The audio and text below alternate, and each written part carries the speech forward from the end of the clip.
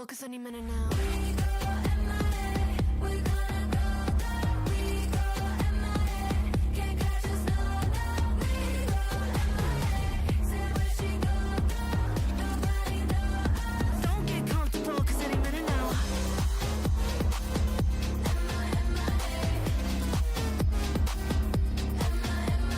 Too bad, so sad, don't turn your back. We have fake crimes for map, we're making it. Yeah, watch us flip that switch. No, you won't put a leash on this. All my ladies take position. Don't get comfortable, cause any minute now. We'll dip and dash. Got the car with my girls in the back. Ready up, let's get that bag. Don't get comfortable, cause any minute now. We go MIA, we're gonna go down. We go MIA, can't catch us now. We go MIA, say where she go down. Nobody knows. Don't get comfortable cause any minute now.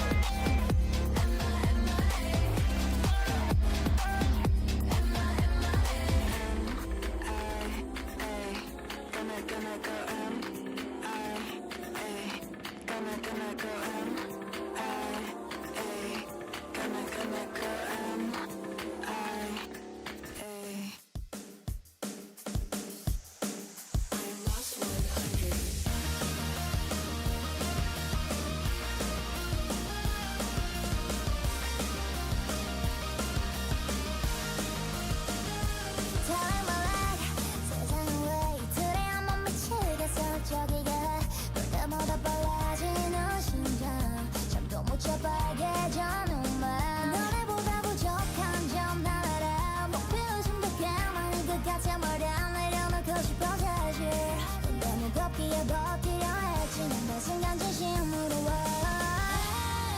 신경은 올 거야 무조건 한숨도 못 자던 네꿈 밖으로 답이 쏟아지는 그대여 이제 외로운 나요 못 알아줘도 rain star 파란새보다 멋지고 찬란한 그댄 꼭 승리할 거야 하고 있잖아 rain star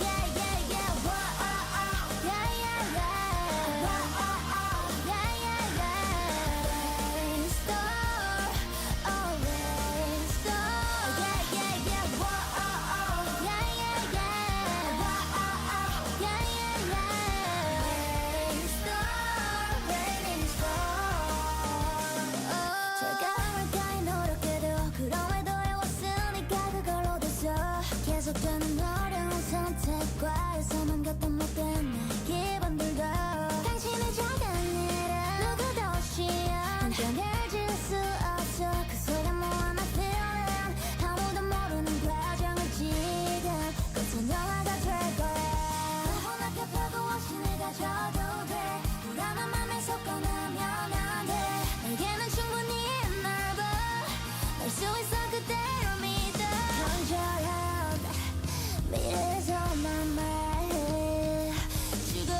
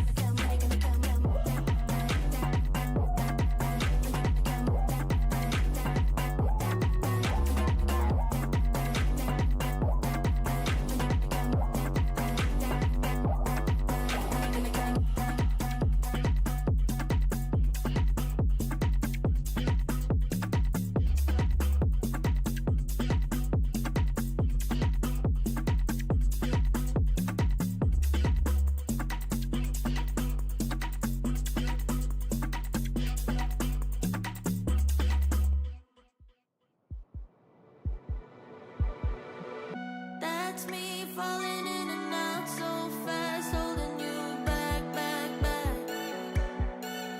Guilty of the pain I caused and of the conscience I lack, lack, lack. I will hold your hand while I'm 1 foot out the door. And it's all because I don't need you anymore. Heartbeats going fast, fast, fast. Oh, oh. Heartbeats going fast, fast, fast.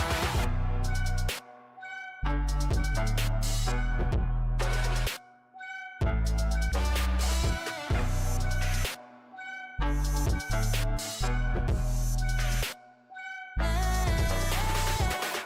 That's me falling in and out so fast when I feel trapped, trapped, trapped.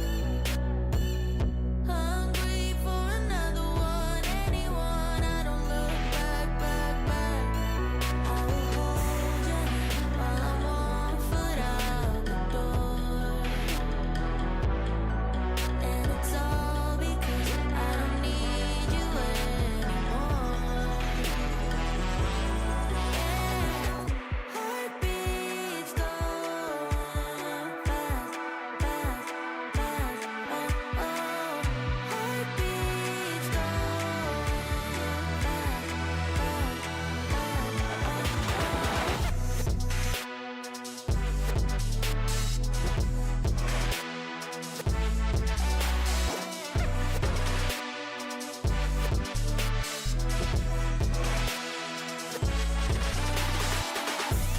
Heartbeats going fast, fast, fast. Oh, oh. Heartbeats going fast, fast, fast. Oh, oh.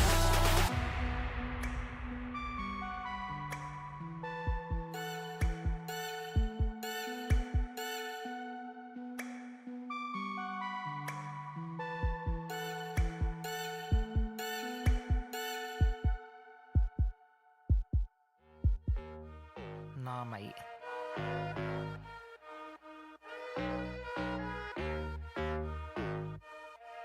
Oh, knock, knock. Something real, something raw, not accidental, no, I'm sure. You're not needed, show you the door, but what's that, yeah, are you sure? Yeah, that's a rental, yeah, what a bore. Lying, lying, nothing in your core. Buying, buying, yeah, what for? But do what I need to, always sure. Something real, something raw, not accidental, no, I'm sure. You're not needed, show you the door. What's that, yeah, are you sure? Yeah, that's a rental, yeah, what a bore. Lying, lying, nothing in your core. Buying, buying, yeah, what for? But do what I need to, always sure. Boring, never been that. I get paid, bro, just to relax. Yeah, more money now, yeah, more tax. Suited it now, don't worry about that. Boring, yeah, I've never been that. I get paid, bro, just to relax. Yeah, more money, but yeah, more tax. But suited it now, don't worry about that. Flexing, yeah, but your soul is empty. Dripping in diamonds, Fenty. Dripping in vibes, got plenty. Got the technique, yeah, like Jet Li. Ow. One little chop like pow. One little hit like wow. Living for the now, live for the sound. Nice for the dollar, but I'm making a pound, yeah. Worry about that. No, don't worry about that. Worry about that. Worry about that. Like, no, don't worry about that. Something. Worry about that. No, don't worry about that. Worry about that. Worry about that. Like, no, don't worry about that. Something real, something raw, not accidental, no, I'm sure. You're not needed, show you the door. What's that, yeah, are you sure? Yeah, that's a rental, yeah, what a bore. Lying, lying, nothing in the core. Buying, buying, yeah, what for? Do what I need to, always sure. Something real, something raw, not accidental, no, I'm sure. You're not needed, show you the door. What's that, yeah, are you sure? Yeah, that's a rental, yeah, what a bore. Lying, lying, nothing in the core. Buying, buying, yeah, what for? But do what I need to, always sure. Knocking on the door, knocking on it one time, knocking on the door. Always sure. Knocking on the door, one time, knocking on the door. Knock, knock. Hello, something real, something raw, not accidental, no, I'm sure. You're not needed, show you the door. What's that, yeah, are you sure? Yeah, that's a rental, yeah, what a bore. Lying, lying, nothing in the core. Buying, buying, yeah, what you for? Do what I need to, always sure. Off. That's what you gotta tell them sometime, you know.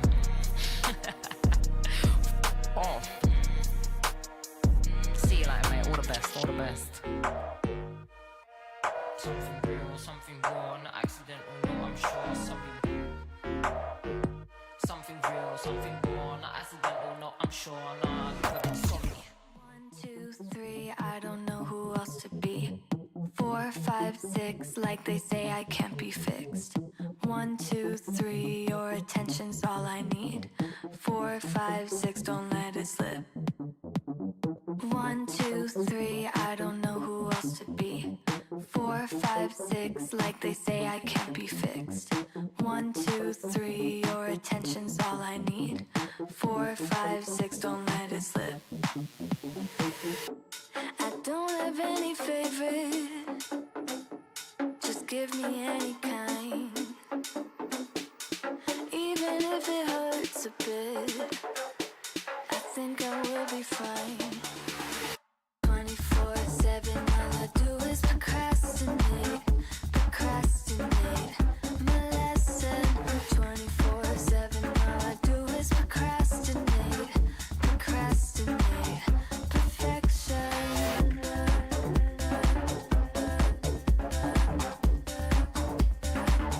Perfection.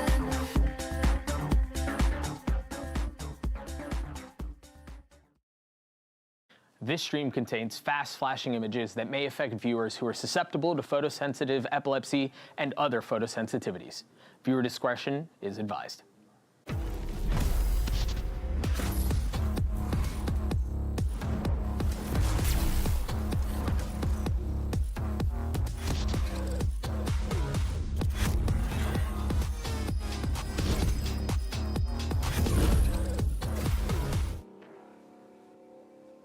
Today, 4 incredible squads are fighting to stay in the competition and make it to the final weekend. It's Elimination Day. Hello and welcome to Day 7 of Game Changers Championship, coming to you live from LOL Park in Seoul, South Korea. I'm Mika, back on the desk once again with Kukuka and Baby Bay. What's up, guys? How are you feeling? Let's go. Feeling good today. That's what I'm saying. You How feeling good? How you feeling today? I mean, get some good sleep? no, I didn't. Dang. It was a very long day. I'm still a bit jet lagged. It Oh, yeah. happens. It's okay. I'm very happy to be here. Yesterday was a long day. Ended up with 2 EMEA teams losing, and I hope that fate changes today. Otherwise, I will join you, Mika, and we can suffer together, and we'll be just fine. We'll be okay. We'll be okay. It'll be fine. You know, it's a new day. Who knows what will happen? But here's a quick reminder for you all. Please do link your Riot account to Twitch for drops during GCC. You can score the Go Off player title right now and an exclusive KO spray during the grand finals on Sunday. We know you guys love your drops. We know you guys love the free stuff. So please don't miss an opportunity to get all of this GCC goodies. Have you guys experienced these drops and everything? I was about to say, I don't know about you. I have my account linked though. I have my account I linked, know Mika. somebody here doesn't have their account linked. Let's talk about what happened on stage yesterday. Because I will give you that. They do give us the drops. They just put it in our accounts. I will give her that. okay, this is me like full on auntie moment. Okay, I don't know how. Somebody help me. But anyway, we have to help EMEA first and foremost because Kukuka. Yeah. I'm gonna give this to you because we saw Team Liquid take down G2. It was not a good day for EMEA.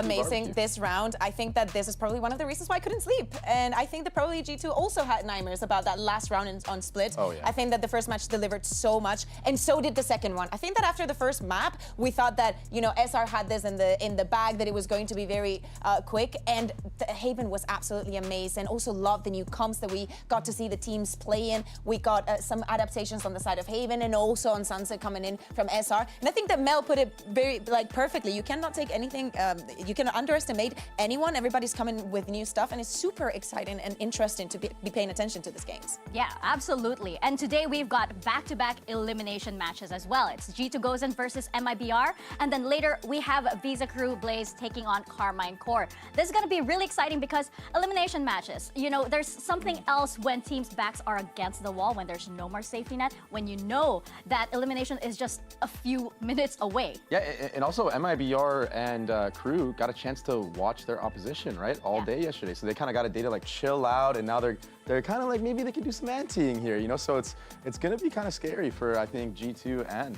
KC going into this. I think it's also the fact that when you have just lost a game and you're going into the lower Right. bracket and you're facing up against someone that has already have their backs against the wall and are already fighting, They have they've the already momentum. find a new momentum, and you tempo to be fighting in, you know, fighting in all those final tweaks. So I will give them just a slight advantage to MIBR and crew, but you know, anything can happen. Yeah. These lower bracket matches are very, very scary, but they're also very transformative. You see the best come out of all these players when everything is on the line. And we want to know, because elimination matches are the subject of today's Mastercard fan poll, so please do let us know which regions you think will advance. Scan the QR code below over there, and we will see if you guys cast your vote for EMEA, South America, or hey, maybe both, and we'll have the results in just a bit. Oh, yes, Wingman is also part of this Mastercard fan poll. Please do get your votes in. And make sure you use the hashtag VCT Game Changer so that we can feature you guys on the broadcast too. Have you ever been featured on the broadcast? I know I got some screen time last week. I did. Yeah, I did. I was cheering for an end. You did not. No. Are you joking right now?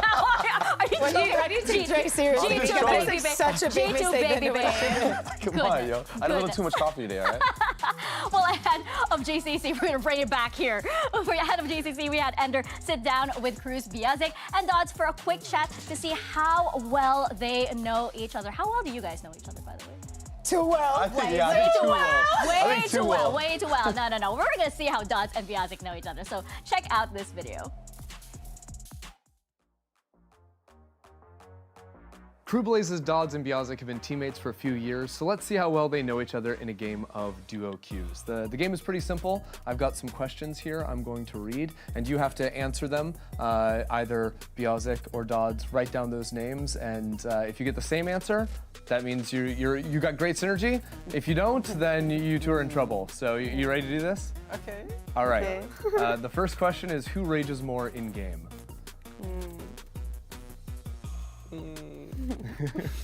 This one should be pretty obvious. Are you ready? No, wait. Okay, wait. Okay. All right, 3, 2, 1, reveal. Oh, wait, we disagree. Oh, okay. No. In ranked and deathmatch, me. In scrims, you. Okay, is that fair? Okay. Yeah. Yeah? We agree. It makes What sense. about on stage? On stage, her. Okay. Is that All right. why? Let's try another. Who gets up earliest in the morning? Who wakes up earliest? I'm ready. Ready? All right, reveal it to the camera. Nice. Yeah, obviously. How early are you waking up? 8:30. No, yeah, 8:30, 9. Depends of Okay. the shadow schedule. And what about you, Biazik? 11. Me too. Okay, who takes the longest to get ready? Like, to get ready to play a game? Play a Like game? with warm up and... warm. Oh, okay. No. Oh, good. Okay. All right, 3, reveal? 2, obviously. Are we doing like death matches? Yeah, deathmatch, callbacks, I don't play. and 1 hour, at least. 1 hour, okay. Well, you don't do anything. Yeah. Nothing. You're She's the like, captain. Yeah. wow, okay. And you're just I doing play fine? one deathmatch and ready. That's cold. That's cool. I respect that. Okay, who has the most hobbies outside of Valorant?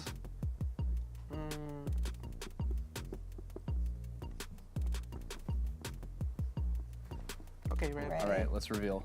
Like, yeah. Okay, obviously. yeah? I don't do nothing. You I do just anything? play Valorant. Biazik, what are your favorite hobbies? I like esports and gym. Okay, Yeah. Things like this. that's more than 0. Now, during scrims, who cracks the most jokes? Who's the funniest player in scrims? Ooh. Like in the team or? Just between you two. Okay. But I'll ask about the team afterwards. Okay.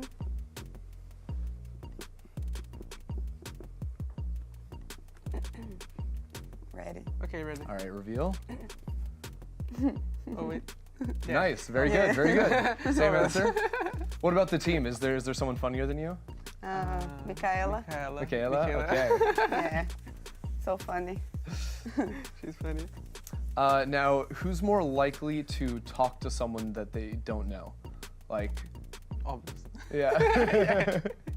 Obvious. Que é mais simpático. Ah. Well, Dodd thought it was obvious. Do you think it's obvious? No. Let's reveal. 1, 2, 3. Yeah, turn it. Okay. No, it's obvious. I'm so shy. Okay. She's much extrovert. Me too. Nah. But maybe a little less shy. Too shy. That's okay. How about this? Who scrolls social media longer? Easy. Maybe. All right. Okay. Let's reveal. It's really well. Very good. Yeah. Obvious. That checks out. I Shy. spent like social 3 media. hours in Twitter scrolling like. All right. I don't Thank really- you so much for playing the game. I think you guys had really good synergy. You got most of them. Most of the same answer. One? Yeah, just one. One. Except for who rages more, which is Yeah, maybe who maybe a rages more, problem. but he had a reason. Yeah. He Okay. had a reason. And you know what? Maybe we'll find out when you guys play in a few days. So thanks so much for playing. Thank you. Good luck. Thank you.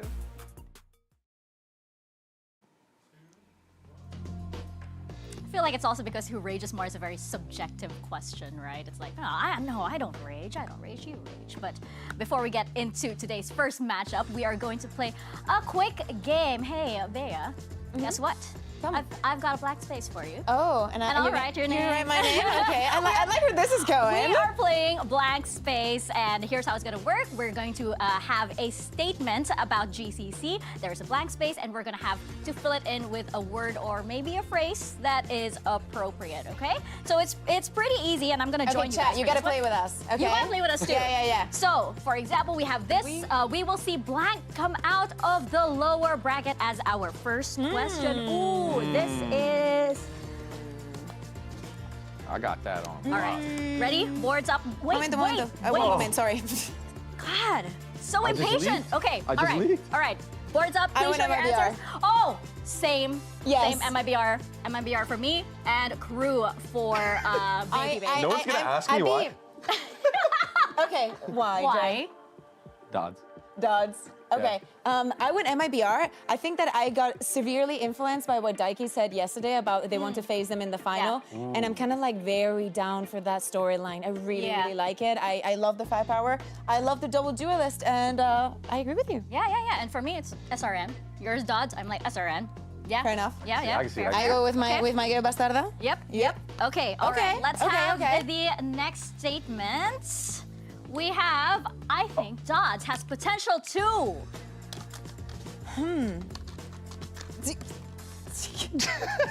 Jesus. My I'm so answer's- sorry. My answer's so long. Wait. This one's easy for me. Okay. Are you guys ready? I'm ready. Wait. Okay, I'm just gonna. Hiding over there. Yeah, I'm just. Okay. Ready? I was gonna write something else. ready, Right? ready, This is Andre. Boom. This is Andre. Go. Okay. Scroll So social we have media. pop off. I was gonna- We have frag, and I have Yes. scroll social media on day based on the SOT we just Okay. watched. Okay. Huh? Yeah. This is Trace. What? What do you mean? Did you not watch the video? On the whole run? But like, you think Dods is just gonna be on social media the entire run? No, it was like I have. I Yes. think, Like yeah. on the stage, Yeah. just scrolling, Yeah. Yes, not it doesn't popping matter. off. And it Because doesn't our matter. statements are And very crew win. serious. Ah, Yeah. okay. Okay. I get Also, that. you just totally copied my answer during rehearsal. I just want to call that out. What? I would never.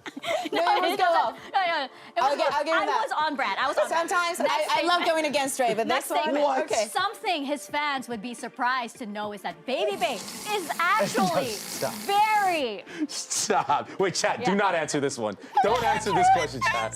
Don't answer this. Don't answer this. Chat, please. No. Please answer this question. Intrusive thoughts Please are winning. Send a DM over to myself and Kokuka for this one, for your thoughts on this, please. I already know the wanna- chat. I'll be the chat's voice on this one. I'll be the chat's voice on this one. I got it. I got us, chat. I got Okay. us. Why are you laughing like that? Why are you I screaming? seriously cannot believe you put that. I seriously I cannot believe you wrote that down. And I Are love you you for ready? it. Yeah, I'm ready. I want to see Mika's first. I want to see Mika's Okay. first. First. Mine first? Yes. Okay. Babyface what is actually this? very much a green flag. Oh! Yes. Wow, I'll take that. I'll take the W. Okay, I think that we should save Alright. yours for last. So Okay. mine is actually very honest. Okay. And is that you're very caring. And I just put word here because he does speak with singular words sometimes, but he's a very Word. caring person. Word. Like he's actually. Word. I know. Word. I know how it looks like and everything, but he's actually a sweetheart. Aw, And yeah. what did you put, Dre? I'm the chat's voice. He's actually very bald. Our answers could not have been more different. But every it's the time I first stream, time. I'm getting roasted for baldness.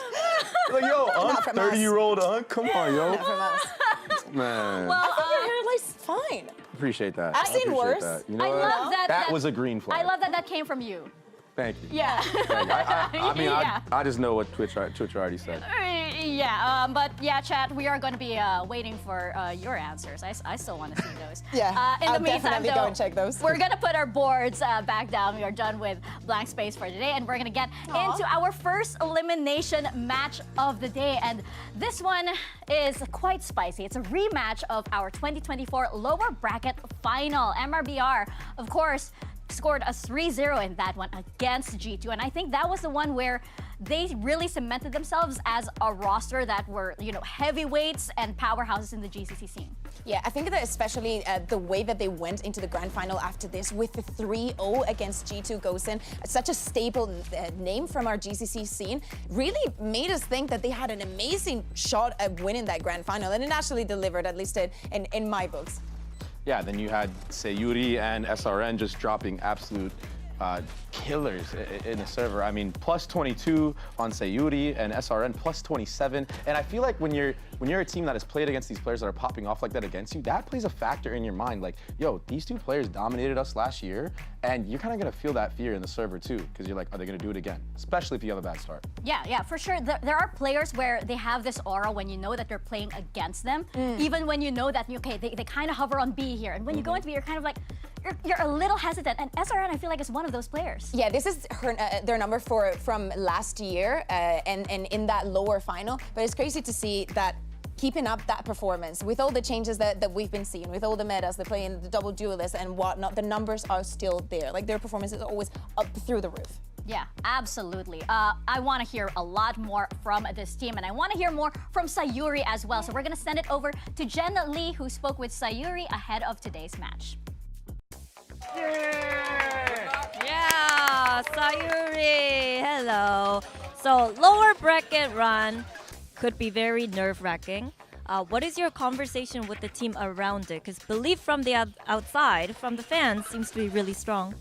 Yeah, we changed our mentality. We are like a little afraid to play, but now we are very confident and we will not be afraid anymore to play our game.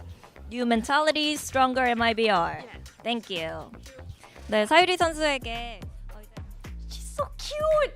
She is so cute, and you wouldn't believe what she's able to call in the server, the big brain plays that she has, that she's able to actually stand up to all these heavyweight teams. But she's so adorable, and it's like, looks are so deceiving in this case, especially when she has players like Bastarda and SRN on her team. I remember one of the first days I was here, I was hanging out, and I saw SRN, and SRN came up to me and said, you know what, we're ready for this tournament because it's me and Bastarda all the way. And I think that we could definitely see it, especially when we're looking at the lower bracket run.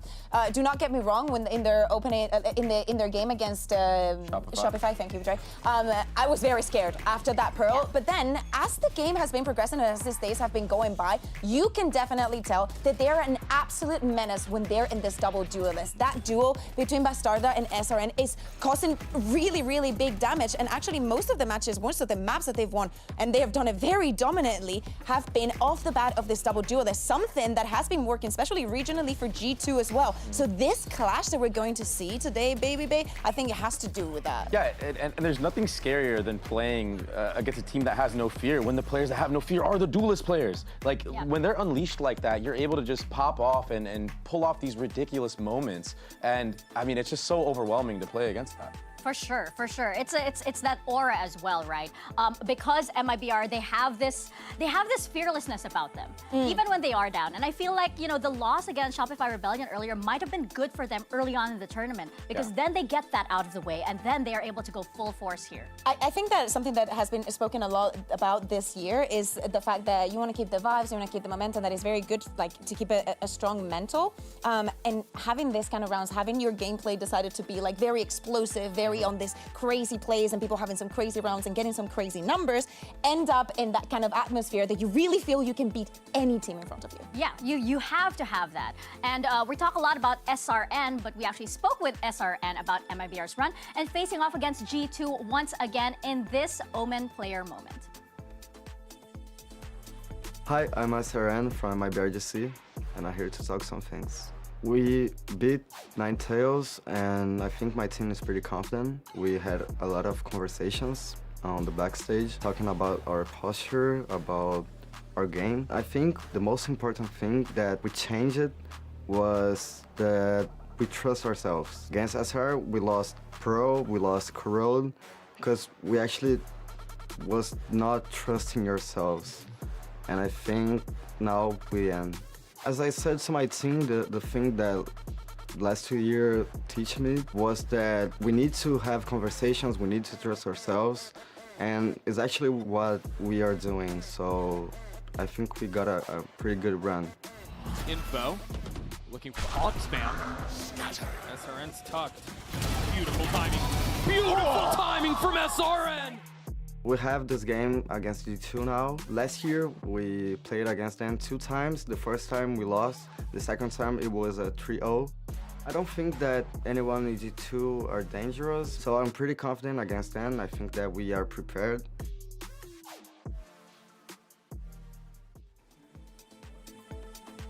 Ooh, SRN feeling confident against G2, but I mean, it's still G2. That's what I have to say. Dangerous? It's still G2, right? SRN just said no one on G2 is dangerous. How can you think that when you have, again, like Petra, Mimi, you have Akita who is doing so well. Yes, they took a loss. They were in the lower bracket right now, but I feel like that's a G2 that's even more dangerous. Even though the Brazil region seems to be, you know, G2, they seem to have G2's number rather. What do you think of that, Kakuka? I think that the first time G2 comes very prepared against these Brazilian teams, and the second time around they just fumble a little bit. I think that SRN said it perfectly, and we've been seeing it. They actually, for some reason, and I love this storyline and I love this moment in time that G2 are the ones that have to prove they can overcome the Brazilian region. It hurts to watch it over again, doesn't it? It hurts to watch it over. But like moments like that, I mean, is that the mental block that G2 just has against Brazilian squads? Because it really felt like that should have gone to another OT round at least. Right? Yeah. And then it just gets thrown away. So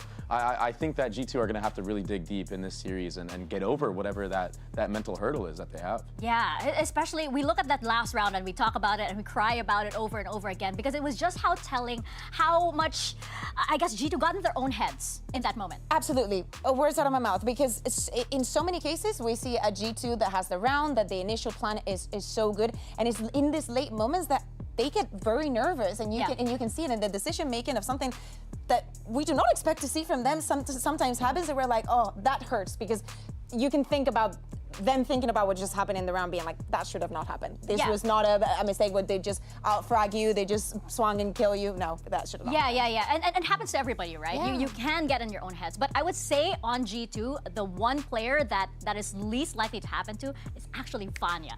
She's ice cold, and we saw yesterday just the diversity that she has on so many agents in the controller role, Bea.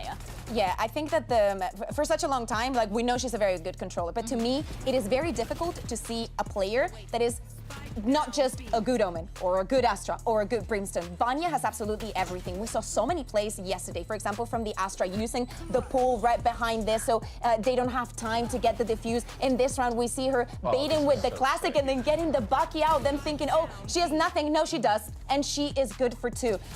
So seeing the versatility in this map, how, as you're saying, she's always so comfortable. I do not see her making those mistakes, Trey. No, and it, like, busting out these strats in such clutch moments too. I mean, that was like a thrifty round to like keep them into it and break the economy of the other team. And yeah, it doesn't go their way, but I still feel like when you have a player that's willing to take those risks and make big pop-off moments like that. I mean, who does that? Who baits with a classic? Like Vanya played. Vanya. But she played in that back You side. should have seen the final of Almost EMEA. every round on Who thinks defense. that way, right? Who thinks It was such to a good play gameplay. the role, the agent in that way? And it's because of these such unique creativity moments that you actually get this kind of performance, right? Like we were talking a lot about the Brimstone on Corona. It was like big question mark, Yeah, right? yeah. You wanted to take a closer look, Kakuka, on Yes. like why that was so important. I definitely did not stay awake yesterday until 2 a.m. watching this because I was like, there's something to it, and we were talking about it yesterday when we were watching it, and I had to like wrap my head around it and just be like, okay, let me like actually pay How attention is it to working?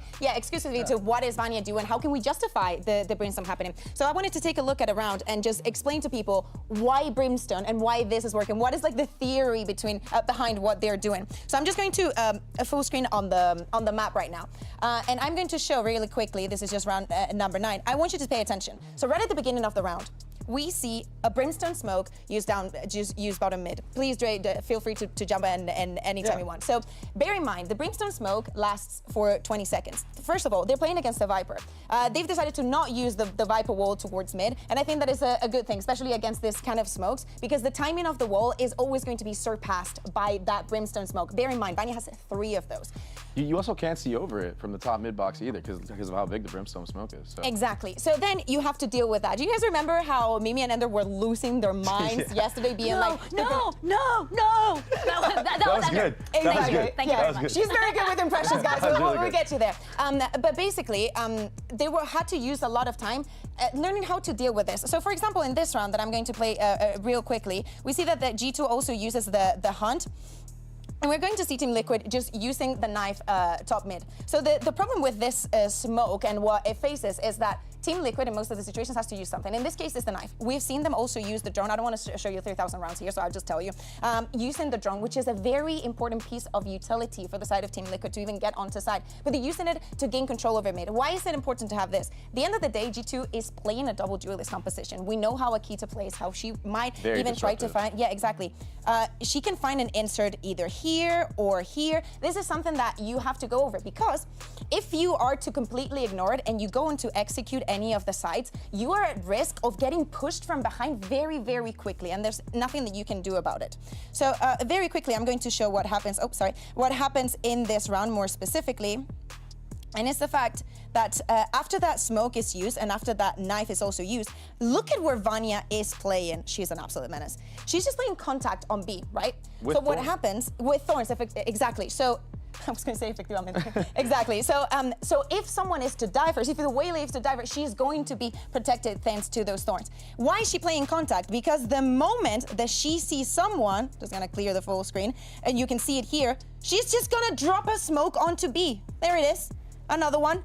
So Another one. Another one. So right now you're in a position where this is another 20 seconds that G2 is going to have, or that Team Liquid is going to have to wait out, because you do not know what is that on the other side. You are not able to see any utility, you're not able to see any players, and the only info that you've been able to get is with that knife onto mid. This also allows them to rotate very fast, Ray. Yeah, look at how many members are here. It's insane. If you commit on B here, you're just gonna get fried. Yeah, so it's an absolute menace. Like working around this time is like, this is, I know, very specific, but it's very complicated for any team. Like being put in this situation economically also when they get so many rounds in a row to deal with the brainstorm on top of it. Yeah, I'm gonna give props to G2 for that one. Yeah. It's such an annoying time killer too. done. Like for Good. That was really good. See, green flag. What did I tell you guys? She just killed it. What did I tell you guys? Green flag. He's so supportive. He's so supportive. But you know what? I think women support women a lot better, despite everything that Babyface's been doing for us. He's good. Definitely. One of us. One of us. And I want to send it back to another amazing woman, one of my goats here in this tournament. It's Petra. We're gonna send it back to Jen and hear from G2's Petra about this match. Hello, Petra. So close game against Team Liquid yesterday. So did you feel like the loss was at all about mentality or momentum? And what is your priority coming into tonight? I don't think it was really mental or momentum. I think it was just they punished our mistakes, and we're not gonna do it again today. Today we're gonna show a little bit more fearless gaming, and it's more of a mental game today than yesterday. 네, 페트라 선수. Oh, it's more a mental game today than it is yesterday. Do you agree with that? I think it's just so interesting that both teams are saying that they're going to play more fearless. I feel like we're about to be in for like a crazy brawl or something. Yeah. Like, are they just going to run it down at one another? Like this. I mean, this I expect MIBR to do so. I think that the pressure is more on the G2 side. Petra now spoke some big words. Let's see if they can keep up with them. I know. It's I'm getting goosebumps here. I am prepared for this to be an all-out brawl if it is going to be. It is also time for the results of our Mastercard fan poll. Earlier, we asked you which regions will survive today's elimination day. The results are in, and wow, people want both. People want both. I think it's hard to make up your mind, of course, with matches like this. But a large percentage also think that it's EMEA only. I mean, I do not blame it. I think that both. I think that I'd be happy with one team surviving.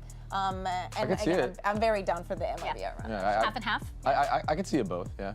But I highly doubt that you chose both. No, I didn't. I actually went for my... Mika, do you remember that yesterday we went opposites? Yes. No. Now you have 2-0 and didn't. I'm 0-2. Let's go EMEA.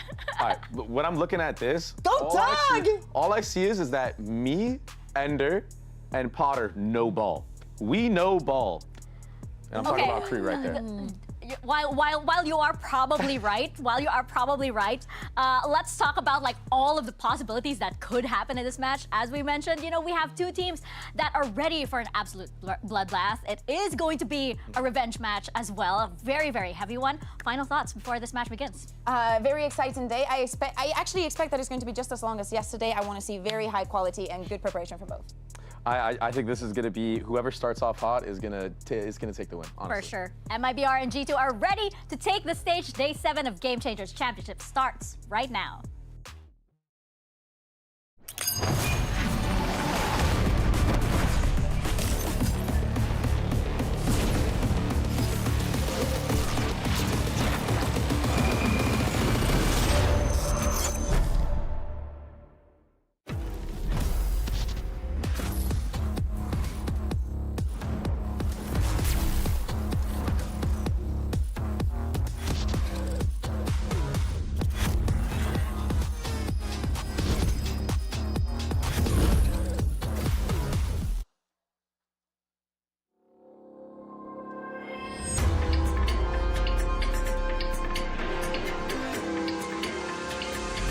Comfortable, cause any minute now.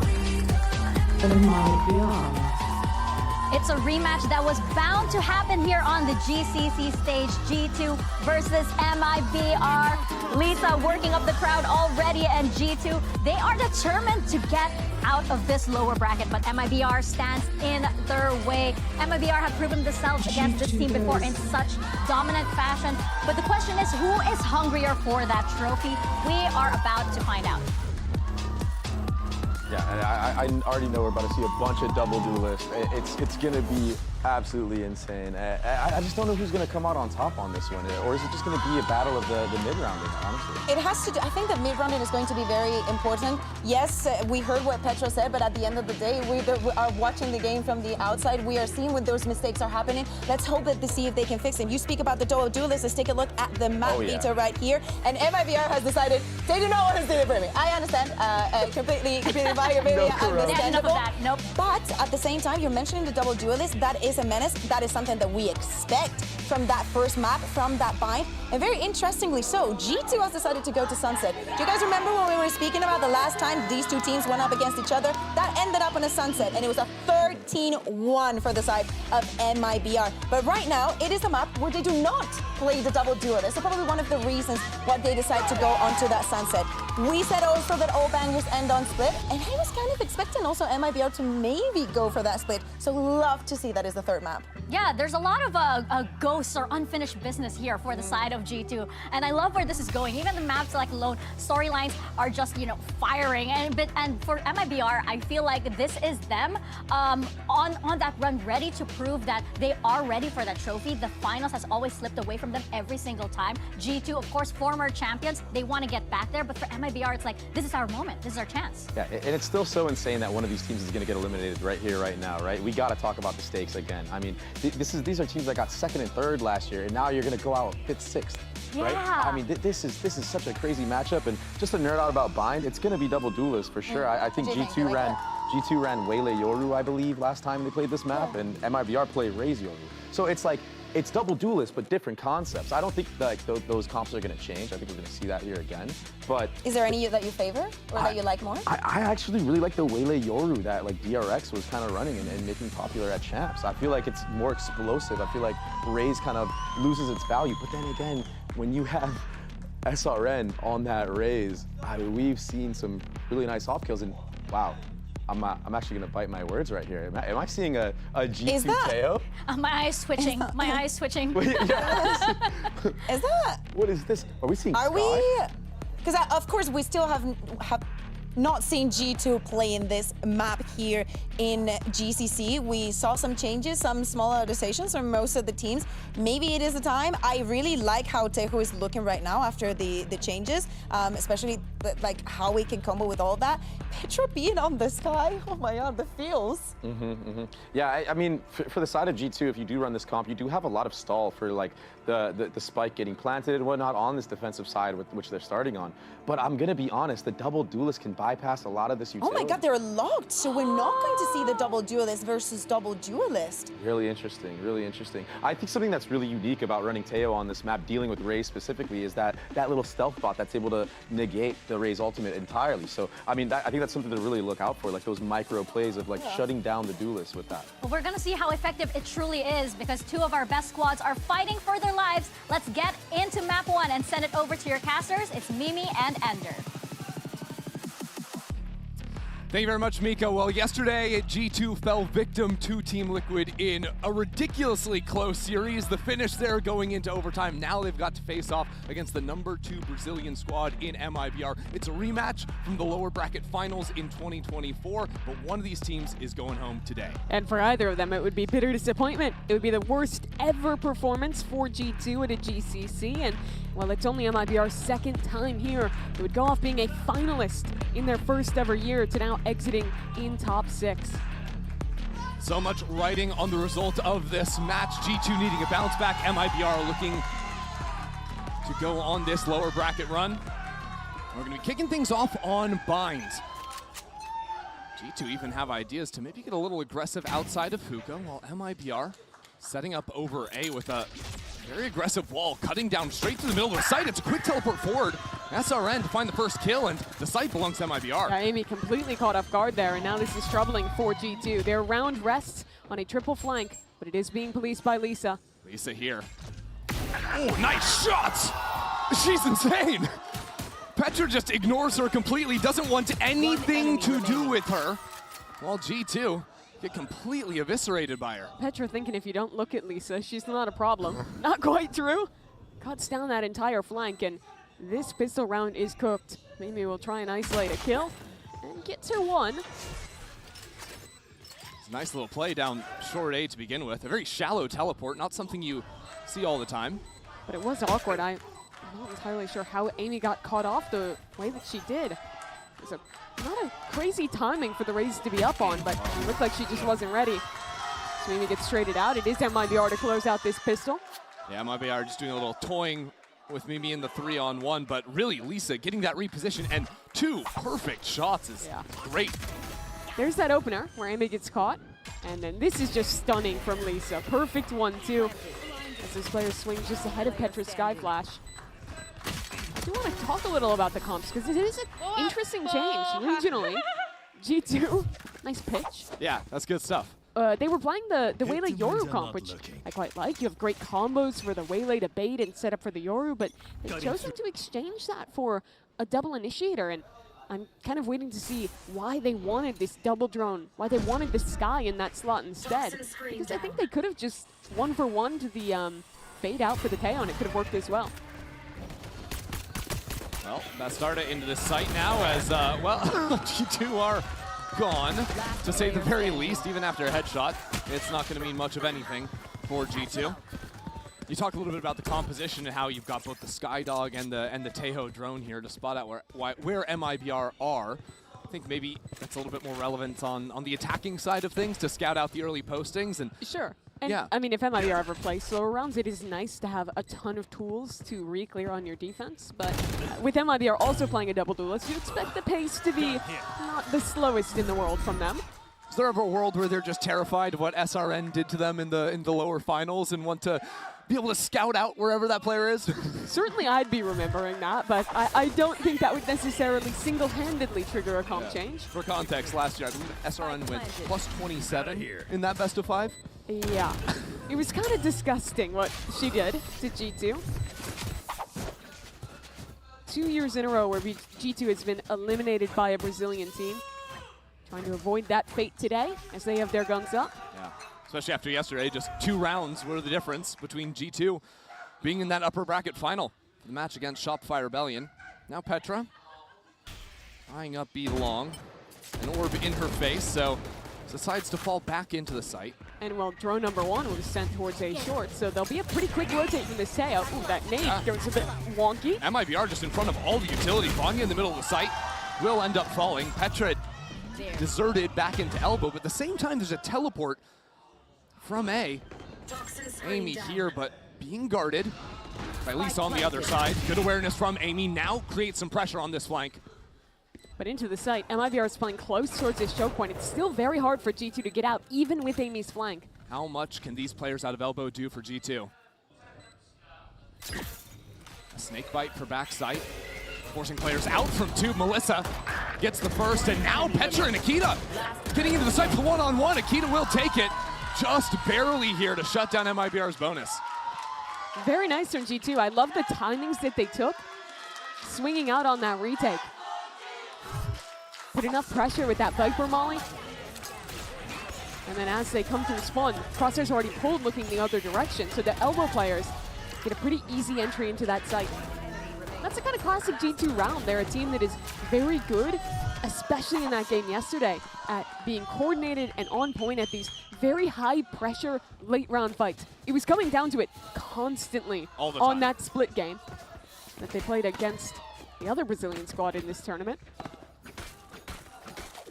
On the other side, MIBR showing a blatant disrespect for the stall util of G2 in that last round, just ripping it in there. Team that'll play quicker rounds on average than you'll see G2 on their attack. That's also the beauty of keeping double duelists. Bastarda and SRN, those are 2 scary players to be running at you.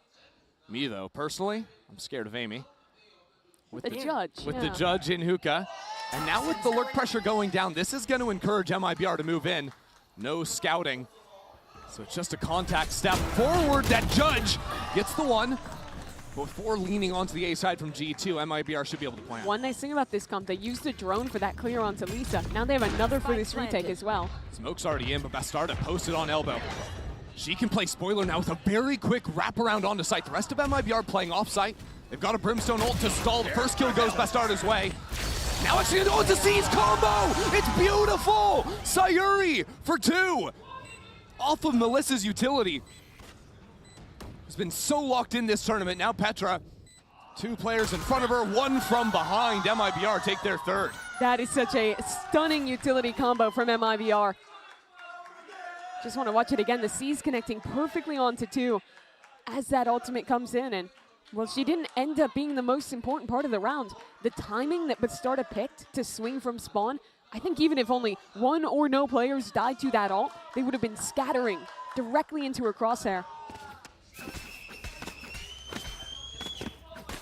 Absolutely beautiful. The combination of forward play from Bastarda and the ult combo out of MIBR. And that's brutal for G2 because it really went their way. They got a flush onto the lurk, kill Lisa, have a nice retake setup on B, but that one play shuts it down. Well, G2 on pistols. We're playing 3 in spawn at the start of the round. React to this early attention. Akita with the sheriff, look at that! A couple of kills already, but again, nice utility, makes things a little bit messy. It is a one-on-one. I would say a lot of it messy. Sayori in a 1v1 now, but healthy and a rotation already into this B site. Sayori already playing a phenomenal game. 9-2 on the Brimstone. And Petra sends out the Seekers, giving kind of bad information. The Seekers looking like they want to go back towards defense spawn. Sayori playing on the site anyways. It should show that she's on site, but how specific is the information? It runs Sayori. out. No. And now this position up on top. Sayori for 3. No problems there, even though G2 make it close. That's really brutal for Petra. Just loses the time on her ult. It's very rare you actually see the timing of that come into play. MIBR, they made that a very simple anti-eco, just rushing into the A site. The last time they did this, they also hit into a stack. However, this time it gets a lot scarier. G2 picking great timings on those swings. Is there a concern for MIBR now playing pretty heavy into the XX? They haven't really played much of the map. Sure. Can G2 just find stacks like that on gun rounds and just completely shut them down? They can, that is, if MIBR doesn't adapt out of this timeout. Because Sure. I think if you see G2 taking a timeout like this, you might want to show them a couple slow rounds. But what they have that's fantastic is a raise ultimate for this one, which is another just excel button. That's the thing about this comp. Even if you're hitting into a stack, you're going to have your ult in a moment. You have raise rocket. Both of those tools will completely dismantle any setup. So MIBR can use those and just snowball on through with taking these early rounds.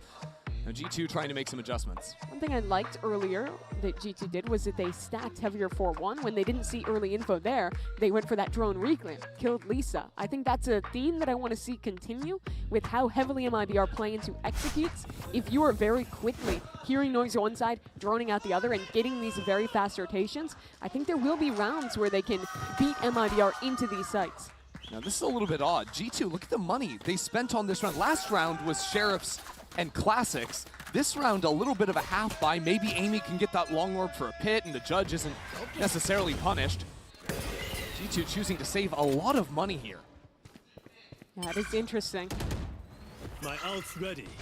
But it's going to be a tough round to win, considering the ultimates from MIBR. Now getting Bastarda's Yoru ult. Drone is down. The Raze Yoru is so hard to anchor against. Early scouting here because MIBR really anticipating some aggression out of G2 from the timeout. And this is now exactly the kind of round you're talking about, where G2 call into a 4-1 stack, and MIBR, they have to deal with it, but they do have the perfect tools this round. Exactly. But this timing to step forward from G2 is nice. Could catch MIBR before they start this exec. MIBR are very patient though. Oh no, Sayori with gun in hand. And now Petra gets another one. Melissa has to fire back on the other side and will succeed. It's a 2-on-2. Still pressure coming in, and it forces out a nightfall from Melissa. But it doesn't connect onto anyone, and G2 will walk together back through spawn. This is a wacky round. 40 seconds left. MIBR have such a tough choice. They want to defend these guns, but they also need to take space somewhere and get the spike down. And they don't know where Amy is. We haven't seen her all round, so they're going to clear all of sight. They're going to clear into lamps, maybe even worry about a player back in spawn. But the longer you wait, the longer you expect them to be going back short for the guns. So what do? You plant back sight. Mimi holding her utility for now. Missile out. Pushes Bastarda up into lamps. Bastarda is there. Survives on 5 HP. Will end up falling. We got another one-on-one. Amy and Melissa. A pit to bleed out of lamps. And a seize onto Amy. Takes her low. Pulls her away from the spike. More utility from Melissa. Melissa, where do you take this? Amy will shut her out. A huge clutch for Amy to come up in the 1v2. And it was Amy yesterday as well that was single-handedly carrying through G2 of that final map. Taken away at the end, but Red Bull clutch now. And it's a Red Bull clutch that is coming on an eco round. That is coming on the round your opponent used the Yoru ult. They picked such a great timing to go for that refight down short. Pushing 3 players in, catching Sayori, who's been a monster this game, with the iPad in hand. That's what this comp is going to excel at. These mid-round re-clears. That one, they didn't even use the drone. But at any time, they can be pushing out and getting that information, walking up behind it. And that's going to be very punishing for a team like MIBR, who doesn't run a Sentinel and runs a ton of hard executes. That round maybe just taking a little bit too much time, giving G2 the window to step forward. Now G2 again playing very heavily stacked. This is even on an anti-eco. 4 on the A site for now. While the exchange of Viper Orbs down B long makes MIBR take things slowly. They're fine playing retake B because they have 3 ultimates this round that could each single-handedly win a retake. So kind of I'd insane. expect them to continue that setup for quite some time. Yeah, I mean, the abilities, we didn't really talk about the tail ult comboing with the Waylay ult, but very nice to layer on top of one another. Especially down B long if MIBR choose to play off the site. The thing is, no matter what guns your opponent has and what ults you have, it's still scary to retake 5-on-5 into B. MIBR getting proactive, playing into elbow, while G2 send 2 on the flank. Amy is here. Steps backward, tries to stall out and buy more time for that flank to activate. G2 don't have unlimited time, and probably have to send the ultimates. That pressure has actually pulled out 2. And a counter showstopper with SRN leaving it on site, that's 2! And now the Sheriff out of hookah. This could be a perfect round for MIBR. Mimi takes down a couple, but she's already so low. A thrifty win for MIBR. That is the worst thing that could have happened to G2. They used 3 ultimates to lose an anti-eco. Disaster. Truly heartbreaking. And this Mastercard thrifty, well, sure, it's fine to play retake with these ultimates. It's good even. The issue is SRN, the value she gets with that ultimate. It's all because of that fight into elbow, right? That pulled ultimates down onto that side of the map. They created so much pressure. Exactly. If you have Teo on site, that could be a different story. But now G2 once again onto a broken bye. I feel like they've never been comfortable this entire half. No, the money's always been bad in some way, shape, or form. Now just getting bullied on orb control. Petra goes for a walk, that's getting held, and she'll get shooed back away. Maybe actually with a quick turnaround, but it's a boombot kill to trade her out. A little bit silly there as that seize is again perfect. Keep your eyes on Melissa's utility. I have been relentlessly impressed by her Fade performances so far this tournament. I think she's the most underrated player on this team, on either of our Brazilian teams, I think. You have so many names you talk about here, but generally she's the last one to be mentioned. But you're right, not just this map with those 2 C's combos, but the timing she chooses to use that utility.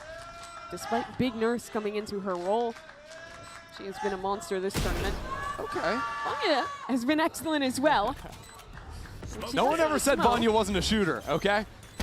Now, unfortunately, when volleys enter the equation, there's 3 or 4 players on the other side, it becomes a little less likely. Yeah, you can't really shoot through that scenario.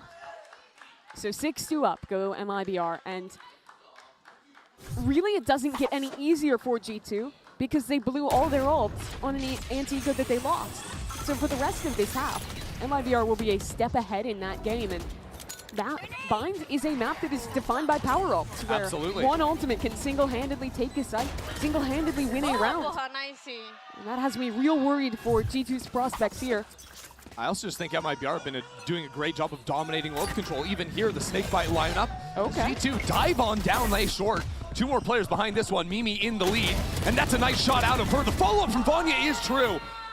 With a teleport out from Petra as well. It is just perfection, this crunch play. So often you'll see that play out of showers with the teleport. Yeah. Instead, though, G2 draw it up, just go straight down A short. That is really nice from them. G2, they've conditioned these very slow rounds where if they're going aggressive, it's re-walking in the mid-round.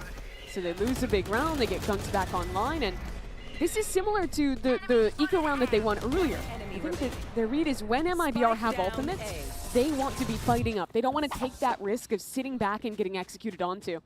And the execution there was just excellent. I do like the approach from G2. Unfortunately for them this time around, Playing very heavy onto B, and MIBR with the Your ult this time, not wasting a moment. That's the trade-off of playing 4-1 every round. Sometimes you just get exec'd. I was worried with the iPad out for Vanya, but this triple flank now being held. Lisa, get a little cinematic with it. One-on-one, now that teleport broken. These last two players are noted. So what does MIBR choose to do? They're still hunkered close on the site. They started with flashes to threaten towards short. Melissa, too, has stepped out of showers. Can go on a flank. SRN with a pretty angle here. Discourages G2 from coming out from pipes. Now up onto short, 2 players right on the other side of the smoke. Sky open, and now Melissa stabbing G2 in the back. It's a little bit messy, it's a little all over the place, but Melissa has always been here, still with the C's in hand. Protects her front, but she's eaten way too much of the clock for Petra to have any chance in the round. It's another for MIBR. But Starta played that post plant so well. The way that she danced around that smoke outside of U-Haul. And it was her stalling, both with the utility and the fight she took, that gave Melissa the time to come up and backstab on A short. And win another one in the late rounds. And this is the point I was making earlier, where when you're playing 4-1, sometimes your gamble is just wrong and you're forced to play retake. But I think MIBR have now realized that it's 4-1 every time. So G2, they're going to go back to the aggression. These have been the only rounds that have been working thus far. Oh, this could get ugly. Missiles immediately with a double dive to the left. Lisa tagged up, and the hindrance gives Akita the protection to get the kill and get on out. You're G2, you are happy. You've killed Bastarda. You've stunted any aggression. Reset. There. And play a more passive defense now. MIBR wanted to step forward, but there's the smoke. Look Tells at this them different. rewalk. 2 players coming out of showers. Lisa holding for that one. Akita still coming back, even with the stinger in hand.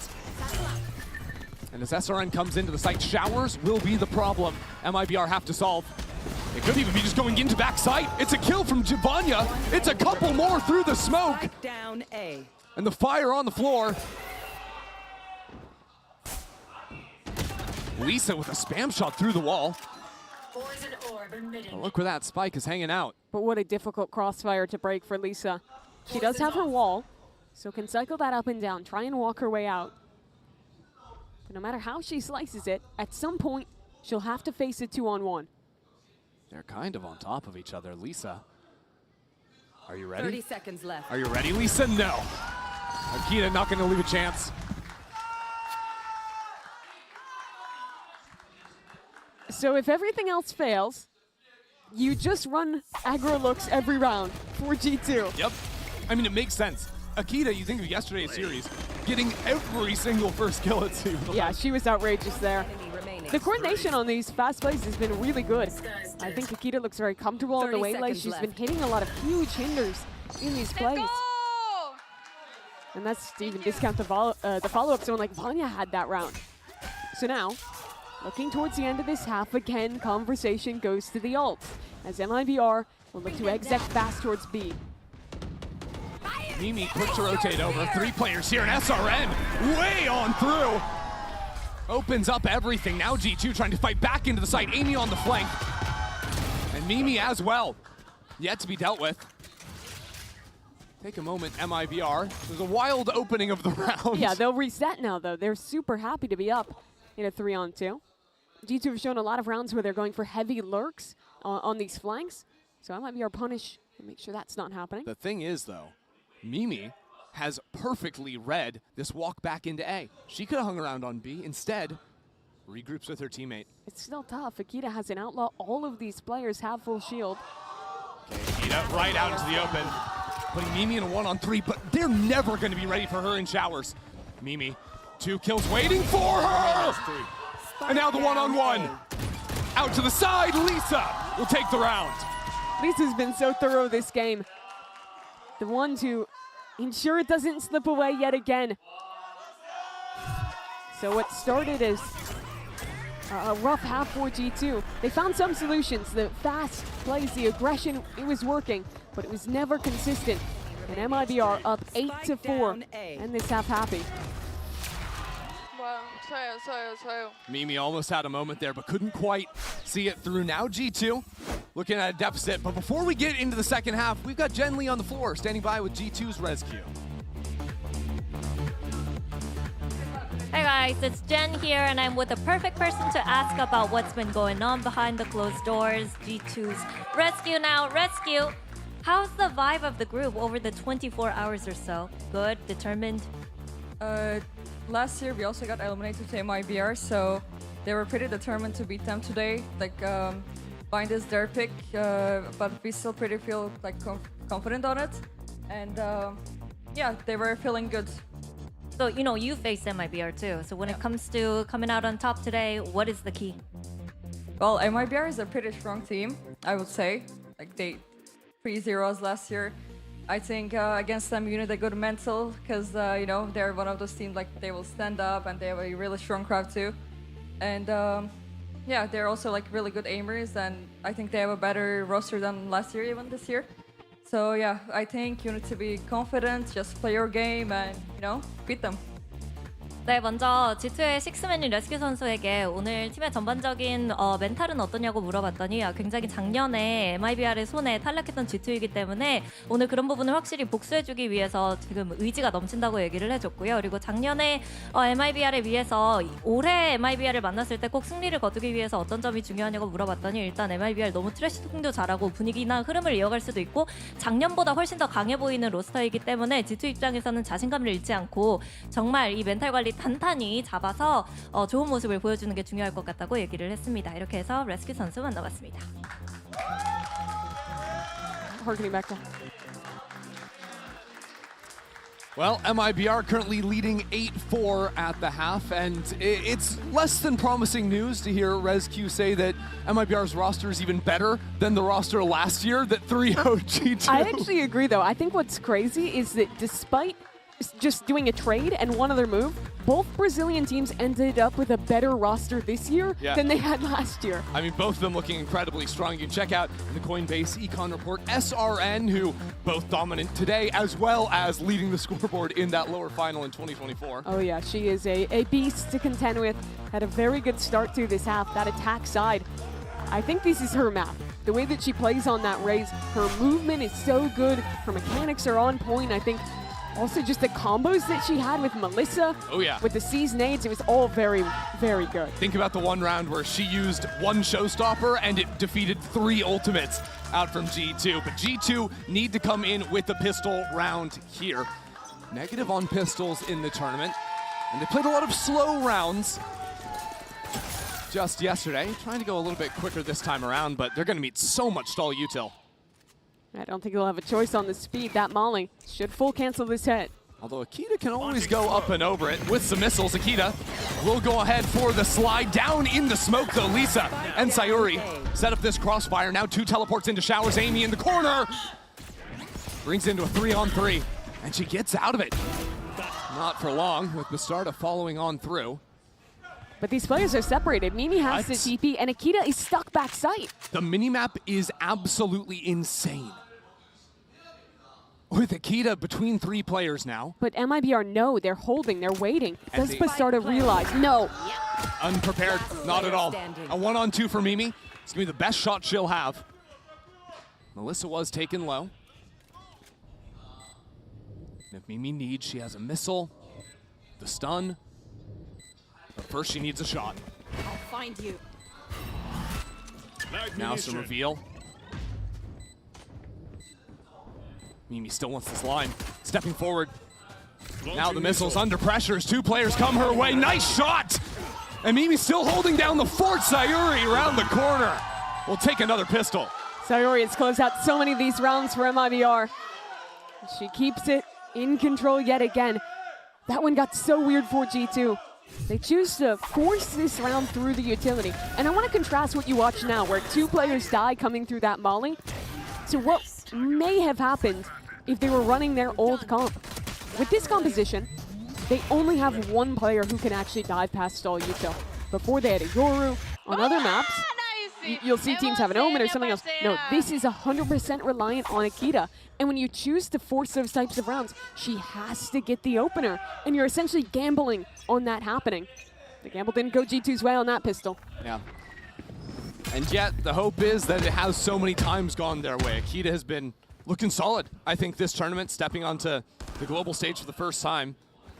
A young player for G2. But MIBR,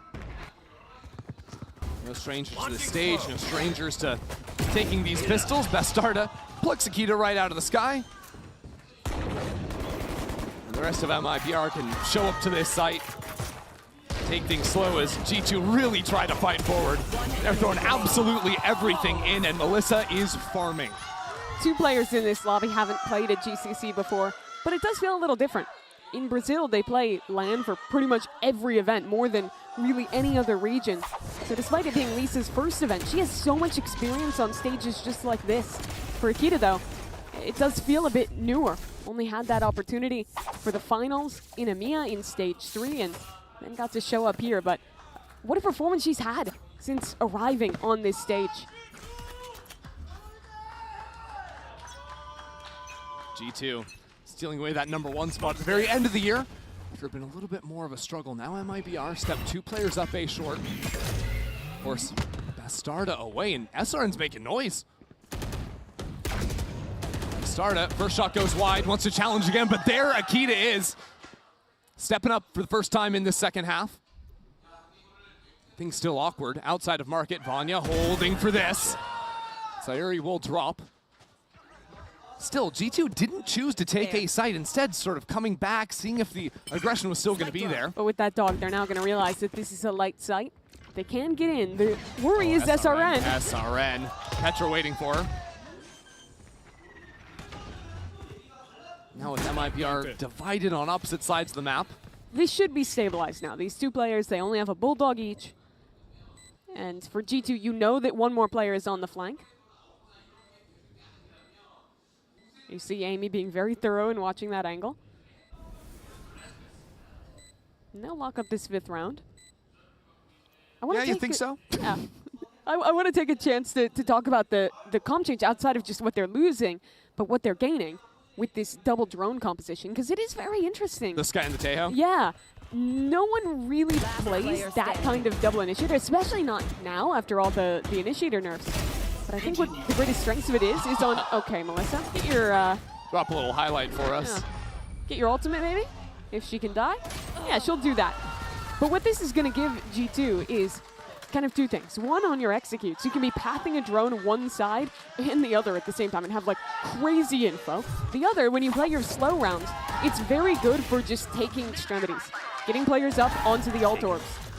And I think the 3rd strength of having all of those drones is if they want to play slow rounds like they play on a map like their Split, they have so many tools to wait out initial aggression and then be able to kind of re-clear and pick and poke at different parts of the map simultaneously in a way you can't with solo initiator.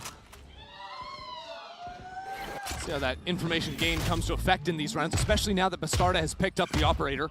I think having multiple drones is probably the best way to counter out an op. Oh yeah, it is. There's that first facet, just getting that Sky Flash in and claiming an alt orb.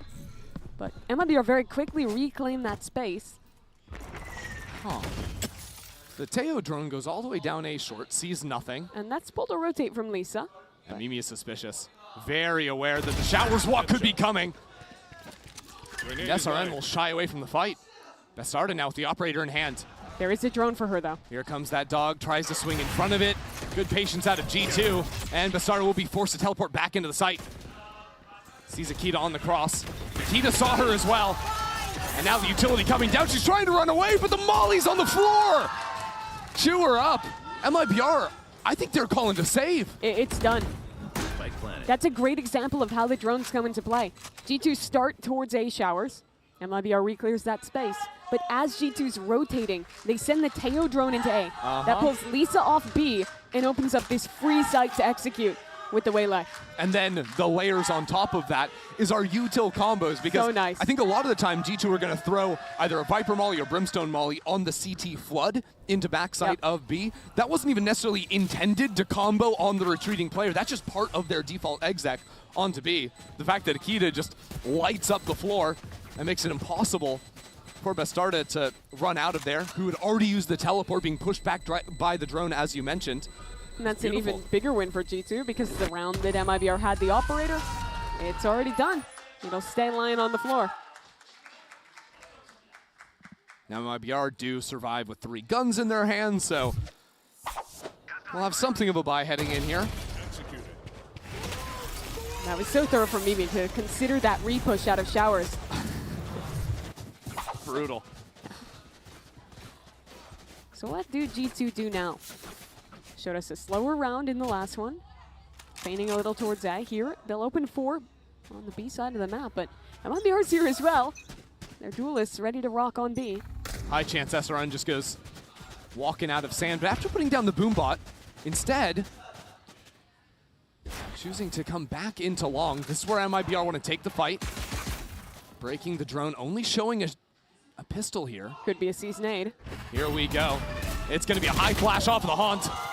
And SRN gets that first kill. Now with the re-swing, Petra is there. Holding the line, trying to stop this gun from being retrieved. Yeah, that hero gun. I don't think the starter has any way to get that forced away by the drones. And G2 freeze. Yeah, G2 not fully committing. Vanya was playing control outside of showers the whole time to make sure no one walked up. Now coming back to the team, regrouping a little bit before the full pop. MIBR have 3 to respond of their own. And it'll be Sayuri with the Phantom. Backside. That'll be the biggest problem for G2 if they commit. But that's a big if. But will they commit? This is G2 we're talking about. They love these slow rounds, these very last-second rotations. It makes me nervous, because yesterday there were a lot of rounds that were a problem. And wait a second, they're teleporting, which is now causing all of MIBR to start rotating. It feels like the teleport was maybe even a little bit pre-fired. MIBR second guesses it. There's only 2 players on A. Neither can stop the spike. But there's mollies ready to go down onto the spike. Now, yes, Mimi is in the site. I think they should be able to plant him. Amy is taking some damage. Sayuri's already into the back of sight. Now a Nightfall means MIBR will activate quickly. Mimi on bench. Breaks the Haunt, and the swing comes through at the same time. MIBR, tactical on the approach back in. G2 drop an early molly. Leave Amy in lamps. And now our position has been known. Vanya on the other side as the spike is tapped. The swings come in. MIBR holding for it. And Vanya has to have the 1v3. She started up, and she finishes it. Just unreal from Vanya. She has been G2's best player this tournament. Beasting on the brimstone yet again with a truly unreal Red Bull clutch. To get that when it comes so down on the clock is crazy. And for G2, these are the rounds that they were getting away with against Liquid on their split overtime. Calling last-second pivots without a embed.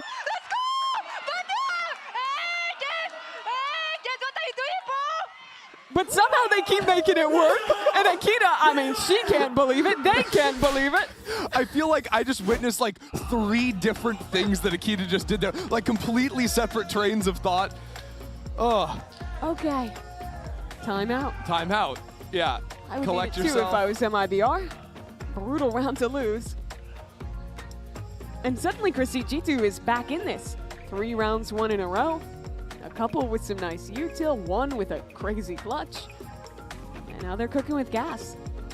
Making me a little bit nervous about MIBR's chances, but MIBR call the timeout, and the options they have to work with, it has to be Bastarda and looking how this op comes into play again. But it's going to be so hard. She basically needs someone holding hands with her to break the drones because there are so many drones to push her off. I don't think that's a difficult ask, right? No. That's a pretty normal thing that MIBR just weren't giving her support the last round she had the op and wasn't able to play the round because of it. She should have it this time, or she might just try and get ahead of it. Walks Okay. close on short. Well, there's an instant dog and an instant TP up into heaven. Fortunately, no one broke it for her again, so just tucks back. Oh, here we go, G2. Ultimate to the backside, Akita trying to dive on top. Any player trying to escape out of that one. And now, up on top. Slide on back, shot goes wide.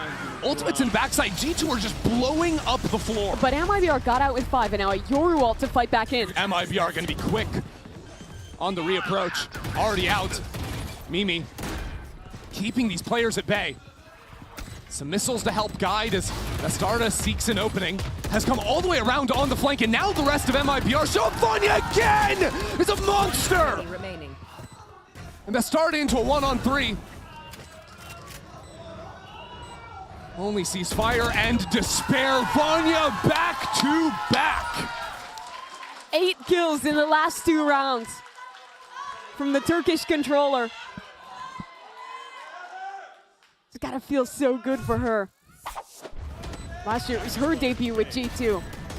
Memories of losing to them in the lower finals. Now here, basically single-handedly winning back-to-back rounds. Wild stuff. Now sitting 20 and 12 on the brim. And again, I feel like a lot was going right for MIBR. They got everyone off site. A Yoru ult to fight back in, but not with Vanya. Fight out of sand on the eco from MIBR. Vanya holding it with the outlaw and switches to a rifle on the retreat. That is actually a free outlaw if MIBR were to go for the flank, but instead calling it off as G2 speed up on A.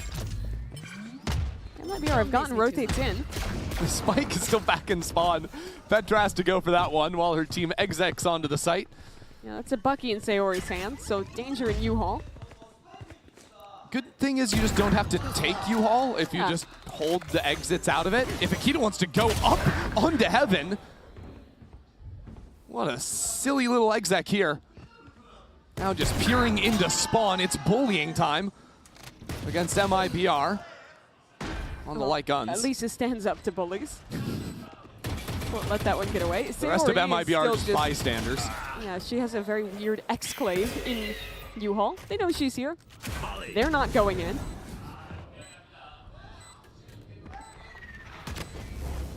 Call for the extraction maybe a little bit later.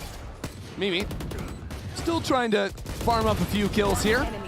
Petra connects on the other side. I mean, truthfully, G2 are starting to get some momentum behind themselves. They are. Not too far away from a few more ultimates.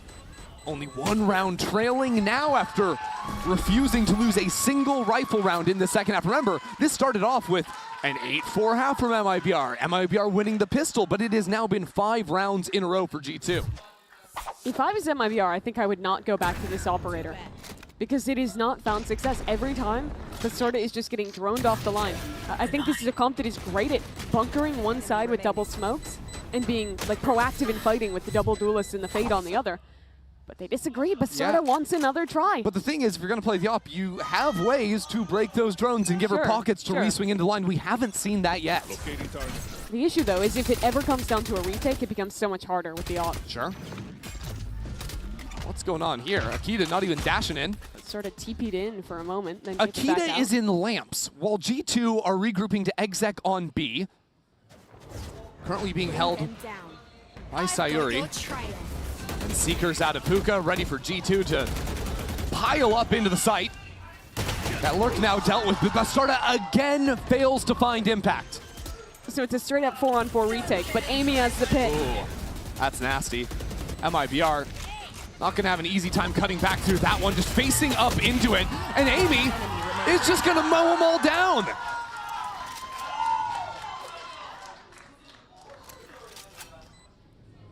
What is going on in this second half? It's a complete reversal, really. Melissa, run for the hills. So you're telling me Akita takes U-Haul single-handedly, alone. Yes. Just sits there. They take the time to kill her. But while that's going on, Sans duelist, G2 execute B and win? Apparently, that seemed to be the case. It was odd. Like, it seemed like MIBR, they weren't really playing on site. They just had the operator down on Hookah. And again, it doesn't do anything because she just gets wrapped around from the player's Hookah. But honestly, if G2 have the hard read that op is going to be down B long, the way they called that round out of Mimi is perfect. Yep. Full exec out of Hookah. You have the Sky Trails, the Trailblazers that tell you exactly where to go. The Seekers, rather. And then you can just slide in behind. Even if that's a dog, it also works. Yeah. Just walk it up long. So MIBR call a timeout now. They have lost 6 rounds in a row. What do you think? So, okay, MIBR, their money is a little bit chalked going into the next round, but what, like, broad strokes adjustments can they try to make here to stop the way G2's playing? Well, it's what I was saying in the last round. Stop hopping. Have Bastarda and SRN play one side with Melissa and get aggressive into one of the two extremities on that side of the map, and on the other side you heavy bunker with the two controllers. So you're talking B long showers is when you want to fight. If you play on those lines, can play on the teleporter even to get a crunch happening. Have a pinch from that side, and then on the other, I mean, think back to the pistol. G2, even though they have very good executor, going into the bunkered setup of the Viper and the Brim somewhere, it is so hard to get through unless Akita just dominates someone on the opener. Yeah, I mean, the test there is whether or not MIBR are too busy throwing the utility to have their guns out, and then the Waylay can crush you. Okay, One thing that's been consistent throughout today has been the G2 fans out in force. Like, even when things were going rough, even when they were getting beaten on eco rounds, still making noise here in Lal Park. Yeah, they have very much traveled well, these EMEA fans. This is the eco round from IBR, but Lisa still chooses to use the pit early towards A. Interesting setup. A bait for Bastarda. She's played here a ton, so she can jiggle, TP out, and then hope SRN gets something done in the corner. And if they realize it's a lot of players, SRN does have a showstopper. If they commit all the way up, nice shot from Bastarda. Showstopper could come online, but she doesn't get it off. Pulls the trigger too late. And Akita can just slide up into the site. And now a post plant for G2 in a round that was quite literally half a second from disaster. Okay. Mimi. We might still be half a second from disaster. 3-on-3. Melissa has a gun. Oh, but remember what Amy did here last time. That was 3 kills in that position. Granted, there was a pit. The haunt didn't show. Oh dear, only one though. And Akita and Petra pushed away from the spike. Ultimate out. Only tags the player back sight. Now Akita dancing around the side of the smoke. Shorty comes in. It's 3 on the round from her. And now Lisa, with so little time on the clock, needs to get on this spike. Needs to get its half. Needs to get this kill. Petra will take another and take the lead for the first time for G2. That's 8 rounds, 1 in a row for G2. They are rolling in this second half. And to be fair, okay, winning that round, it makes sense. It's an eco, but MIBR used 2 ultimates, the pit and the showstopper here that got nothing. And this is so heartbreaking. The second that she's pulling it out is when Akita gets that kill. It's the difference between using the satchel and just casting the dang rocket. Yep. That time. And you understand why she does it. Wants to be a hard target to hit. Thinks she doesn't have that half second. But it doesn't happen. Ends up falling. Now MIBR needs someone to step up. But that was just their ego. Melissa falls away from showers. Smoke goes down, another orb gained by G2. 3 players stacked up on A. SRN boosted top box. MIBR just hard anchoring this round. Sayuri goes unnoticed. There's a player right on top of her name. He's looking down inside of the smoke. Now backside, absolutely bombarded by utility. Mimi finds the spam shot. Can Bastarda do something from showers? Can SRN do something in lamps? They can! Spike down A. That spike is down on the ground. Vanya gets 2 herself. And Bastarda teleported all the way back to B. So they won't know exactly where she is. But still a 1v3. G2 watching every angle. And Amy so thorough. G2. They were trailing into half. They lost the pistol. Since then, it has been perfect. From 10-2 to 12-10 was the comeback.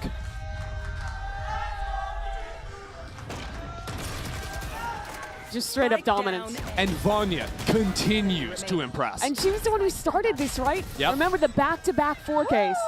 Let's go, baby. And now MIBR have to hold on. Have to try and avoid this fate. With 4 Guardians and no one breaking the haunt. I mean, was that 3 or 4 players revealed? That was a lot. I think it was 3.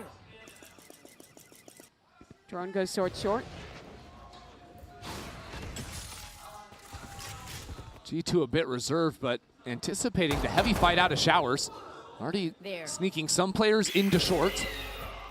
Flash pings from Petra. Petra's just pressuring them, waiting for this round. Akita's diving into the site. At the same time, MIBR under fire. Backs against the wall, but not out yet. They have this spike. Yeah, Akita had the spike the whole time. It was a huge mistake from G2. But they put down the smoke themselves. Now an orb. Amy should be able to get this. Yeah. She will. Now, though, with that time gained, Lisa She's stepping got a forward. one-on-one. And MIBR have ultimates. Dimensional drift from Bastarda to scout out the site.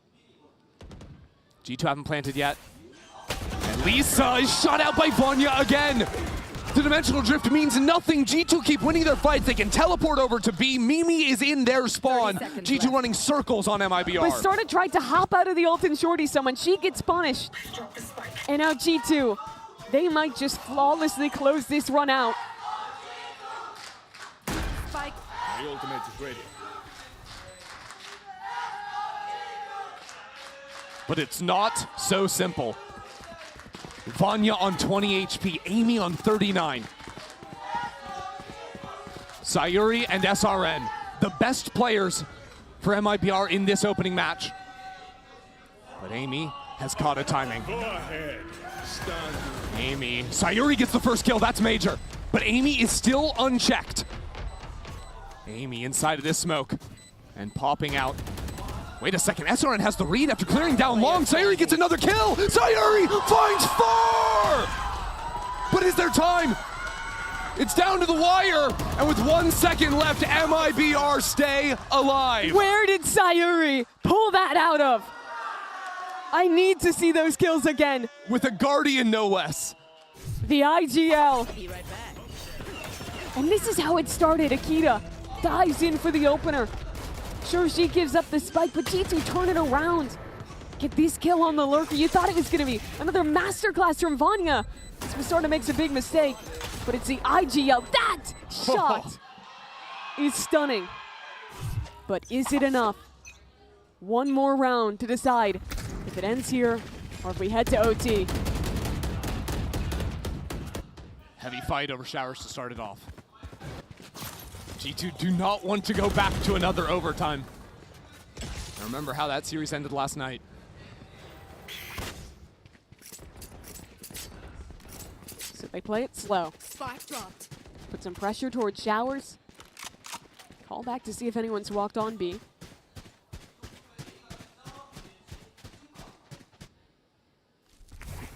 Time to hunt.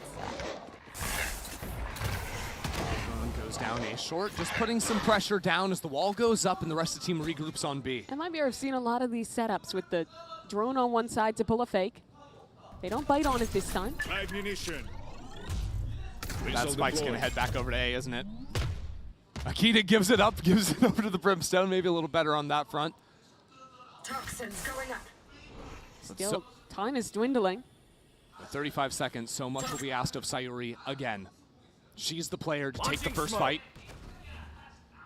30 seconds No left. Molly to stall out this plant. And no one even really guarding her. Akita wants to fight out again. Oh, it's a heavy dive on up, but Sayuri will get a kill anyways. 20 seconds left, the Nightfall comes out, Melissa is here. We're down to the wire. It's teleports onto the B side, but there's still 2 players here. Look at the site, look at Bastarda. Bastarda down in hell, gets 2. She's tearing their heads off. MIBR want this map. That is redemption for Bastarda. She had a diabolical half. 3 rounds with the operator where she gets nothing. The round where she had the Yoru ult, jumping out, nearly losing MIBR this game. But when it mattered the absolute most, she gets her 3.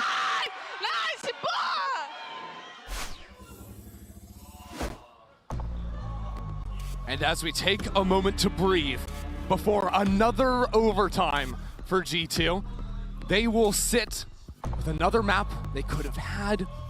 A round where they were up numbers, so they lost to the heroics of 1 player of an IGL. Daiki yesterday, Sayuri today. Take hold. 2 years in a row, eliminated by Brazil. But that was a different story. That was lower finals back-to-back. And now here, 2 games in a row in overtime versus Brazil. Can they change the script? Can they win it this time?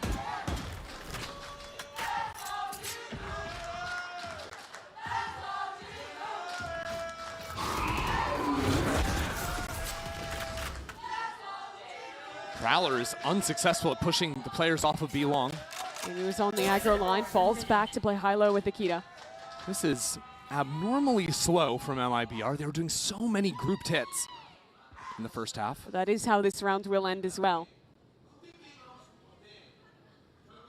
Amy and Akita. You see Mimi back in spawn, ready to very quickly rotate either side of the map. Bastarda, the brilliant first shot. And now it will just be Amy and Akita in backside, taking control over lamps. Still slow from MIBR to get into the site. It's going to be messy with Akita fighting forward. Shoulder reveal, good utility. MIBR bring the fight to G2. Straight into lamps. And this is a disaster for Vanya and Petra. After playing a perfect second half, to lose a couple of rounds into an OT and now find themselves in a 2-on-5. How do you even start to solve this one? There's mollies coming in from Sayuri. Flash through, the wall comes down. Vanya doesn't stand a chance. A flawless start to overtime.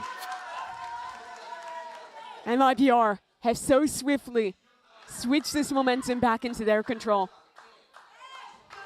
Pretty much every round on their attack, they showed these hyper-fast plays here. They slow it down, and that's the crucial piece. Amy overcommits to the jiggle, gets beheaded by Bastarda. Well, let's talk about Bastarda. How about her stepping up in crunch time, right? Was playing a really tough half, right? Couldn't find any value with the operator, but then getting a few opening kills to then having the huge round of the Guardian on B site to force this OT. Now finds the opening pick, is now topping the leaderboard to boot.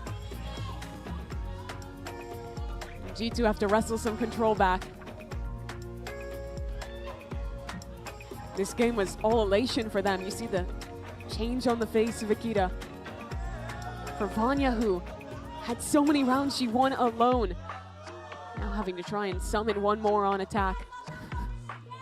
MIBR winning through the power of friendship, it seems. And different faces on the G2 fans. Yeah, kind of a roller coaster for them.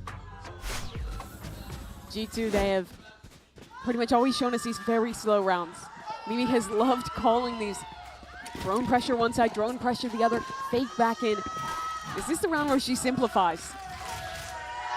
Just sends and execute. Certainly MIBR want to fight. A seize? Made? Melissa was usually saving the seizes. This is different. They're reading that it's going to be a fast play on A. Oh my word. G2 creeping in. Off of the drone is when they pull the trigger, but G2 wisely retreat. Bait out the utility, now ready to pop back through. So much pressure on Akita to find the first kill here, but it's Petra to do it instead. Melissa in the back of sight, dodged away from the flash. The utility is there, but still two players in backside. G2 choose not to plant the spike just yet. Instead, taking their time. There's a flank working, but still a standoff on the site itself. These smokes are going to come down soon. And G2 are not comfortable by any means. Melissa, it's a double swing, SRN! Spike down A. Tears open this round, the flank will come on in, and it's Petra in a one-on-one. Is she just going back into spawn? Can she even do this? Oh no! SRN straight through the box goes ballistic! Oh my word, that is a statement from MIBR. It was the near perfect half for G2, bringing it all the way back. You thought they had it in the bag, but it's Sayuri in round 24. It's SRN in overtime, and Brazil is happy. Up one map in this series. We head to Sunset after this. Spike is tapped. The swings come in. MIBR holding for it. And Vanya has to have the 1v3. She started off and she finishes it. Just unreal from Vanya.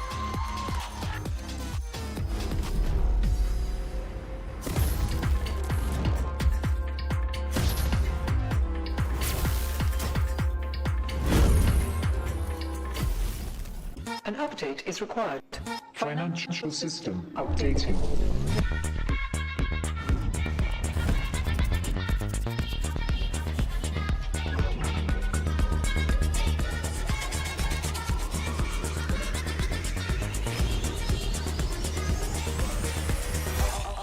System updated. We will dance to get. The future of money is here. Feels good. Locking down the Drake is now Doran. Decent position. Double Break down my walls, but I won't rise again. Cause I stand tall in my environment. How could I ever close my eyes as they silent sins? They try to take me down with their violence. Oh, they go back in. Fisher flashes in, and down goes Knight.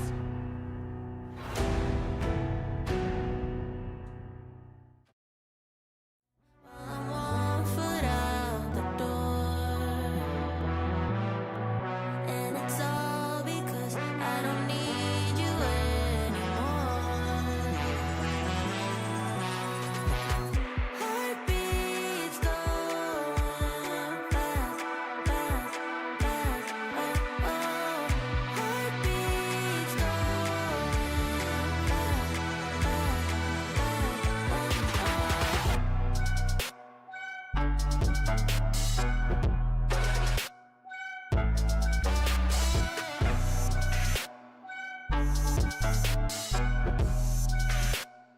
Oh, oh. That's me falling in and out so fast when I feel trapped. Hungry for another one, anyone. I don't look back. I will hold your hand while I'm 1 foot out the door, and it's all because I don't need you anymore. Heartbeats going fast, fast, fast. Oh, oh. Heartbeats going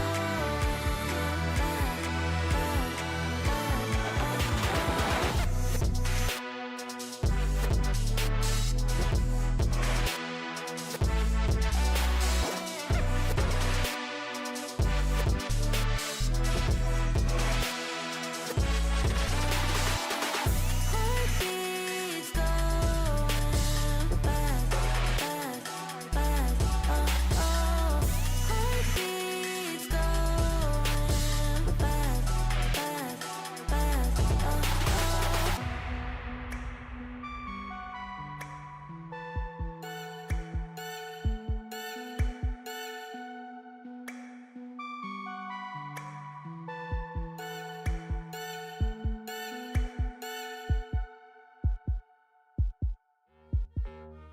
Nah, mate.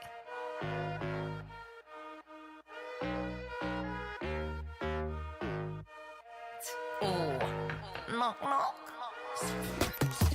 Something real, something raw, not accidental, no, I'm sure. You're not needed, show you the door, but what's that, yeah, are you sure? Yeah, that's a rental, yeah, what a bore. Lying, nothing in your core. Buying, yeah, what for? But do what I need to, always sure. Something real, something raw, not accidental, no, I'm sure. You're not needed, show you the door. What's that, yeah, are you sure? Yeah, that's a rental, yeah, what a bore. Lying, nothing in your core. Buying, yeah, what for? But do what I need to, always sure. Boring, never been that. I get paid, bro, just to relax. Yeah, more money now, yeah, more tax. Suited it now, don't worry about that. Boring, yeah, I've never been that. I get paid, bro, just to relax. Yeah, more money, but yeah, more tax. But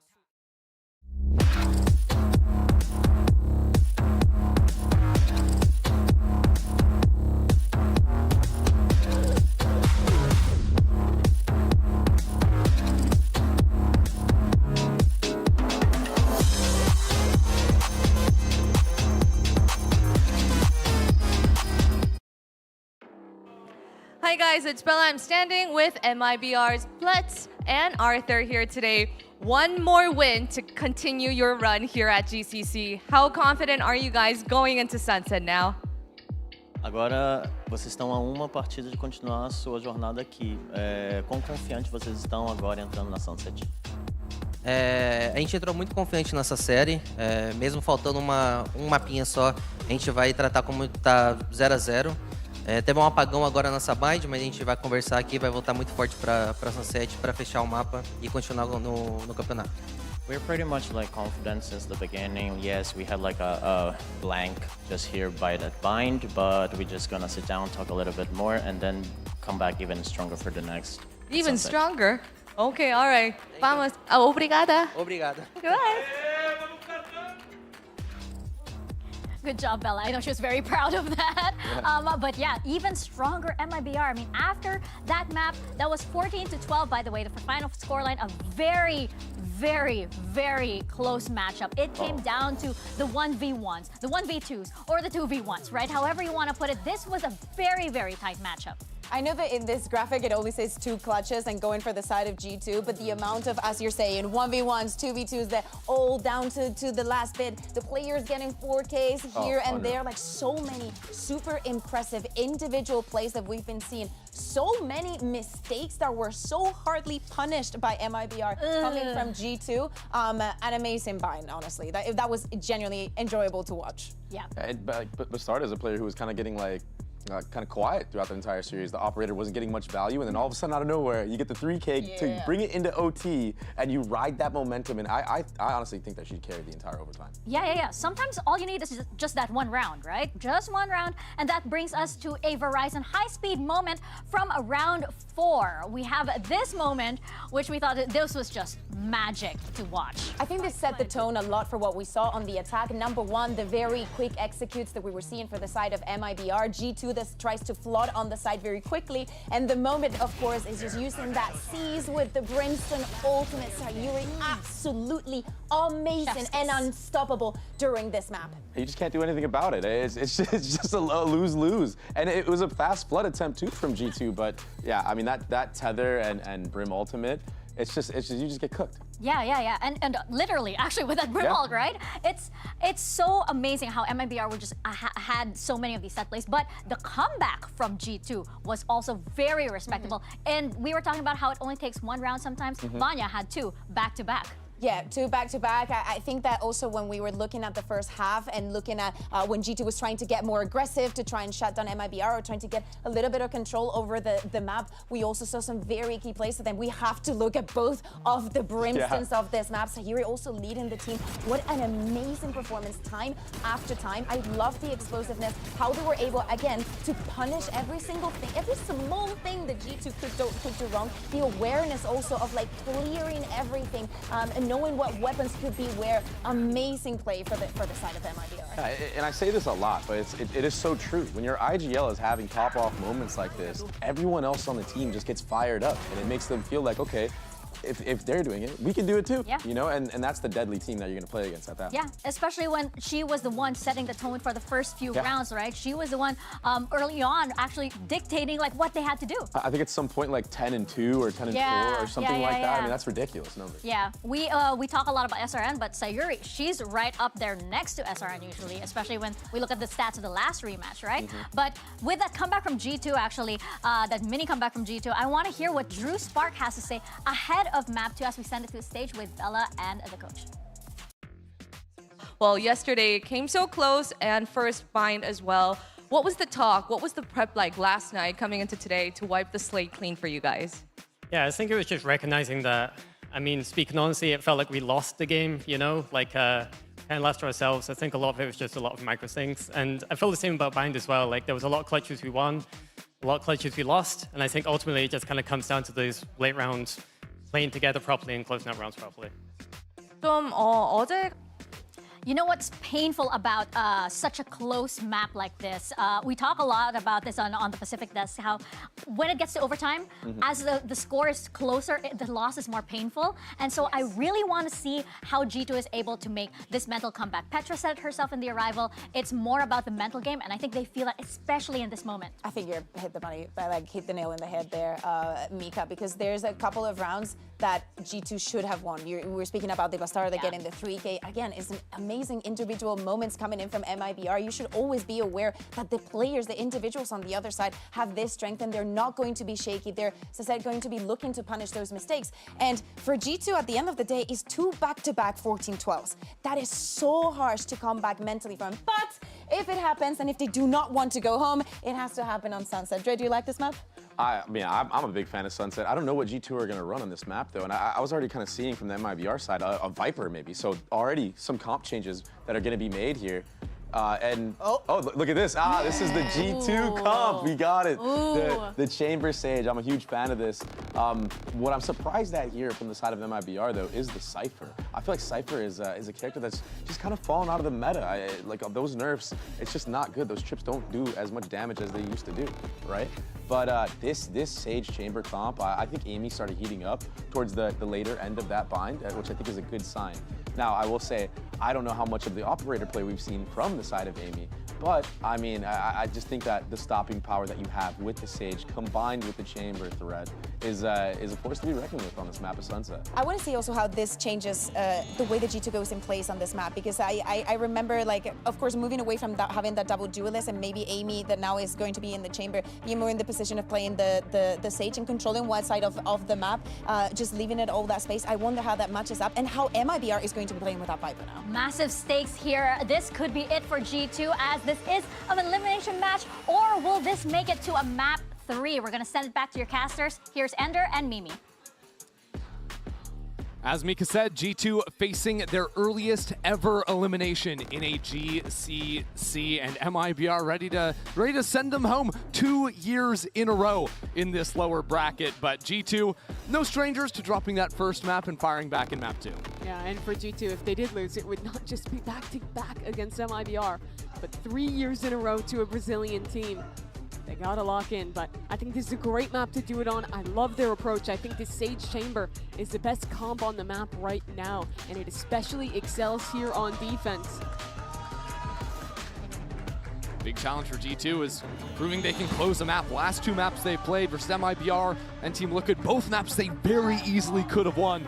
Slipped away from them in overtime.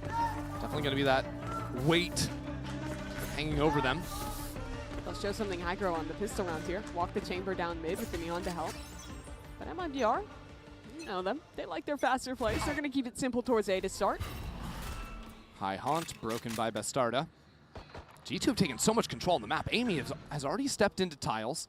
Doesn't have an angle here necessarily with the trip watching the flank. MIBR, they are full contacting this, but that gives time for this Chamber to walk fully into their flank. Oh, steps into the trip, and now MIBR send 2 players to deal with the flanker. As they go into the site, and G2 instantly activate. Nikita hasn't really found anything, but the rest of her team has. G2 getting wild onto the site. And just like that, the round is over. G2 can win a pistol. And that is the problem with going for these very slow rounds where you don't have any insurance on this map. G2, from the very start of the round, they were walking Akita and Amy into mid. They very quickly realized that there's nothing home there.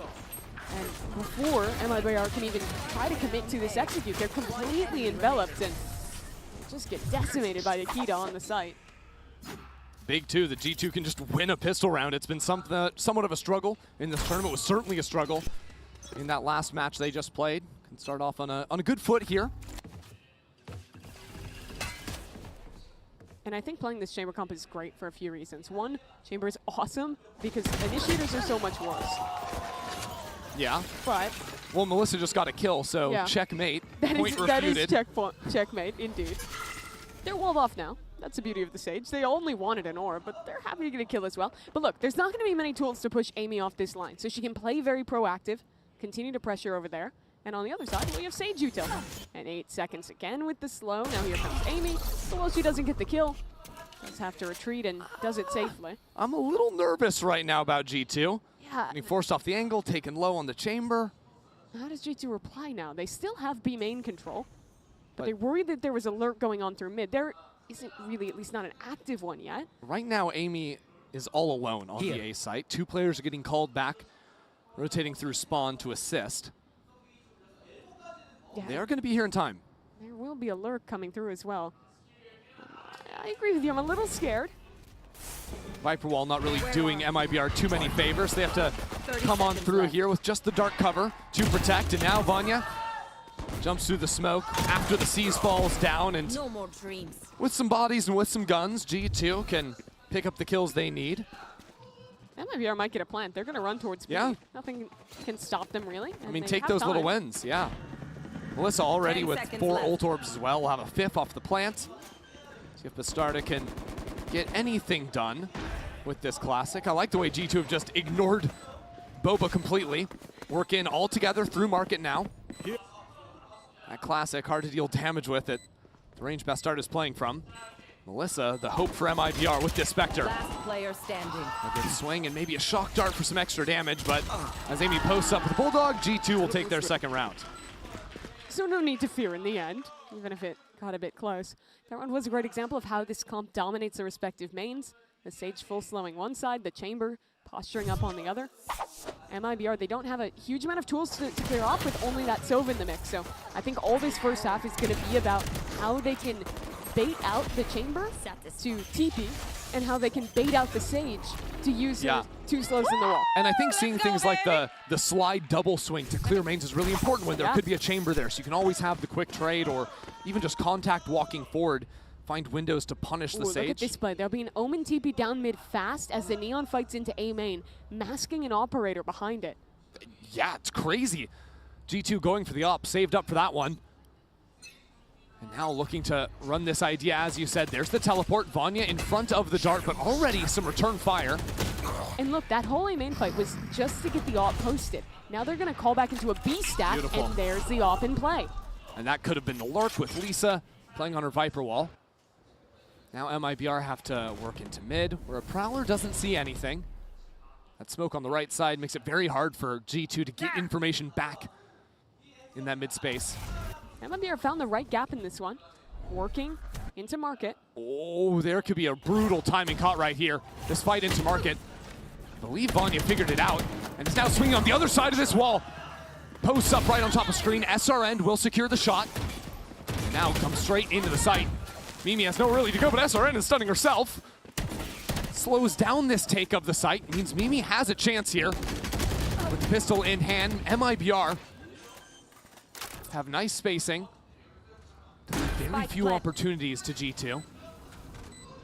And now G2 have to retake with an operator.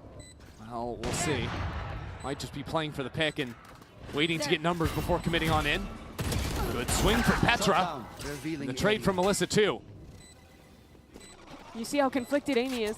Wants to get involved somehow, but also doesn't want to lose the gun. One enemy remaining. Great hold. Now Akita maybe thinking about grabbing the operator, also thinking about playing the round. Does she want this? It's a big commitment. After spending for the operator, she pulls off the kill. The Bulldog is not enough for the instant kill. I think they got caught in their decision there. They wanted initially, it looked like, to play passive, just let the two players go. But then they get that pick. Amy feels like she can do something and ends up the worst of both worlds where you lose the round and the off. Now, it sounds really bad losing that operator, but it is worth noting that Amy with 5 kills already in 3 rounds is just 1 away from the Tour de Force. Nice! Back up, back up, back up, back up. Oh, SRN wanted that off, and she's got it. On the attack Neon operator. Big stack from G2 into main. Oh, we're just fighting forward, teleporting up top. Her own paranoia, Vanya, what an angle! And now instantly out. The slow keeps the traders away as well. And Amy pops the ultimate. She doesn't leave B main. The rest of her team says, you can lock that down for us. And this is great because G2 can now call back into a stack towards A. Just leave the chamber for info on the other side. MIBR have some ideas of their own to play for the lurks. 2 geared up for mid right now. Shock dart sent to break the trip in market, I believe. I don't think it got it. But that's big. Push Amy off the line, bait out her TP. This fight in mid could blow everything up, especially if Sayuri can win those out. A Hunter's Fury coming out for main as well as Bastarda. And now that shot does not connect. Bastarda solidifies position into the site. Working forward. Sees a player pop up. Bastarda weathering the storm, falls down, and Vanya with 3 to win the round. Very nicely held on to by G2 there. I think they showed again nice ideas to start these rounds. That early aggro flame B main was sweet. They're HyperX posting with this one. Sage wall boost up, OMEN TP's on top of it. And you see that little extra piece there, the slow orb means no one else can swing in to help. Now MIBR get caught off. Sarah nearly turned that around though. If she stays alive in mid there, and suddenly they're into the site, could have been a different world. Instead, G2 are back, and they've reset the money for MIBR. MIBR just gonna send it at A, but I believe that was not Where is terrible. Sayori going? Look, she's TP'd double into the site. Yeah, but has to do everything on her own while her teammates are running through one ways. My ult is ready. So it's not gonna do much. That makes it a little harder to actually get your value there. And well, poor Melissa already getting flanked in a 1v4.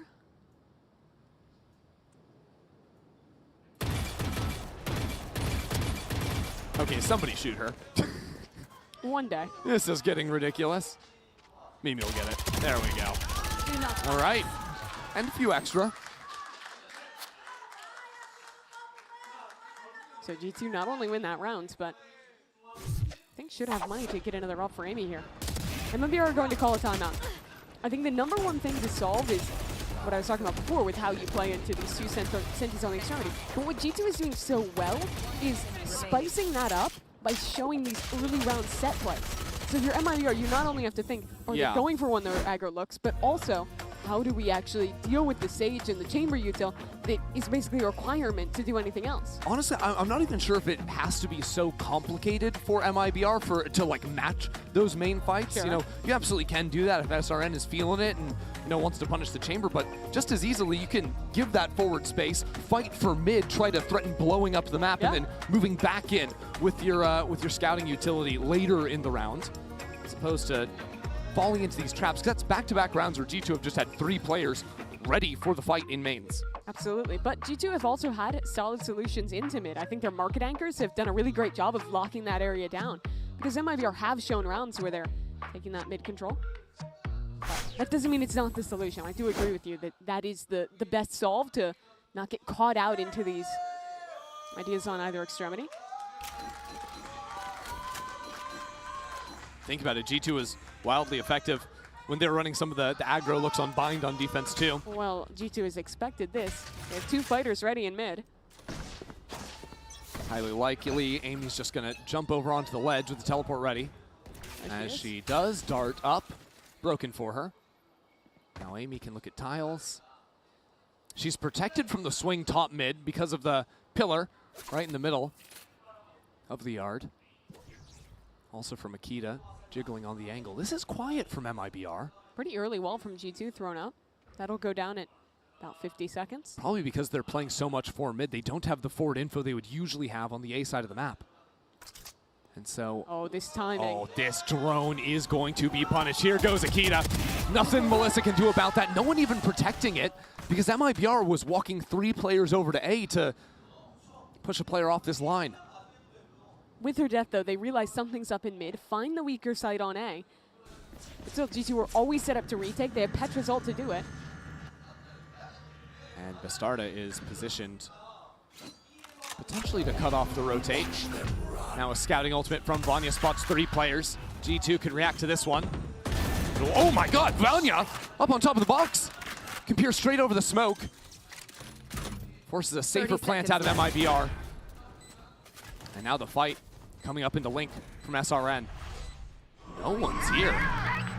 Nightfall dodge from SRN. Akita sliding into the site. Sayuri finds her mark. And now dancing on opposite ends of the site. Inside of 2 separate smokes. It'll be Vanya on the first kill. G2 need to see some enemies, need to see something before Bastarda just tears them all down. 3 in the round for both. A 4 needed. Bastarda will take it for MIBR. A huge step up from her. The player who got dropped by Team Liquid in the midseason. Had to find a new team and found it in the squad that was previously her rival. After coming into this roster, has immediately found success, both individually and with the team too. Yeah, been a duelist player now. Well, she can play the Yoru on this map, forced on Cypher duty, but still making it look fun. Start is a great read for G2, but MIBR, the clutch plays, that's the difference. Up into elbow, Amy getting danced on a little bit with quick teleport away.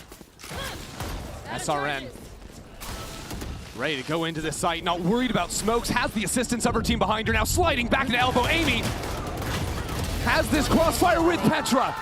Bastarda left in a 1-on-2. Left in the clutch once more. Careful now. She knows where one is with the trap wire on the flank. And also heard Akita earlier as well.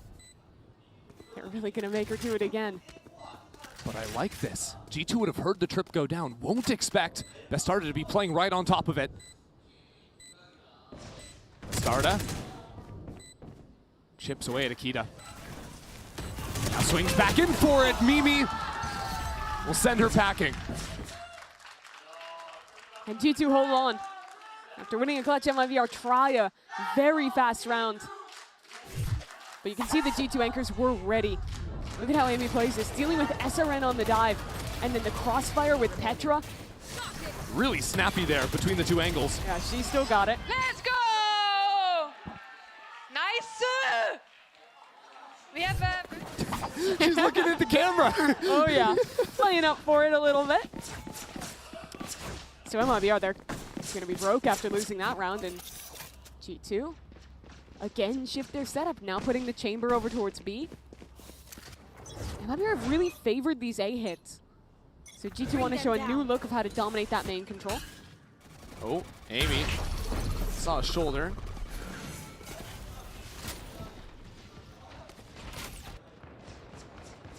Okay, top mid control. These are great rounds to deal with the Sentis, but Petra, she's so ready for it. Yep. Bye-bye. No issues there. And how the hell are you ever going to get into B with the Sage there, with the chamber there? You're gonna say you're not. I'm gonna say you're gonna think about some options for the future. You know, it's a little bit odd from MIB. I'm trying to get a read on how they're playing this map. And I just really feel like that round, of course, you have two players peeking into top mid, but a lot of things you normally see teams do, breaking the market door in early rounds. Challenging through this smoke to break chamber utility just hasn't really been coming down. Casual Petra 4K. Yeah, you know. She'll do that sometimes. Flawless for G2, but yeah. It is strange because you think that with the Viper in the comp, you want to play a very slow control style and let Bastarda and Issa work lurks on the extremities. But when you're playing into double Senti, it's so hard to actually get up on either of those angles because you're walled off or there's a chamber in your face. Yummy! I love Eco Frags. And then if you ever want to step up the pace, you don't really have a ton of tools to accelerate unless SRN can just go beast mode off of Paranoia. Lisa's also been putting both her wall and her orb in A main.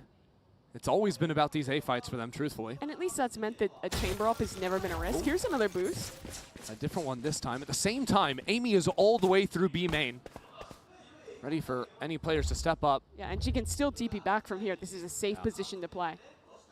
G2, after not seeing anything, set back up for the refight on A. I love this mid-rounding from G2. They have so much forward information they can go for this fight. 1-for-1 at the start. Now Lisa on the side. MIBR were waiting for it. Not gonna fall victim this time around. She has a res, but she doesn't have a wall to do it safely. Yeah, good luck. And now all three players from G2 revealed. That means Sayuri knows she can blow up the map straight through top mid. G2 had no Yuta waiting for it. All the way around. Yeah, sending Bastarda as well. But it gives G2 a chance to go for this fight in A main again with two players. They're trying the res. Oh no, and a stun immediately answers. Here comes Bastarda. Oh no, the shots, where are they? Nobody can find them. Sayuri back into the site, but there's another player back on slant. This round is an absolute mess. Defense here. Akita looking down on MIBR. And G2 will have another. I need to wash my mouth out after that round. That was... I need to wash my eyes out. That was gross. Oh, the whiff from Bastarda. That was the round for MIBR. They get the Cypher ultimate. Find the perfect way to break into mid. But in a 4-on-3, it all falls apart. One enemy remaining.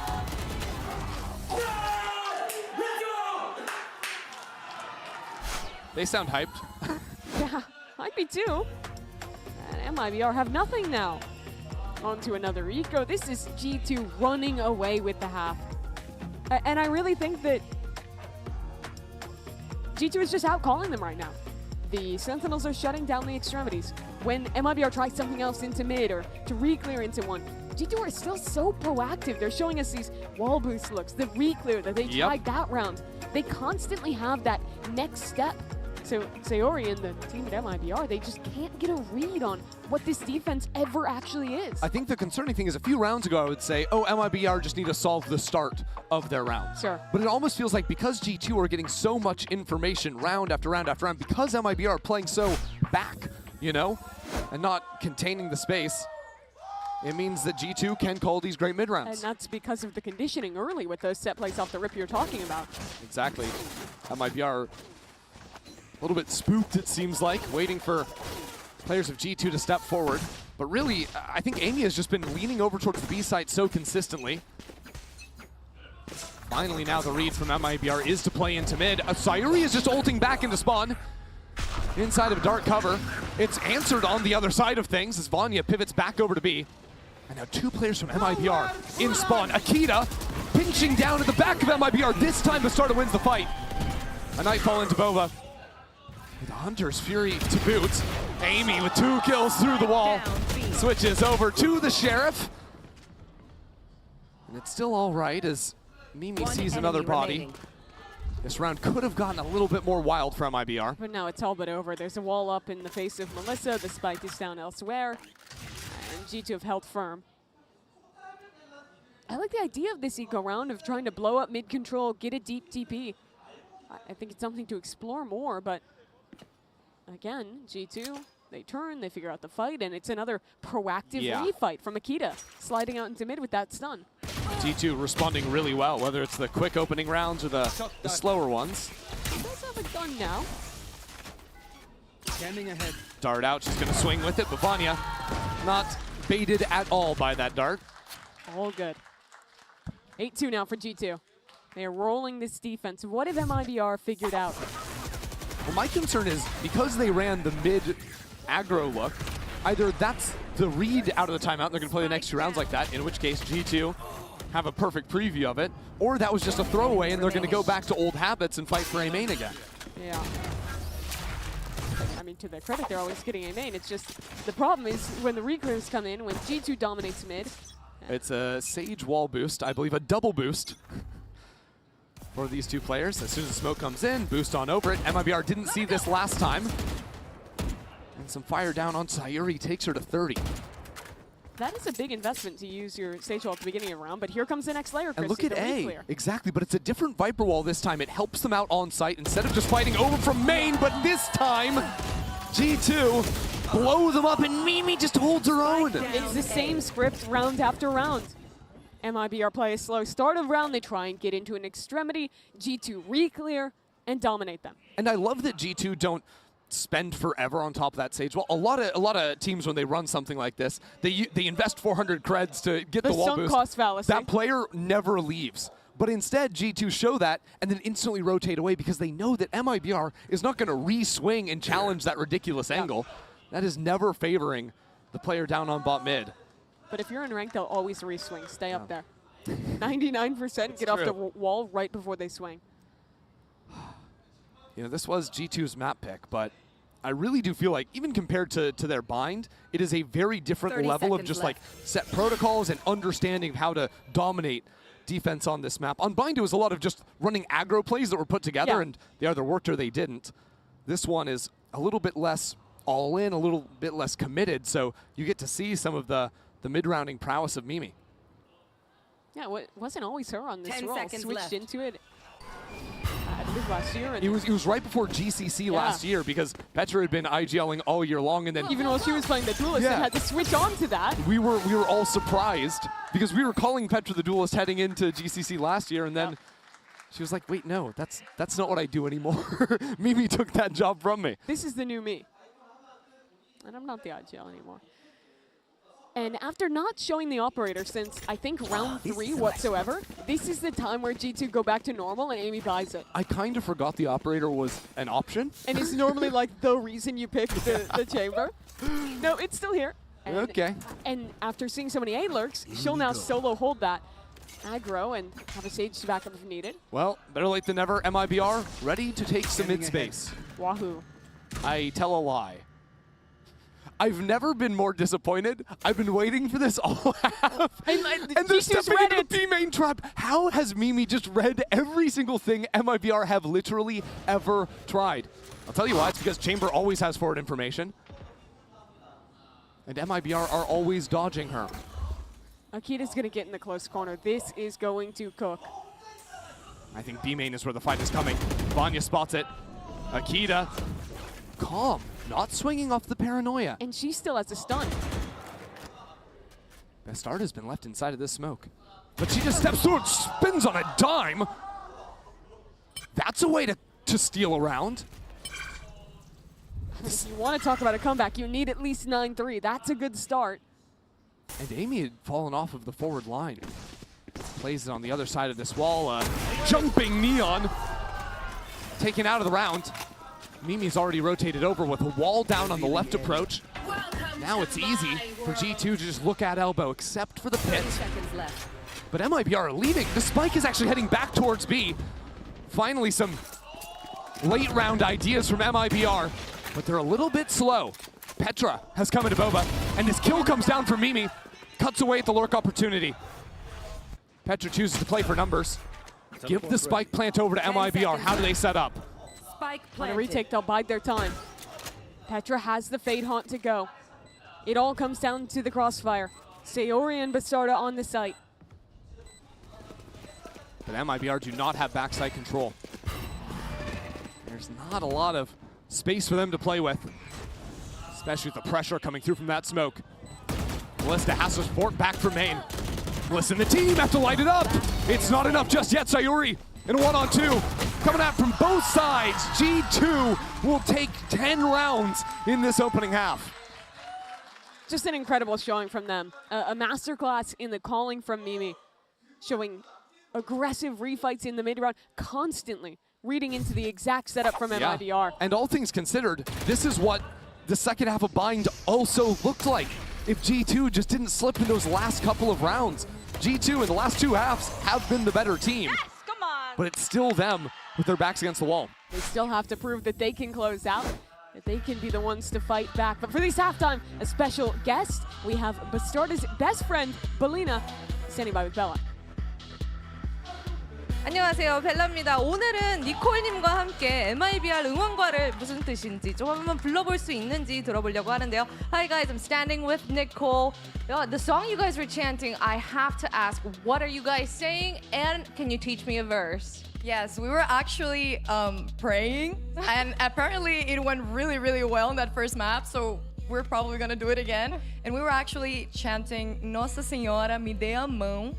So you can try it. Nossa Senhora Me dê a mão. me dê a mão. Perfect. Perfect. Alright. 이게 사실 기도인데 계속해서 할 때마다 라운드를 따내서 계속해서 기도를 할 거라고 이야기를 해줬습니다. Alright. Hopefully I'll get to master it. Alright. Yeah, of course, and we can do it here, and they can win the second map. Alright. Love that. Thank you, Nicole. And that is it. Do you want to try, Christy? I've already forgotten it. Do you not remember? I don't remember. Do you want to try anyway? No, that is not. You please be my guest, No, Mimi. no. I wouldn't after asking you to do it. I feel like that would be rude. Okay, well, it just seems like you just don't support MIBR, is what it sounds like. That's what it seems like. Yeah, I because don't you're not going to cheer for support any them. team because I'm so unbiased. Wow. See, I support You're what I all support. teams. I support all teams You personally. support all teams? Yeah. That's beautiful. Coinbase econ report is something that I can be in support of. Yeah. Oh, There it let's is. bring it up. How about that? I mean, the real the hero of this half has been Vanya. Vanya picked up in the second half of Bind, had the back-to-back 4Ks, had quite a few more after that, sitting 16-6 currently.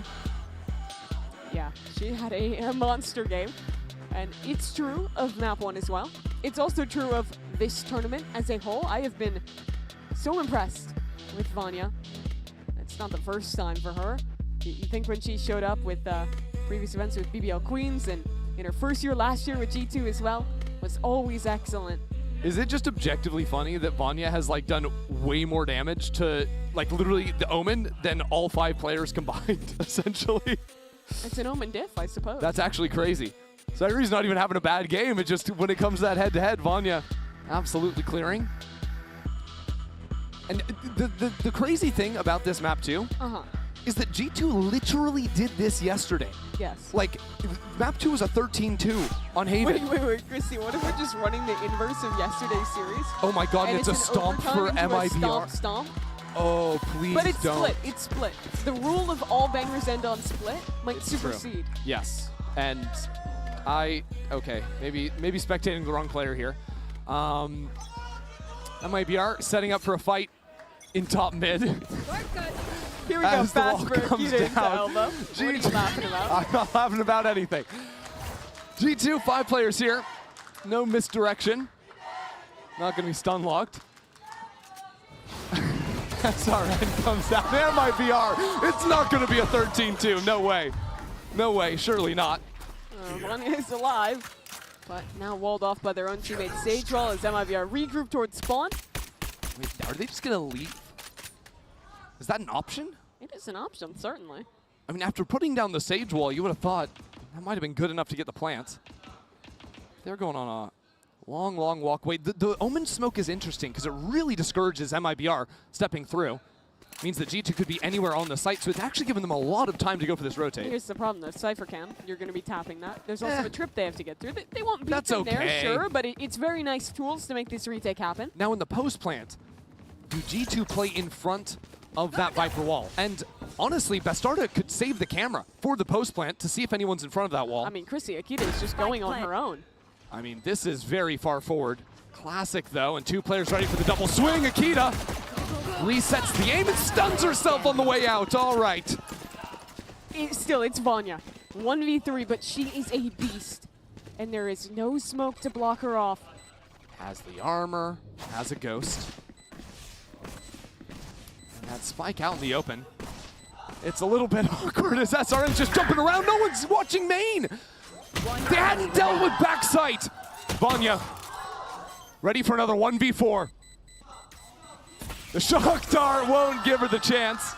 Time's low. No, Melissa has this one. Yeah, just with I mean, I can't hear anything right now, but it'll be all right. Half a second. No problems. MIBR will take their third. Only got a little scary at the end. But that is what wins it. All 3 players swinging in. They had opened towards mid. And it was like a half-second window before the wall gets placed and goes up that those kills come in, and it ruins the round for G2. Everyone G2 is looking right because they're waiting for that wall to come, the smoke to bloom. And well, a shock dart means you don't have to swing into Vanya, which is a happy outcome for MIBR. I think MIBR will be working on not swinging into Vanya throughout this half. I think that might be the solution to coming back. Certainly a start. Petra's just hanging out on B while his teammates contact up A. There they are. Unfortunately, all 4 just got darted. It's interesting, but just look at the way the map is being played. It's very different how G2 were always fighting over mains. MIBR very willing to fall back. Well, I think the biggest reason you see that is because look at MIBR's comp. They're playing Cypher Viper in current year. Yeah. It's very strange to see them sticking to their guns on this Cypher choice. The thing is, though, I feel like usually you would be seeing MIBR play one weak side of the map with the Cypher Viper over on B, and then the other side could be fighting a little bit more aggressively. I think because SRN has the Outlaw and wants to play posted in market, means they don't have many options to go on the offensive. Nice things about this comp. You do have great stall util added with this Viper. Yeah, that one way there is super annoying. Yeah, and then on the other side, you have a great wall to flood back into. When you're doing your B retakes, you can almost always hold on to backside control. Akita's just running through that, full blinded. And now 3 players are jumping out. Somehow it's even. The paranoia means Akita wrapped all the way back around through spawn. Hold on. MIBR, you cannot let this happen to you. SRN has to clear this angle with the Outlaw. Slowed down by a reload. That started with the spam. Okay. It's even again, but not with Akita in the picture. Stepping on out. G2 steal away the Mastercard Drifty, and it should be smooth sailing from here on out. Okay. That is a very nice round from Akita. She goes around the world there. Starting off with the fight upstairs. can see it here. Just the ghost. That was against a bulldog from Sayori. She gets that kill, picks up the gun, and then as this paranoia comes in, and no one can hear anything, she's rapping on Melissa. But here's, I think, the issue with how MIBR were playing the A side.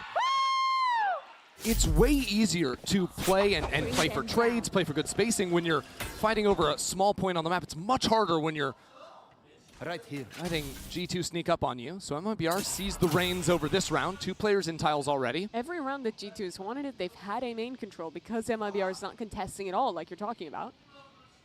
And they have it again here. What they've traded for that space is mid. Good stun comes out. It's just very hard because you'll see MIBR very isolated now, have to regroup 3 players in back spawn, blocked away by a smoke. But G2's flank is vulnerable. Vanya, the only player watching that. Some good shock darts from Damage, but that flank about to come online. Vanya, cold as ever, now dodging away from the stun, chooses to fight this angle, and might have been a mistake. It won't really matter with the rest of G2, just completely locking down this site. You will not kill my allies. Going for the res here. As much to guarantee this round as it is to guarantee a rifle being carried over into the next. When you watch MIBR play their attack, they constantly had to solve this puzzle of the Sage in the chamber. They are so oppressive in the way that they lock down mains that just those 2 agents alone can be set at the task while the rest of G2 is going elsewhere to fight and play however they want on the defense. You switch over and you look at the composition for MIBR, and instead they have so many fewer tools to do that same fight. They're a lot more reliant on a passive Cypher setup one side, leaning more into 4-1s on the other. And G2 realized that A was weak, they just ran it over to start this half. And now they're 1 away from closing this game. But winning that round 2 just means SRN's never really going to be able to buy an op in this half. So brutal. And it's sort of not giving SRN a chance to find some redemption after a tough first half. G2, contact on into the site, place down a wall for Market. Bastarda with the judge. Send some help for Bastarda. She's having a game. Against all odds here. It's guaranteed backside control for MIBR. MIBR biding their time as Paranoia comes in. Wall being broken down. Still holding the ground in the backside. Hold on. Util out in hand. Amy gets a kill. Now inside of this smoke. G2 so uncomfortable, so worried to teleport into backside. Might have been too much.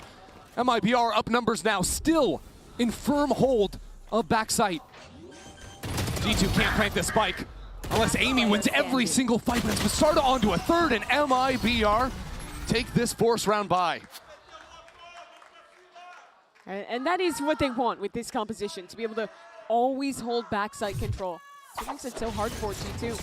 I think if you're G2, a solve you think of for that is playing into mid control and Sage walling off Market so that not having backside isn't as big of an issue. But when you wall off Market and you don't have backside, you are just stuck like woman standing emoji in the open front sight, and it's so hard to actually win that. Wall being pinged up by a Cypher trip. It's not a good position to be in. And there's 4 stingers swinging into you. Yeah. I'd expect them to change how they play that if they go back into B in the future. See if they end there on this round.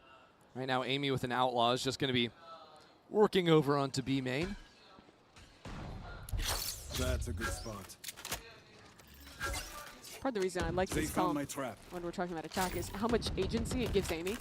You're able to take risks that no one else really does on the lurk when you're chamber. It's a very early drone. At 1 minute 20 seconds from Melissa. Now very few options to find forward information, especially as market door is broken down and as smoke is placed. There's always the threat though with this Viper wall going up that someone could step out of the market door. That's why Amy wants to get right in front of this wall. Now out of range of her teleport. On a bit of mission.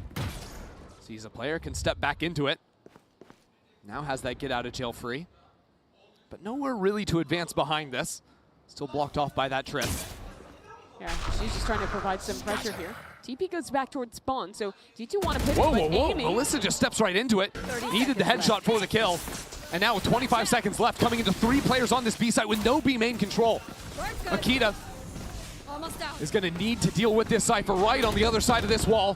There's so much utility down on her. Bastarda digs her heels in with Lisa. With no time left on the clock, Sayuri filtering back into the site. 10 seconds left. Sayuri has a chance here to just take everyone down. MIBR not going down without a fight, as Mimi is swarmed, and another round taken. Very good reaction out of MIBR. That's exactly the adaptation I wanted to see G2 make to playing B, where they're walling market instead. But feeling that pressure of the chamber fighting up on the flank, MIBR instead play their players close into main. And manage to fight together there instead, killing G2 as they come out onto the site from market. And just credit to Sayuri. Such beautiful shots from her. She had an amazing map one as well. Now, G2 are going to be calling a timeout here. And on the attack side, I feel like they've just been running into so many problems in the post plant on B there. They just need one round. Yes. Do they adjust how they want to take into the B site? Do they just avoid it entirely? Is that a viable option? Yeah, it's certainly a viable option. I think that you just want to play a slower round and get some main control, and then just work the map a little bit. The thing is, Chrissy, even if they lose the next 4 rounds in a row, you just wait until you have 5 ults, and then you guarantee the win. Okay. So if you're the coach, you're just like, I don't care what you do, just don't waste your ult. No, I think I'd call around. And yeah, then you'd also offer say, a little bit more than that. I care what you do, but don't waste your ult. And I even care about you, dear player. Right, because if you were the coach of a team, you would support that team. I would. I know you currently support none of the players on stage, but... Well, that's an interesting way to phrase it. Your words, not mine. Would you support MIBR to make a comeback? I would support a comeback in that I think it's fun to watch. Okay. I would Very be more supportive of you. I would be more supportive of maybe a fake comeback into a map 3. Okay. Generous. We give the viewers a little bit more to work with here. A bit of a taste. Let's see what G2 are up to, though. Viper's Pit spent on the anti-eco here, just locking down B main. Yeah. I think the answer will be to actually answer your question. Oh, I think please do that. Yeah, I think exploring A is good. With this more standard comp, you're always going to be able to do this. Slide in, go up, push Sayuri away. Now she's in trouble and running. But the counter Hunter's Fury, I mean, just allows SRN to step forward here. Spike down A. Gives an advantage of one player. Still has control over A for MIBR. But Chrissy, if I'm G2, not only do I feel supported, but I'm happy that they just used their ult on our eco round. That's true. That's two ultimates. The Viper's Pit actually falling in B main. Very early rotation from Lisa. Cover going is interesting. Now Paranoia forces Sayuri back shoulder to shoulder with Melissa. And the wall over Link might be enough to get the plant. The smoke is a problem though with that ping coming on through. Sayuri looking for a little bit of spam. Shock Dart kills the planter. So now Akita will pick up that spike. G2 don't really have any options, don't have anywhere to go. At this point, the Sage Wall boxes them into the site as much as it keeps MIBR out. Vanya with a good shot and a couple. Surely this is not how we do it here. Not another Vanya 3K, Really not another Vanya 4K. round. Not with 7 HP. Vanya on for the ace. Vanya waiting. Sees the gun! Vanya aces us into a 3rd map. That wasn't supposed to be the round they won. But Vanya casually ends Sunset. The number of kills in that round, same as the number of the rounds they kept MIBR to. After a tight OT, G2 bounced back dominantly, and we head to map number 3. And now dancing on opposite ends of the site. Inside of 2 separate smokes, it'll be Vanya on the first kill. G2 need to see some enemies, need to see something before Bastarda just tears them all down. 3 in the round for both. A 4th needed, Bastarda will take it for MIBR.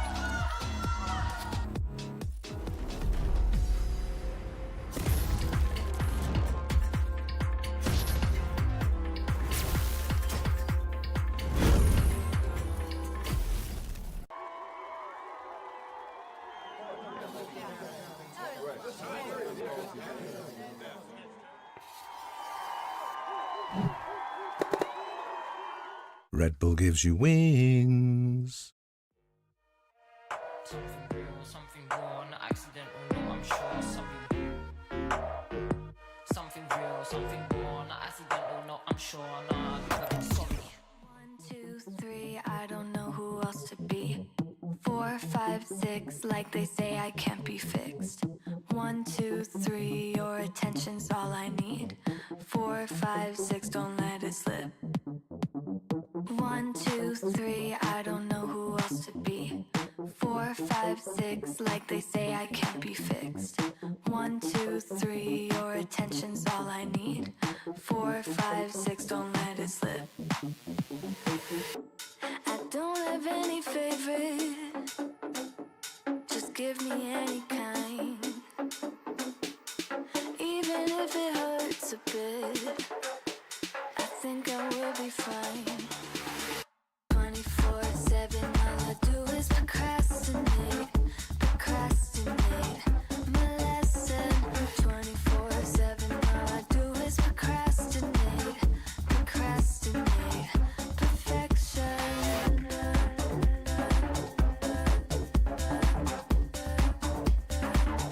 Perfection.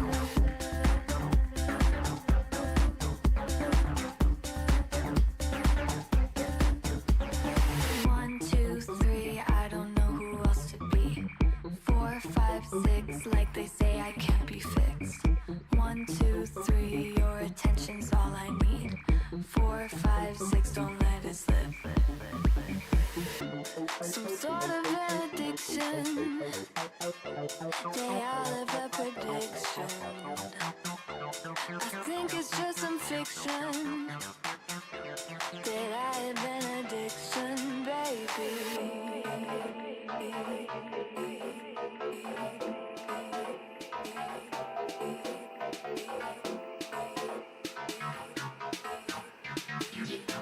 That I have an addiction.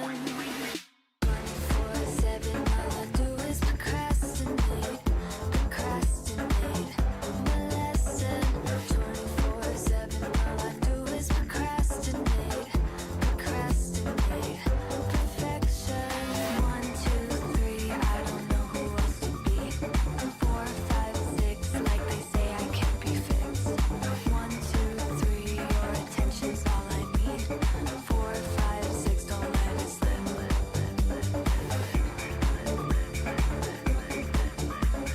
4, 5, 6, don't let it slip.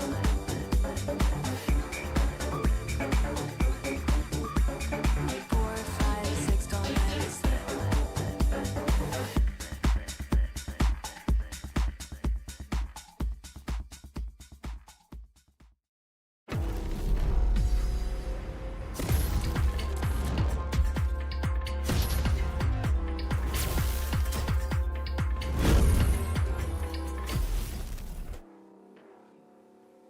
G2 goes and say not quite yet. They come back on Sunset versus MIBR in a really dominant fashion. I mean, you look at the first map and you look at what a hit G2 Gosen must have taken. I was actually worried for them. Coming into Sunset, that mental comeback that they needed, not just because it was, coming off of the loss of map 1, but also because you look back at Sunset versus MIBR in that rematch, and the scoreline of that was devastating for G2 Gosen. The fact that they're able to take it this time around is such a win for them. They changed the composition. They decided to go somewhere, as we were saying, I like where that they comp. do not. You like it? I like that Yeah, comp, you like yeah. it? Looks familiar? Might know a thing or two about that one. Yeah. May have invented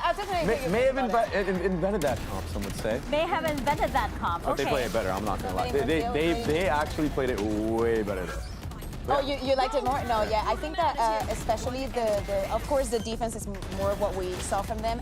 Vanya, just Vanya. Vanya. That is all I have to say.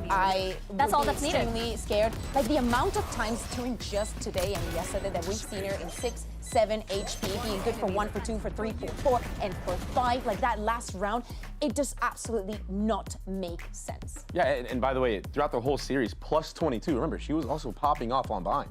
it's not like this is just a one map wonder type of thing. But Turkish going back player. on the Omen, Am I right? Turkish aim for sure. Yep. It's absolutely popping off ridiculous. And I think SRN had a really tough time trying to pick on where to go, because when you play against that comp, you have a threat of a chamber constantly. You have Sage slows that can slow you down because you're playing that Neon. And then if you're not running into them, you're running into Vanya, who's honestly has a hot hand right now. Yeah, absolutely. Vanya is just insane, and we're gonna keep talking about her all throughout this series because it seems as though, as you mentioned, she's being so consistent. This isn't just like a 3-round kind of thing. This isn't just a first half kind of thing. It's not just a one map thing. She's been consistent all throughout this series. But of course, we also have to give it to Petra, who was bringing some amazing vibes, which is exactly what G2 needed going into Sunset. Yes, girl, let it all out. That is exactly what we need to hear. I absolutely love when we see this replays, and even when we're just observing Petra, the way that she looks at the minimap, the way that she's trying to keep everything on track. In so many of those rounds, we see her controlling mid, just making sure that she makes the right call, the right movement, that she's keeping everything in track for them to be able to perform on this comeback. When we speak about experience and all that, this is just so much valuable. Yeah, I know. It helps a lot, especially bouncing back from a loss like that. A loss very similar to how they lost the series against Liquid, right? So I think when you have a player that's able to actually step up and kind of make things a little bit more fun again by being hype in those moments, it just makes everybody feel a lot more relaxed. And across the board, you saw everybody having their moment on that map of Sunset. Yeah, you need those vibes. It also helps you remember, like, who you are, why you play this game, right? And that's all you need sometimes going into an important series like this. With those kind of vibes, sometimes it doesn't feel like it, but this is an elimination match, and we are going into map number 3. So the stakes are very, very high, and I have to give it to G2 Gozen for this one. The mental, the comeback for this was just absolutely outstanding from them. So what do you make about this comp, Dre? Like, what is it that you really like tell about us it? Like, more, they decide to make the change. I know they have my thoughts. I want to know yours. So specifically when you're starting on that defensive side, it's just so tough to deal with. You can do cringe stuff like this where you sage wall over and see past the top mid smoke that a lot of players like to use to maybe get an insert or lurk. But like the extremity stopping power that you have, I mean, we didn't see this Viper get any value because there was this active reclears. And sometimes you could throw a slow here too. You don't need to this time, but the way that you're able to maneuver around the map, like you're not getting this trade in the slow. It's just never gonna happen. I love to see the versatility, and I wanted to check out this first 20 seconds of the round because yes, we see the wall, we see what I saw during the entire defense is that the tools that they had, they used to the best of their ability. Every single default was different. Every single way that they were taking mid and putting pressure onto MIBR was different. And for them now starting on the defense, I want to see the same kind of proactivity. I want to see them bringing out ideas and not falling into those mistakes. As you said, Mika, this is elimination. Everything is on the line. Vanya's going to go 3 for 3 with those controllers that she plays, and I'm absolutely thrilled. Yeah, we are heading straight into map number 3 with our agent select. It's looking like a mirror match here. Cool. Oh my gosh, Petra, she's feeling it right now. This is so cool. Yeah, absolutely. This partnership that Petra and Mimi has, you know that's the core, that is the glue of G2. And of course for MIBR, now they are operating on that emotional and mental deficit. Yeah, I think starting on the defensive side for G2 is a good thing, considering how things went last time on Split. You kind of get that half out of your mind Petra, early the Prowlers, please, please, let's reclear things properly. For the side of MIBR, they have a chance to repeat what Liquid did yesterday. For G2 Gozen, staying in the tournament, of course, and getting redemption from what happened yesterday. And MIBR, SRN, we need to wake up again. Yes, absolutely, because it is do or die. It is map number 3 with elimination on the line for G2 Gozen and MIBR. We've got Andrew and Mimi to take us into Split.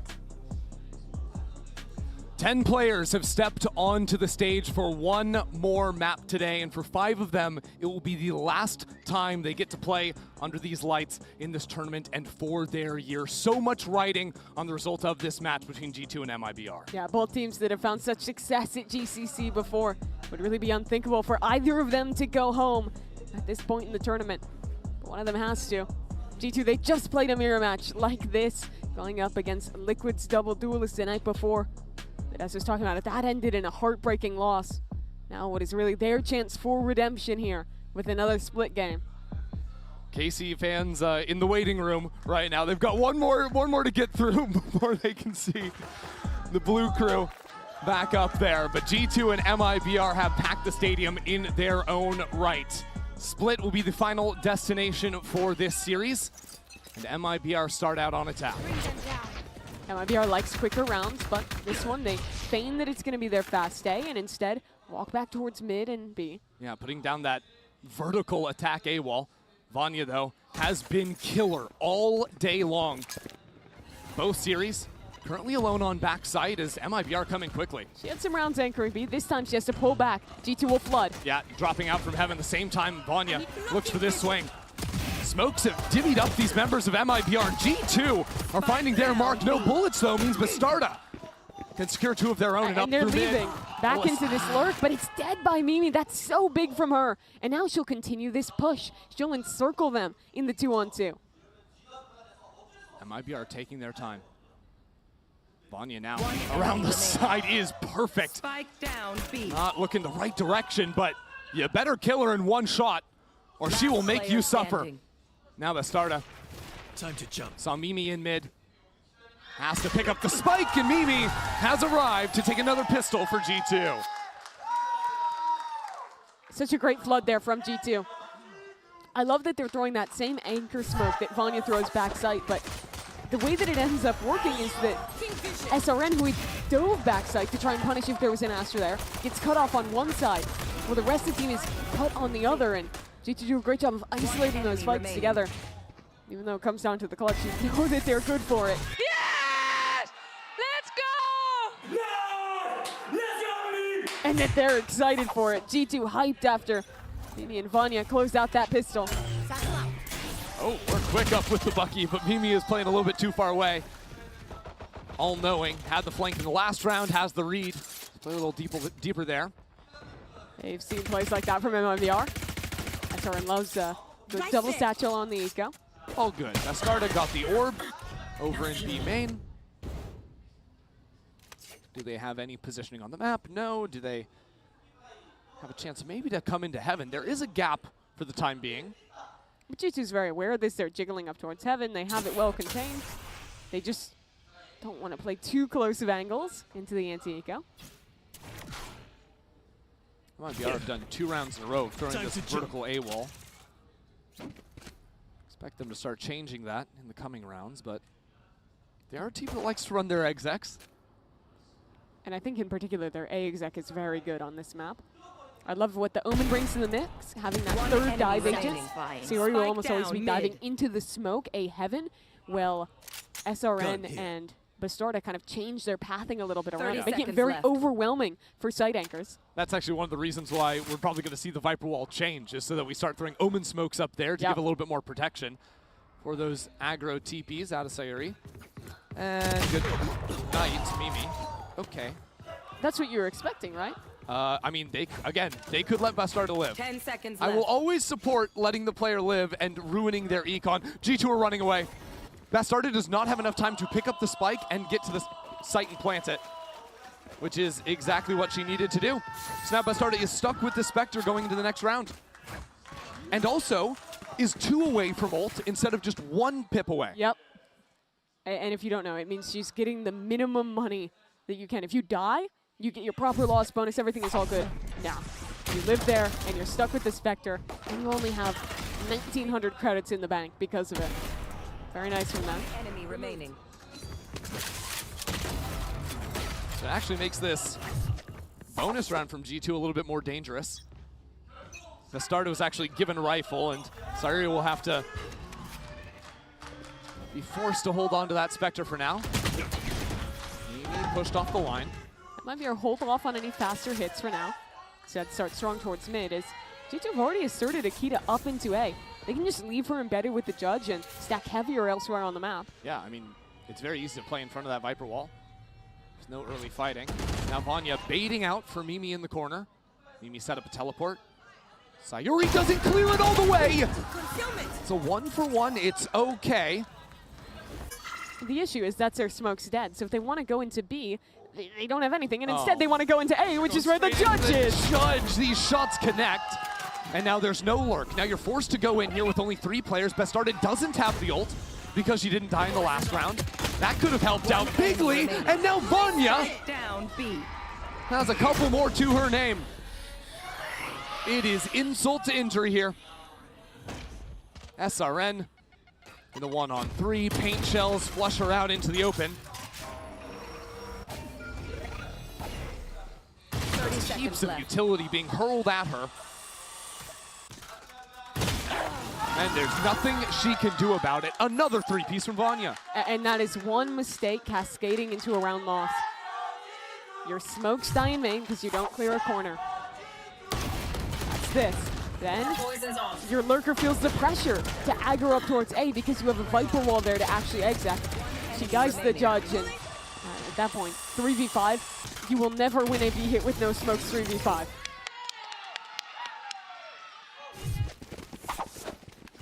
So MIBR forced onto an eco, changing their Viper wall now. Cutting through. Just sending 5 players over towards ramps early on. Good night. I've been so impressed with Petra's mechanics this tournament. I think she's really locked in for this event. One of those players that I feel like always steps up when she gets to play LAN, play in that environment that she's been competing in for literally 10 years. Of course, when you say it, she will drop. Yeah. Ooh, there's a little gap here inside of the smoke. Lucky for MIBR, they've gotten past that gap for now. Unluckily for them, there is a crossfire being set up. But Mimi is low. I don't know if it matters. With that pick coming down over in B main, though, Sayuri is going to be able to sprint over to the B side and get a plant. This is scary, though. There's going to be an orb available in the post plant. Sayuri will keep up with her teammate, but they're slow to actually get this spike down. It's taking a lot of time for Sayuri to get here, so all 3 members of G2 ready to go. I like Lisa playing for Heaven on this one. And it's going to make it so hard for G2 to get out of this choke point. Lisa not going to be victim to any flashes. Now pops on through, headshot through the wall. Falling back, Sayuri connects. And now caught falling down. Hold on, G2 just carved their way out of that one. As MIBR fall back and Akita gives them the business. Oh yeah, she does. It was just an eco to start, but MIBR had a very real chance. Yeah. Opening up that gap to pivot back into B. I Give themselves a post plant. The problem is, so there's a clone sent into Heaven, and I wonder if the noise of that made MIBR a little bit more worried about getting backstabbed by a player up door. Yeah, hence why Lisa stayed there a little bit later, wasn't there to swing with her teammate. Because they had the opportunity for the crossfire, but not the perfect information to set it up. But here we go now. It's a double duelist round with the 2 ults you want to see. This should be MIBR's way back in, and it's no surprise to see them set up for an A hit. And yet, G2 have just put Petra on this side of the map, so easy to play some scouting, can try to fall away from this as well. A big win for MIBR would be to hold on to the showstopper for the post plant. They will. That is very good for MIBR, but they don't have Heaven control. Petra has held on to this. And G2 have 3 ults of their own. So ready to play this 5-on-5. Mimi. I'll handle this. Ready to scout this one out. Wall comes in. G2 have certainly arrived. And MIBR are playing with no space. All of them are backside this showstopper. Doesn't get a kill. SRN on the other side, though. And now playing on opposite ends of this wall. It's a mess on the site. It's Bedlam. And it's Amy to fall. MIBR take their first. SRN gets her ult off and lives because she tucks into the corner of the defender Aster wall. The rocket landed just outside of where she went. She tucked in, lives, and helps to win that round in the end. That wasn't necessarily the one piece that won it. Instead, I think you have to give credit to the way that MIBR had held on to some of Bastarda's flashes to re-swing in as that retake came in. All in all, that's a very important round to win. Both teams used 2 of their biggest ultimates, and it's MIBR to take it. G2 actually used 3 at the end of the day.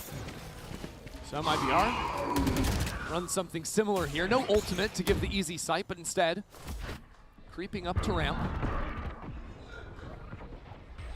Mimi teleports away. And at the same time, look at mid. Akita all the way up here, and Sayuri's looking the wrong way. Pain shells are going to force her out. She gets away just barely. And now this forces the Excel on A, so Petra under pressure. Ooh. Steps away from the ledge.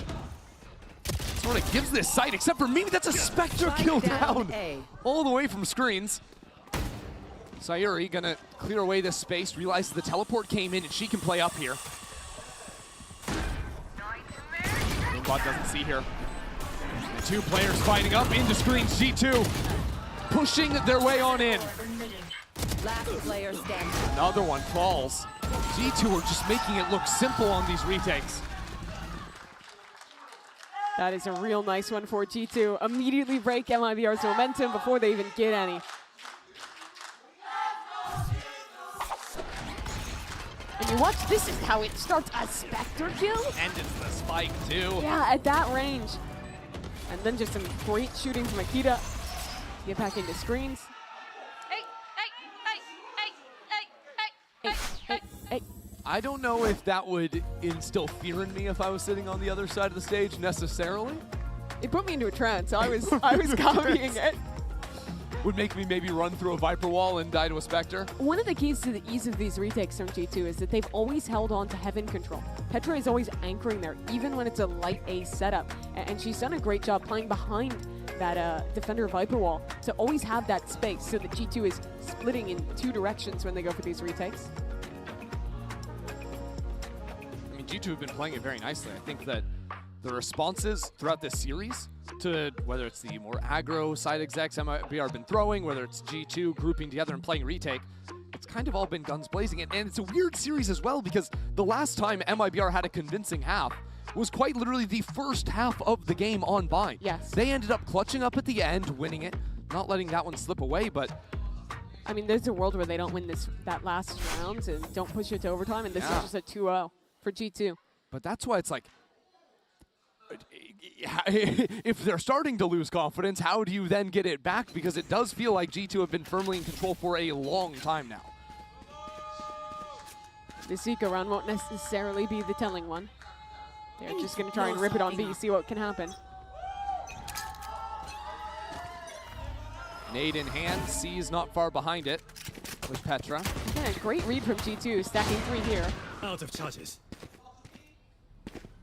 Get a little bit messy, because MIBR are real close to this wall. Now swinging on in, the paint shells get a few. And MIBR have done some good work on this site.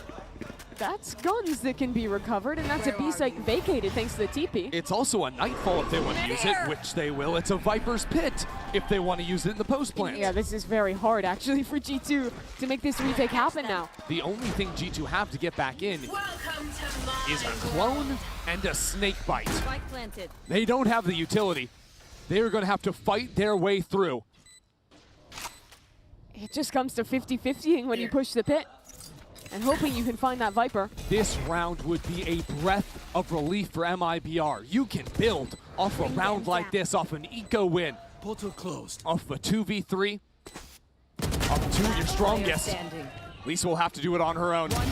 No one beside her. Lisa repositions, but cannot see it through. Heartbreak for MIBR. They got 2 ultimates. They put them both into that round, and they lose it again. And the way it goes down, so close to making it happen. But again, G2 showing first off a great read of how to play this on the anti-eco. 3 players fighting into main. Even though MIBR trades favorably, when they get into this retake, it's the bait from Vanya, Mimi on the follow-up, and then this third punch ready to go on the flank. Bye-bye, bye-bye, bye-bye. And Amy waves goodbye. And well, it's heartbreaking. It was the eco. And now you look to MIBR and ask, what do you have left? Got to do something this round, but G2 have all their tricks to pull out on another swing round from MIBR. Viper's Pit pushing down into mid. Even with the double dive, it is so impossible to get into that pit. Well, right now MIBR are just kind of waiting to see if G2 are going to do something out of it. But it's paralyzed them a bit. 2 players out of B, 2 players out of A. G2 might be doing something. Mimi postures up A main. Has a teleport ready if she needs. Both Prowlers and a C's burned. So that means you will never get into the pit 100% now. Oh, this could be ugly. So if they go back B, Vanya's here. Which means that there's quick rotates through mid, whether it's Amy or players running into the pit. If Vanya just needs to stay alive. You don't even need a kill. So she sees a shoulder, calmly walks away. And set up a star to lock herself into backside. That might make you think that Yoru's already here, but no, it's just Vanya. The rotates are already coming in. Vanya bullied a bit now, but Amy has showed up. Amy is here for 2 more kills, and Sarah's getting dragged around on the floor. 30 seconds left. The rest of MIBR I think you save, it's over. Oh. Spike is down on B. MIBR do not have an answer. Not in the slightest. And it wasn't like G2 created some chaos in the mid-round. No, that was a Viper's Pit that off was the rip. literally just a Viper's Pit off the rip, and I think the big problem of that is using 2 Prowlers to re-clear A main. So you have no tools to actually get information. Mimi just sits there the entire round without a problem in her sight. And it just feels like Sunset to me. G2 a step ahead in the defensive calling, winning out in every clutch. And MIBR seemingly losing confidence. It's odd because MIBR felt to me, much of them domestically, preparing even the early games of the tournament, they seemed far more decisive than they have been playing in the last 2 rounds. This is a team that is a little skittish. They're kind of waiting for G2 to do something and then see how they can react. But when G2 doesn't do anything, MIBR seem a little lost. Fizzle out. Yeah. So, okay, maybe an earlier mid-fight could be something, see some control on the map, but... By the way, I don't think they've ever had mid-control this game. No. And it's hard when there's that orb going down. Nor have they really had a main control in the rounds where they don't just exec A. Here's Mimi. Mimi overstepping just a little bit into the stinger. So that's a gift. What can they make of it? Oh, and they're pushing up behind it. Okay, MIBR. Don't waste any time. Go off that pit. Keep on coming. Amy is waiting down inside of the vent. Now Petra stepping forward onto ramp. Those shots finally come in. And she could play spoiler for MIBR. Another low buy round for them. Another one they could easily win. But these are 2 players that have been scary in the clutch. If Petra even gets one, I do not want to play a round like this against Vanya.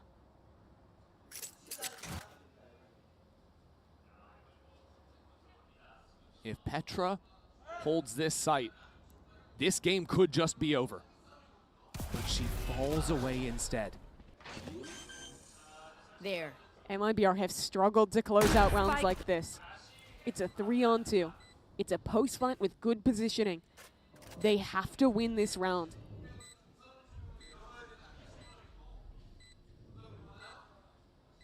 G2 are taking their sweet time.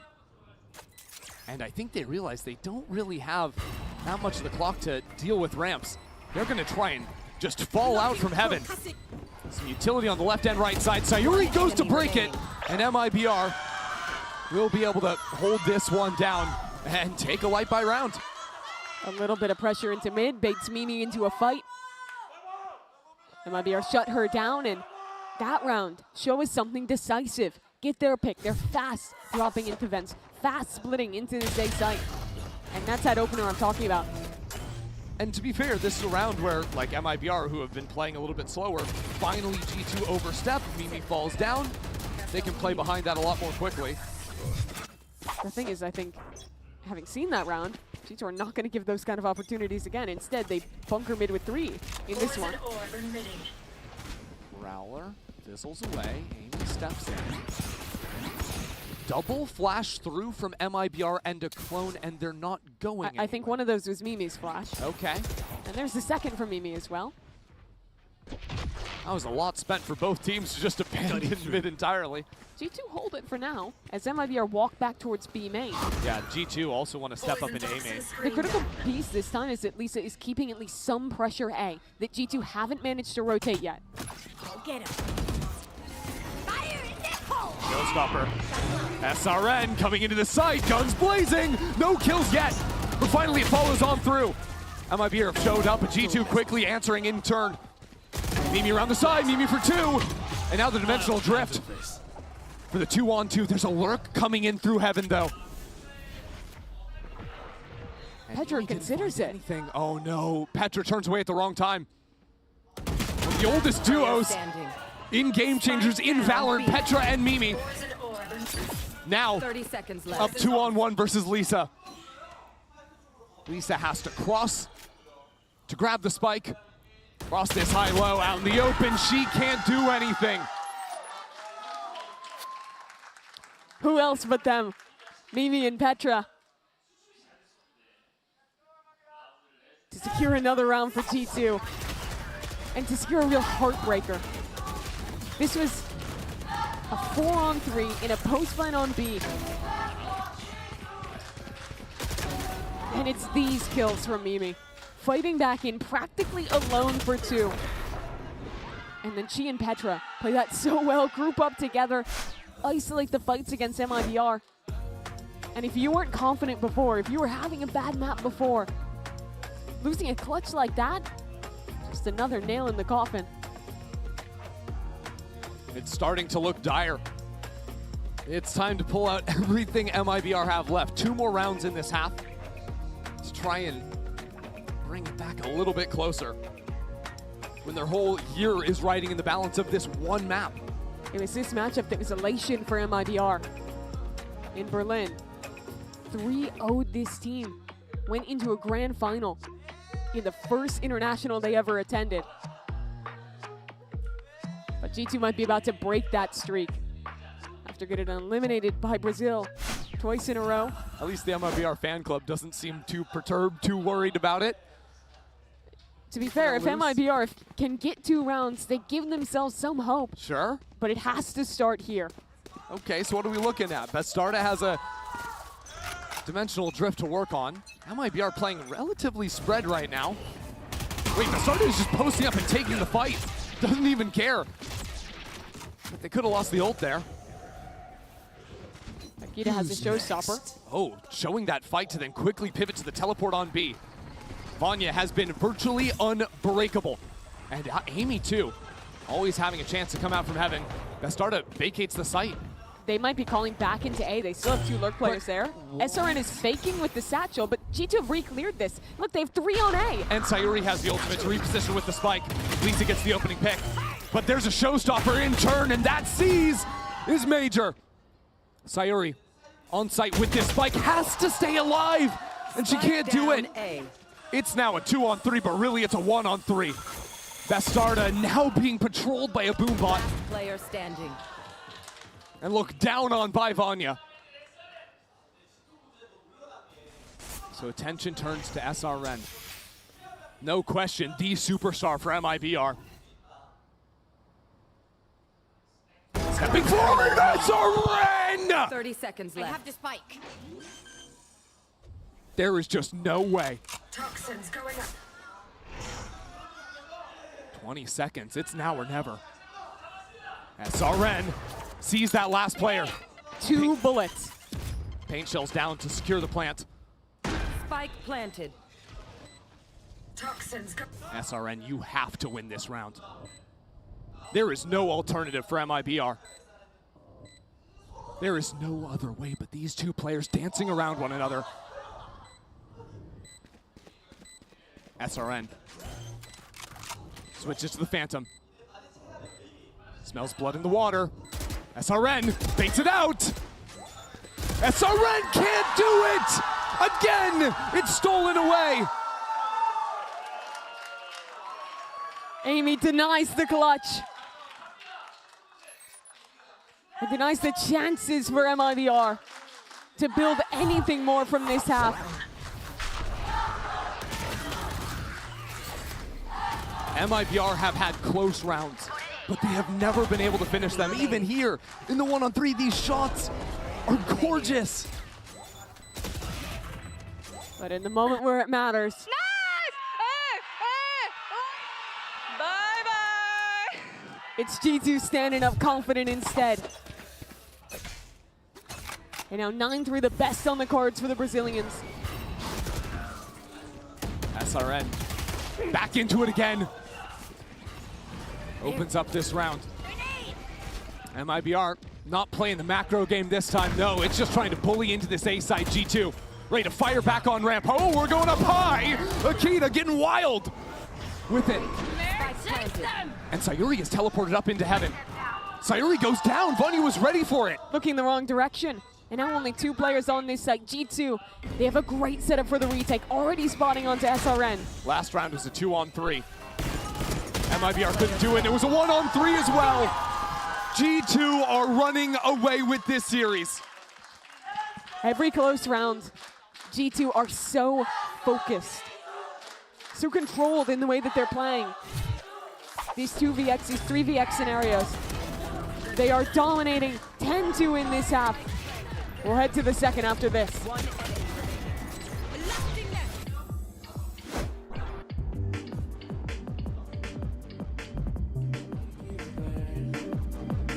as I make you burn. Yeah, I wanna watch you burn. I wanna see you burn. I wanna hear you burn. Yeah, I wanna watch you burn.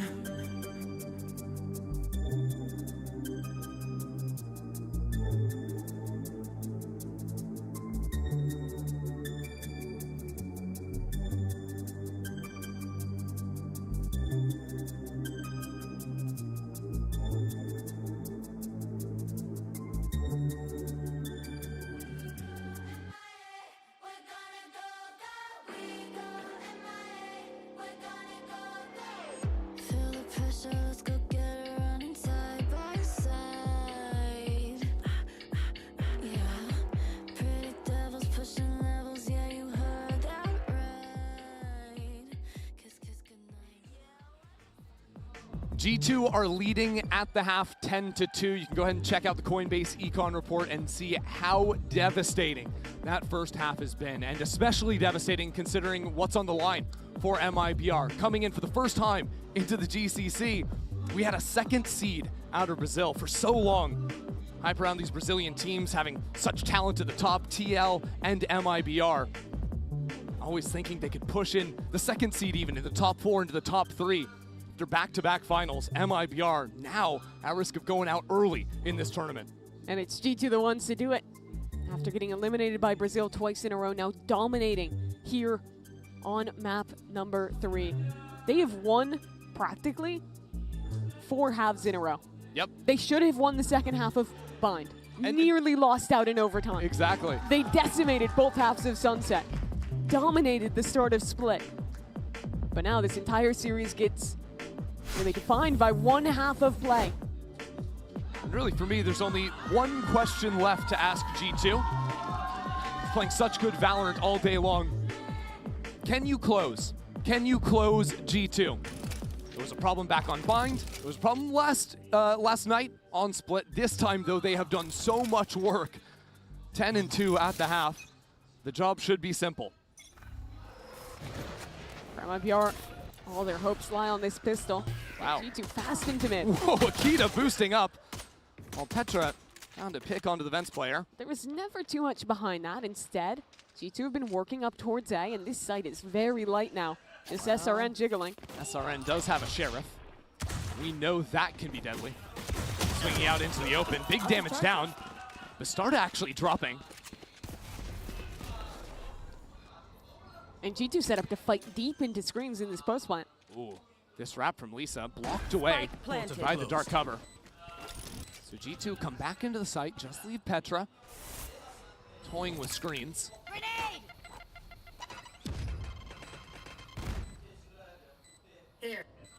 MIBR, diligent, clearing out these positions, but the fight in heaven will be major.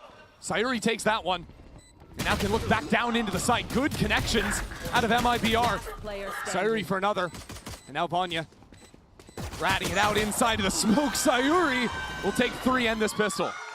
Map number 1, when it was almost slipping away, it was Sayuri to step up with a massive clutch.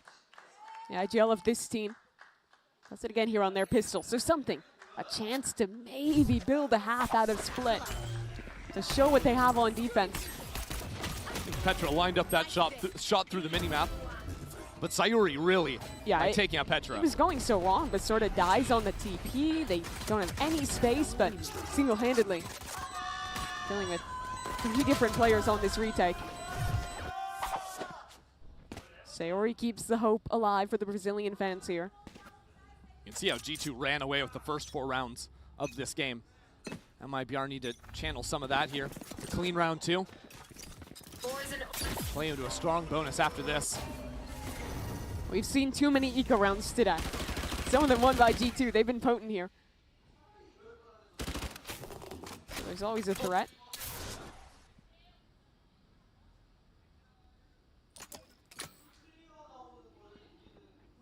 Akita's really just waiting for a jump peek or a jiggle out of the male player. That's a late wall to go down on B. Makes you think that there's more behind Amy. Yeah, well, Amy jumping and seeing a high-low. She doesn't want to contest that. Good connection. Out from Lisa, repositioning quickly. We'll add another to the kill count. There. Oh, we're just getting a paint shell kill. And a little more on top of that one. All right, I would say that's clean from MIBR. Certainly so. They only lose Lisa. Let's contrast these teams. If MIBR's win condition on attack was their fast executes with the double duelist and getting the Starta and SRN active, despite playing almost the same comp, it is so different for G2. They play some of the slowest rounds you will watch. And oftentimes, Mimi, like she did on Sunset, is making these very late pivots into sight, sometimes without even a lurk to call back into. She loves playing with the mind, figuring out on the map in her head where MIBR is rotated to, and taking the risk on her read late round. So it's important for MIBR not to over-rotate, to hold on to their site. And it's important for their site anchors to be having a good game. True. Well, Sayuri started off in a good way, but there are prowlers to force her back. And the rotation was a little slow from Bastarda to clear that prowler. G2 force on in, jumping through this. With a flash and a stun to boot. Time to jump. But these are those rounds. Another team they might have excelled in to be not G2. But if Amy dies on this lurk, problems are abound for G2. The thing is, I think she has a pretty good timing. Yeah, Melissa spots her, but will fall regardless. SRN out from heaven. Sees the hunt coming out. Now peeking through the smoke. That's a great timing out of SRN. And now with Bastarda teleporting into the site as well. MIBR starting to swarm just a little bit. Bastarda needs a couple here. Her teammate has a judge. Bastarda needs to do it all her own. That spike is stranded out in the middle of nowhere. 20 seconds left on the clock. A snake bite pushes them back to Bastarda. She's looking for it, sees them both. Bastarda has done enough, but it's not in the end. Akita instead steals it back in a 1-on-2. How many times today have MIBR had someone clutch up, get it down to 1-on-1, only for G2 to win anyways? G2 does not care about your heroes. They don't care about SRN.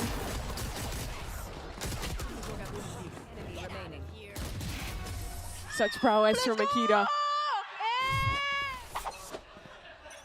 G2 have been loud today. No doubt about that. Despite winning the round though, G2 are broke. And Akita off a hot round already dead. Hey, I really like that setup. After the double dive comes into the ramps, flash through the wall from Bastarda. Sayuri ready for this lurk as well. So they can't win the bonus, but they can stomp the next one. Over in a flash for MIBR.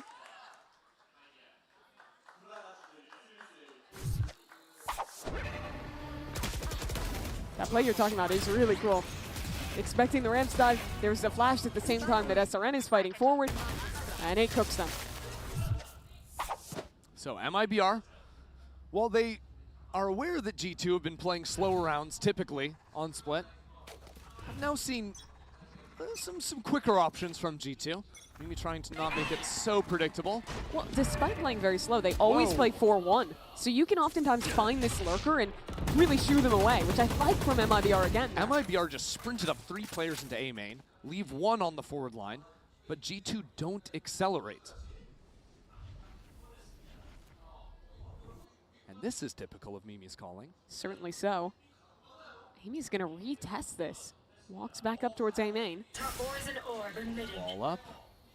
Oh, sees SRN, and now she's But that pulls out Bastarda Steepy. So now it's 3 heavy towards A, and that might open G2 to call back into a B split. Oh, Nightfall out. Lisa trying to dodge from that one. Still gets decayed. The G2 waiting behind this orb. That's a really deep orb. There. They've slowed G2 down. Lisa on a gnarly angle. Here's the fall. Takes one down, takes another. Oh, Sayuri back on site. If she can bunker down, it could have been enough. 30 seconds. Now it's a 3-on-3. Yeah, straight up retake. G2 used the Astro Wall to secure the spike. Oh, Bastarda! Whoa, what is going on? So quick into the site. That is a monster play from Bastarda. Her team wasn't really even set up to fight with her. No, she also had a dimensional drift. She could have used that on the play. No. That's the kind of play, if she dies there, we're saying that she threw them that round. Instead, Bastarda the monster wins it alone. Look at that. Here's a drop, just takes her timing out. There was more thought put into that. Melissa threw out a seize as well, trying to catch those two players. Even still, it's such a high-risk play. No one else, like Melissa couldn't really swing through the Cosmic Divide. Oh, no, the spacing wasn't good with SRN, but they just trusted Bastarda to make the play. Wow.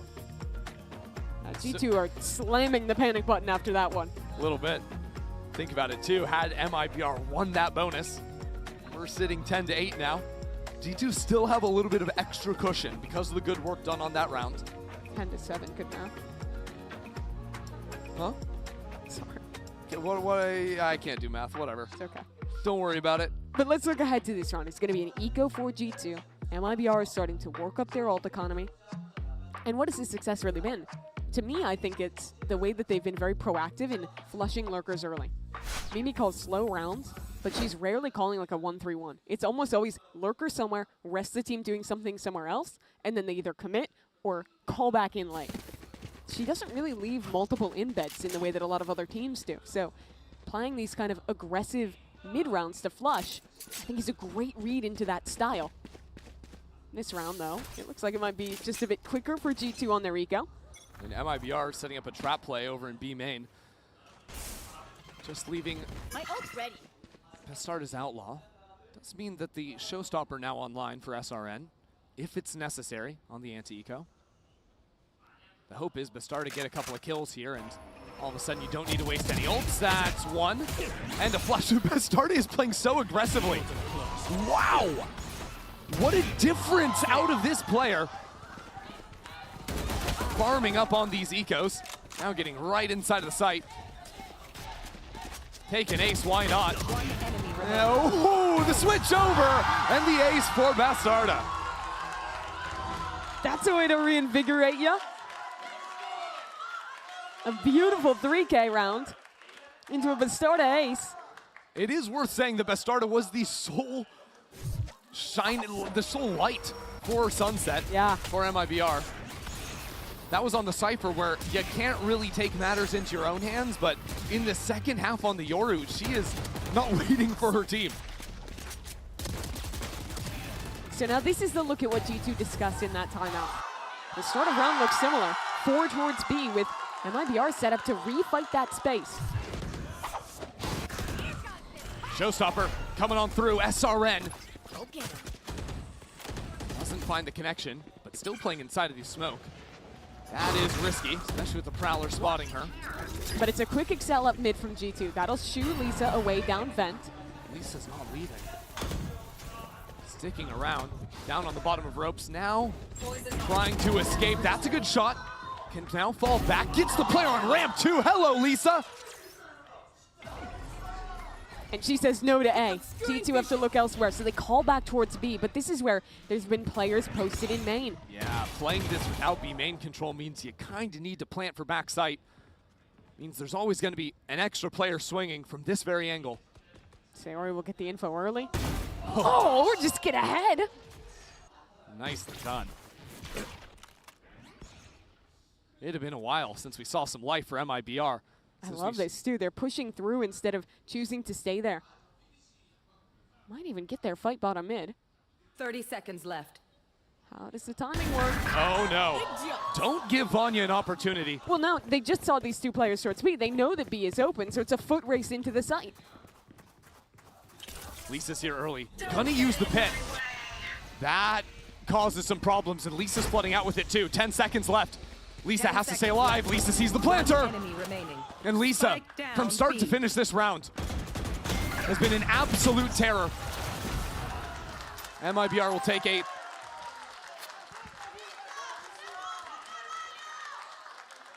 The only rookie player out of all of our Brazilian teams, at least as far as GCC goes.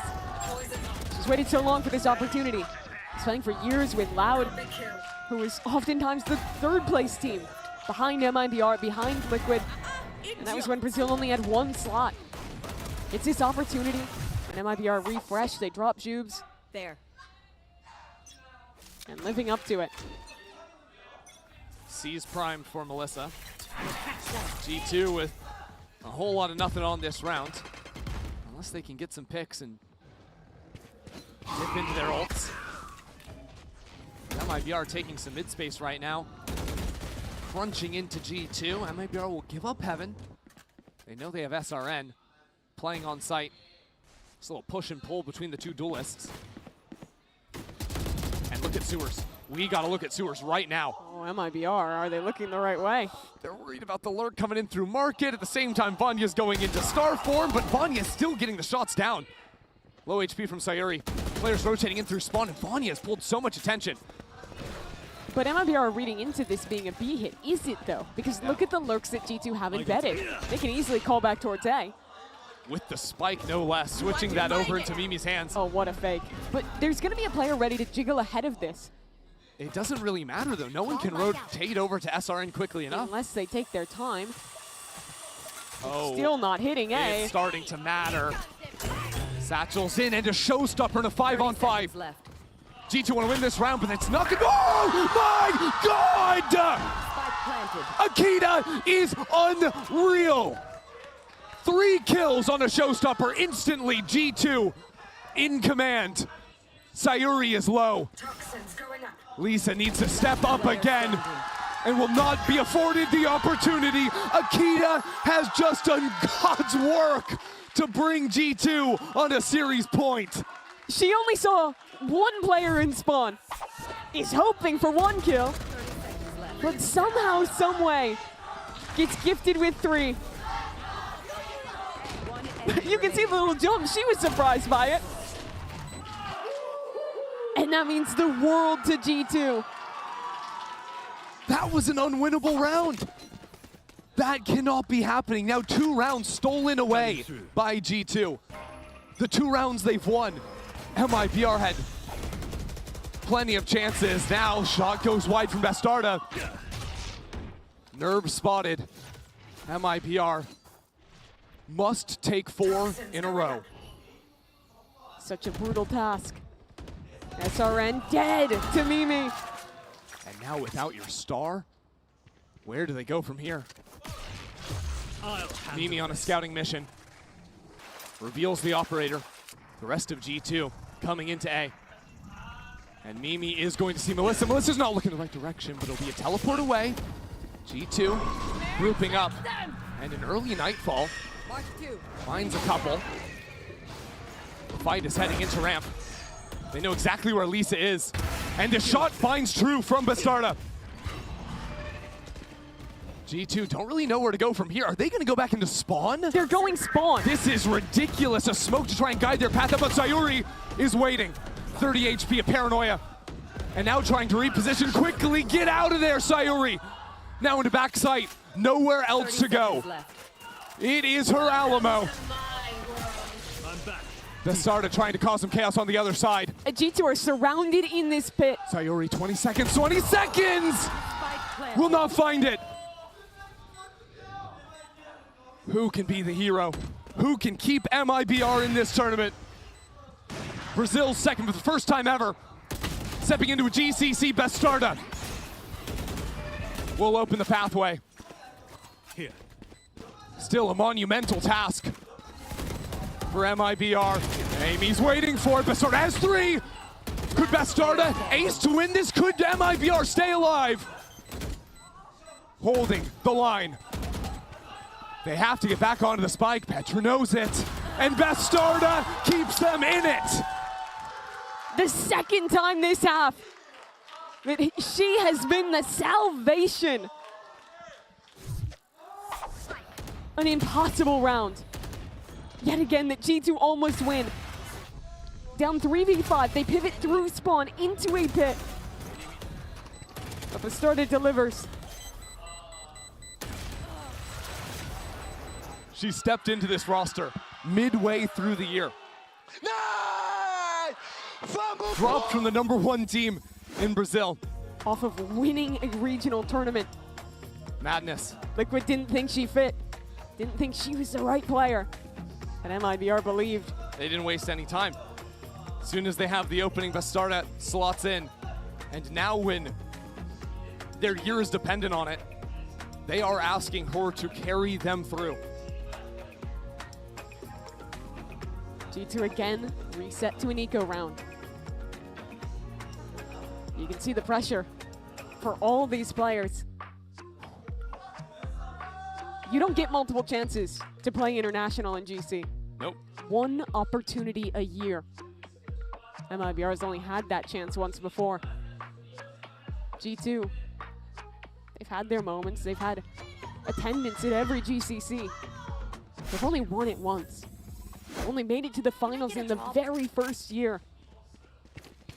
We have more players on this stage that have been in a Game Changers Championship final than haven't. And yet, half of these players are going home after the result of this map.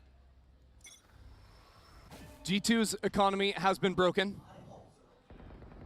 Hasn't necessarily been a problem before. Yet Akita has a hero gun. And these eco rounds have been problems before. That nade onto Sayuri. Tries to come up against the wall and stay alive. And fires back straight at G2. Very tempered opening from G2. This is standard. They play their 4-1, they take one main, and see what they can find. Big thing for me is Akita does not have satchels. Couldn't afford to go for that. Valuing the heavy armor and the Vandal. Nor does Mimi have a TP. There's no real way to excel into B. So you just gotta play fundamentals. Play good spacing, play for your trades. Swing together. Sayuri hears that, drops down another cover. The rest of MIBR coming into the site. Bastarda has arrived, and there's a pocket to play on Bastarda again. Opens it up, Sayuri behind it. Spike down. MIBR, stay calm. 2 more rounds. The rounds that G2 have been calling, the rounds they've been winning, have been frankly ridiculous. It is slow at the start. It has really come down to very last second pivots. Like, this has been a game defined by the final seconds. Is that how G2 want to continue to play, or do they pick up the pace? Do they accelerate something different here? No team really has ults to play with this round. I asked it at the start of the half. I'll ask it again. G2, can you close on split? Where are you? Quick, into this A site, out from heaven. Akita was waiting for it. The flash is in, and G2 are running them over. No duelists, no stars. It is Sayuri and Lisa. Face your fear! And they're severed. Lisa trying to be a hero. Well, here she comes. It's all even again. G2 fans silenced. A year hanging in the balance. The paranoia is perfect. Lisa once more, and Sayuri will get it again. Vanya on the other side has this pull, but it sucked to happen. The pull is bad! It's bad! And Vanya isn't playing for it! G2 can't close. They can't win that round. They can't even stay alive. That is a year-ending mistake. And on Vanya, of all players. She has been perfect this series. And of course, it's not going to be the gunplay where she falters. She's too perfect when it comes to that. But an inch on that star Last player standing. has cost G2 their chance.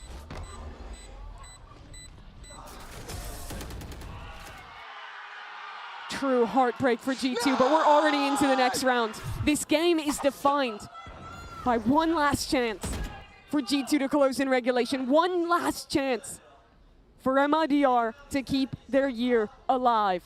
We were asking for heroes from MIBR. Now we need a hero from G2. Those ugly thoughts in the back of their minds coming up again. What happened less than 24 hours ago? What happened on Bind? And look at the money. Half armor on 5. Bastarda's bought an outlaw.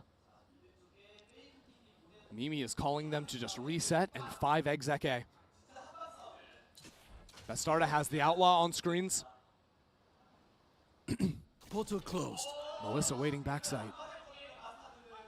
We're going to be down to the wire again. Bastarda and Melissa sees the pathing. Melissa is down. But Bastarda wastes no time getting back into the site. Bastarda is lethal. I mean, look at her! But it's a 2-on-2. Amy's worked up towards heaven. The plant to come down from Petra. Amy's position is so good, but there's so little time. If the spike dies, SRN and Sayuri can just get in here. The spike plant is canceled. Petra's trying to run as Amy falls down. Petra is in a 1-on-2. There is no time. She must plant. We are going to overtime. The second night in a row. The G2 gets sent to overtime on Split by Brazil. It was 10-2 at this half. MIBR stood absolutely no chance. But through the heroics of Bastarda, watch it and appreciate the brilliance. How many rounds has she been the solution? So many. 28 kills. Wearing a different jersey than the last time she played at GCC. And now G2. The hands start shaking. You are in overtime again. There is no more do or die. You thought you had already won this series. You could be in the upper final already if you had won in this exact same position 24 hours ago. MIBR wastes no time. A wall into the site. Bastarda charges forward. And Sayuri up on the ledge from heaven inside of her smoke, playing off the seas. Dancing around as MIBR secure the plant. How did G2 get back in? They'll refight towards main, but that means challenging Lisa. Lisa waiting inside the smoke, through it! Vanya on the other side, though, has tried to equalize. G2, it's time to lock in. It's time to show up. This was your half. Oh no! What has SRN done to them? What have MIBR done to G2? Where have they gone? It is match and series point. You are witnessing a team disintegrate at the hands of MIBR. You thought it wouldn't be their year. For G2 losing regionally, dropping Petra, picking her back up into the main roster. But then you saw the hope. Winning in stage 3. Coming in as one of the favorites to GCC again. But now 2 nights in a row with opportunities abound to beat some of the best teams at this event. And it's just stolen away. Unbelievable. G2 could have erased that bad history at the start of the year with just good placement in this tournament. And now that could not even be a possibility anymore. And now you look to the veterans, Mimi and Petra. More years of experience between them than their rookie Akita has been alive.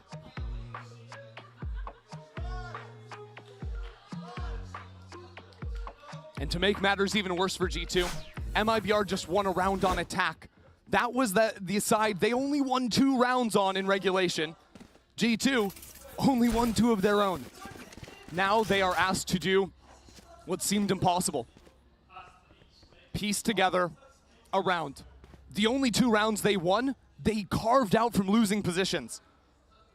But against a team who is so confident, who has just made every impossible scenario possible, and who is 1 round away from eliminating G2 for the 2nd year in a row. And G2 choose to play both sides of the map. Spike hovering in spawn, 2 in B main, 2 up ramp. G2 have been playing these slow rounds. And look at this position from SRN. No one has ever played this box in this game. But Prowler can always clear it, unless there's someone to break it for MIBR. Sayuri's not really in the right position to do so. If G2 contact out, it could be year over. It could just end everything right now. They're contacting into SRN. You just can't do that. Spike down B. It's falling to pieces as Amy drops on the other side and Lisa's come all the way through mid. MIBR deliver a fatal blow to G2's year and stay alive with the best comeback we've seen this event.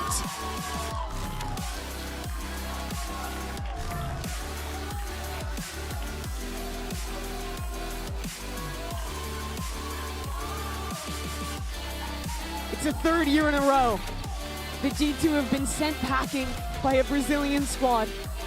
But this time it felt different. An impossible comeback on Split. On Bind as well before it. You see the heartbreak for G2 in the face of Akita. Posed against the pure elation for MIBR. This team, they had no business winning this game. Zero. It was only through the individual actions of Bastarda that this result was made possible. MIBR won 2 halves of Valorant across this entire series. The first one and the last one. But in overtime when it matters most, that is where they stood up. And where G2 ultimately could not close out in the end. They have to collect the team. You see what it means to them to lose out on this chance.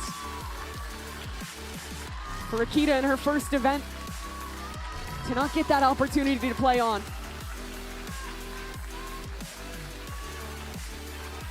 As one team's year ends, another's starts looking forward to bigger and better. SRN playing with the crowd, having so much fun under those lights. And why shouldn't you? After a result like that.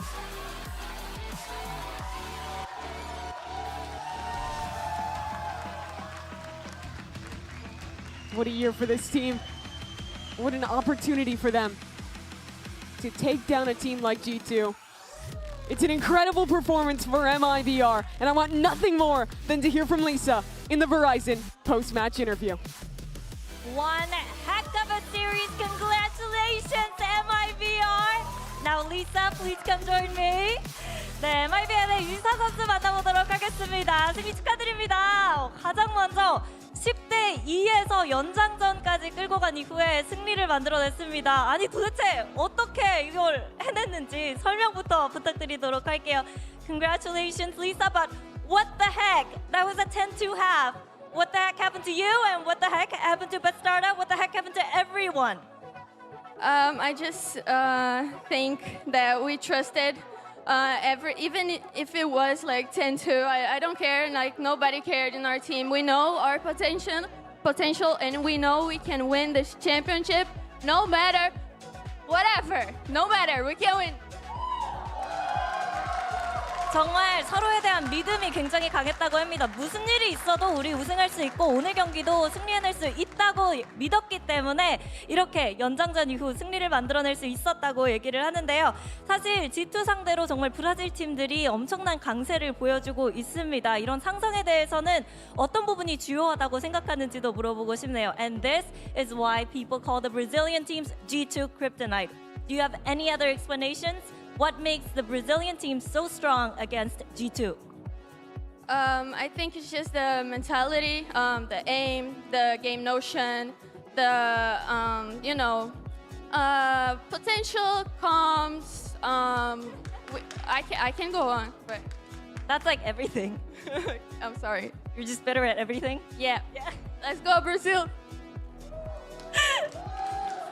에임도 훨씬 좋은 것 같고 커뮤니케이션도 훨씬 더 좋은 것 같고 전략도 우위한 데다가 여러 가지 줄줄이 엎을 수 있는데 그냥 모든 방면에서 좀 브라질 팀들이 더 잘하지 않나 그것 때문에 상성이 존재하는 거다라고 얘기를 해줬습니다. 이렇게 해서 리사 선수 만나봤습니다. Congratulations once again, Lisa. Can't believe you guys pulled that off. Good luck. Thank you so much. Thank you, guys. Bastarda and Melissa sees the pathing. Melissa is down. But Bastarda wastes no time getting back into the site. Bastarda is lethal. I mean, look at her! SRN And Sayuri can just get in here. The spike plant is canceled. Petra's trying to run as Amy falls down. Petra is in a 1-on-2. There is no time. She must plant. We are going to overtime.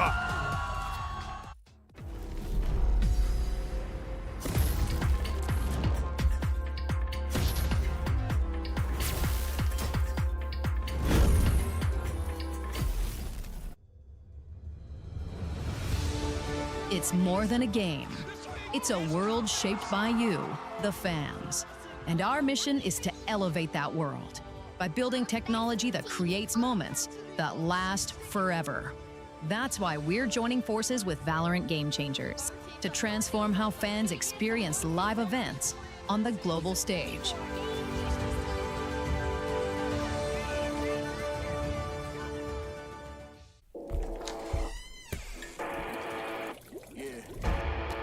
Let's go.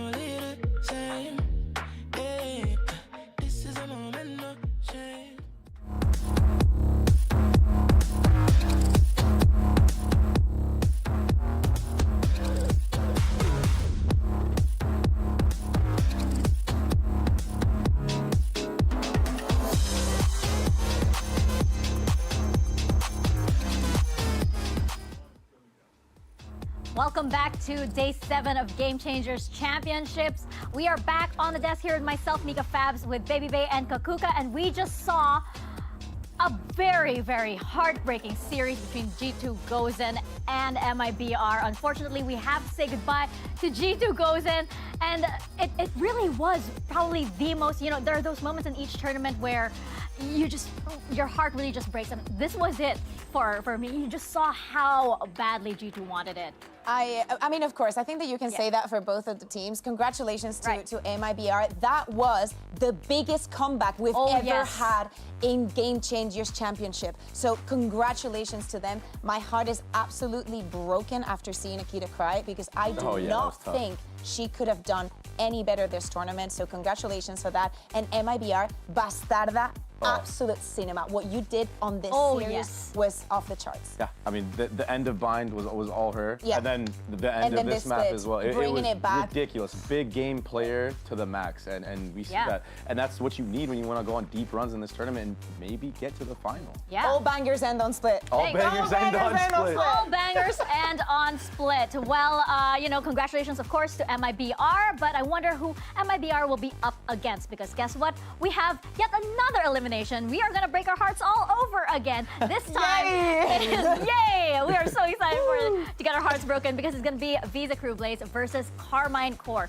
And of course, we did see KC yesterday, right? And they did lose against Shopify Rebellion, but you kind of felt like it wasn't entirely a loss just because they had such a victory versus SR, especially on Haven. When we sat down with Mel, she was saying how like she was completely read like a book and she was humbled. And it was the composition that was so shocking. I mean, like beating the standard like Gen G comp now with the Viper and Omen. It's not easy to do, and to do it with a comp that's not in the norm whatsoever. I think the last time we saw this comp was probably like years and years ago when Sky was still like refreshable flashes and stuff like that. It's insane. Yeah, what times? Good times. Where's good the time times. go? Yeah. But seriously, stealing a map in general off of SRG is amazing for you as a team. You're saying stealing as if KC hasn't been the most consistent team that we've had this year in Game Changers in EMEA. Like, I think this is a good way of testing the waters. And do not get me wrong, we all know who Shopify Rebellion is. We all know they are the enemy to defeat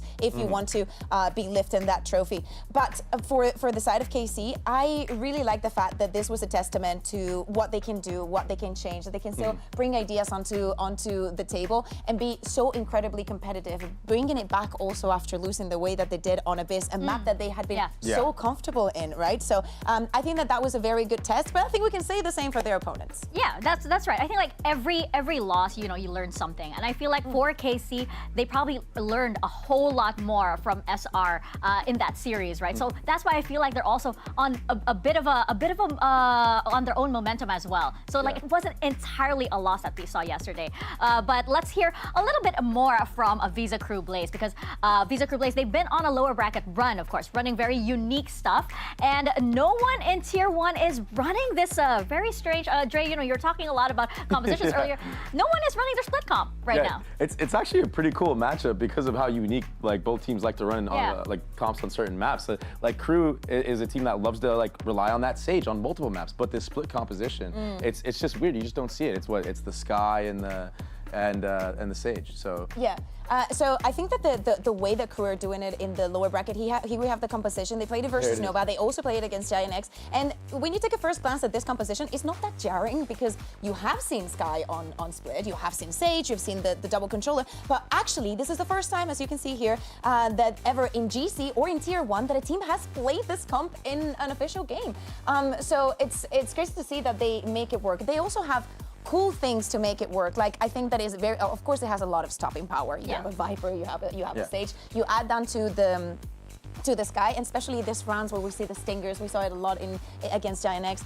You have a lot of like stopping that brute force that you can execute onto the sides. I think that we also just saw that on Split. And they also are very versatile in the way that they have been changing their defaults. So I really like that they are bringing in an idea that is unconventional, but just like G2 was making the Brimstone work on Corrode, they're making this work on Split. Yeah, I like that you mentioned, you know, versatility and the creativity, because we tend to, maybe a lot of people might forget that Crew, they have been such veterans here in the scene, right? Especially, you look at, you know, a player like Conir, for example. There's so many ideas that she's seen, and that's what lends to their creativity and their versatility. And even Mel, when she was here on the desk with us, she had a lot to say about Crew Blaze. Let's hear from Mel herself in the interview yesterday.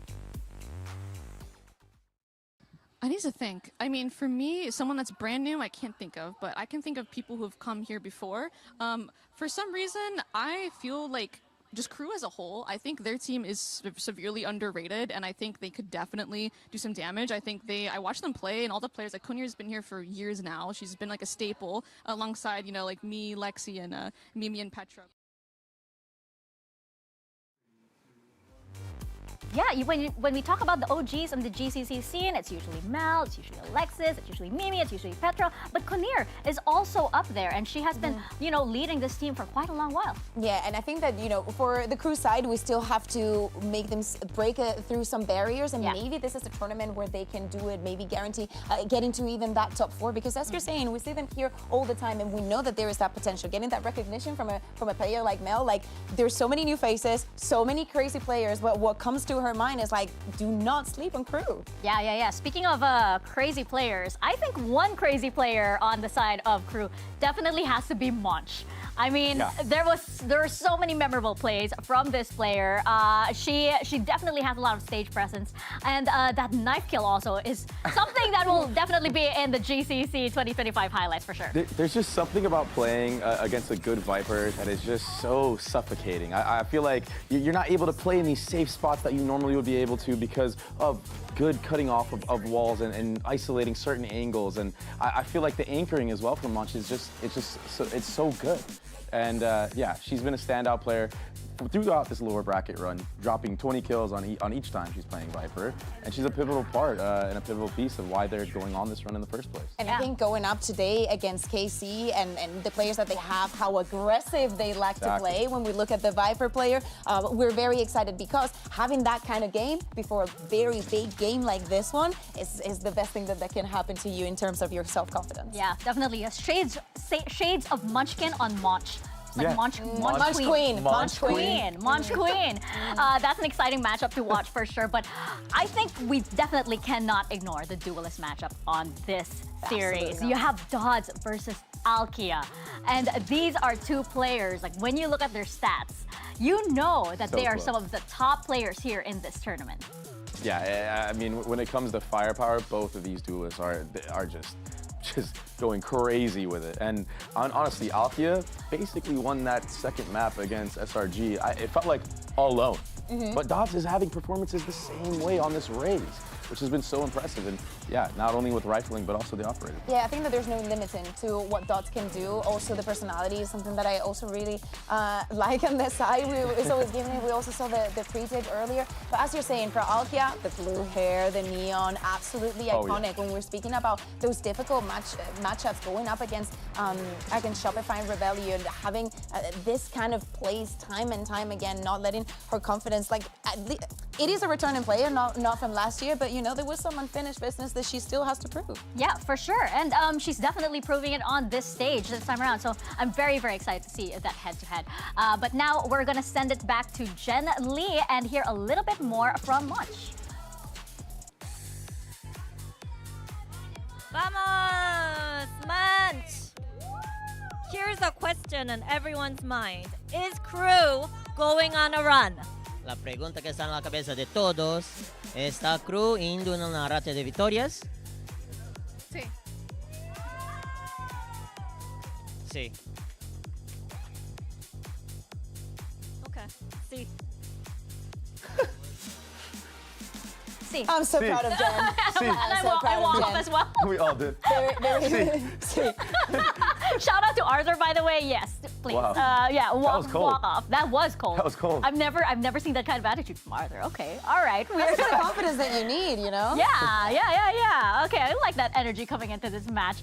And we talk about so many players here, but one of the players I think is a little underrated or maybe in the shadows or unsung is Anicilia here. She is definitely the one setting up so much of Casey's plays, and a lot of the reason why you have so much confidence on the side of Alkia is because of Anicilia. Yeah, she's a part of every single aggressive play, right? Notably on that KO, but also not afraid to take things into her own hands and hold down angles like this. I mean, look at how aggressive she is playing. She's re-swinging multiple times into the same players. But yeah, honestly, Mel was talking about her flashes on Haven as well. in this matchup and how unexpected it was.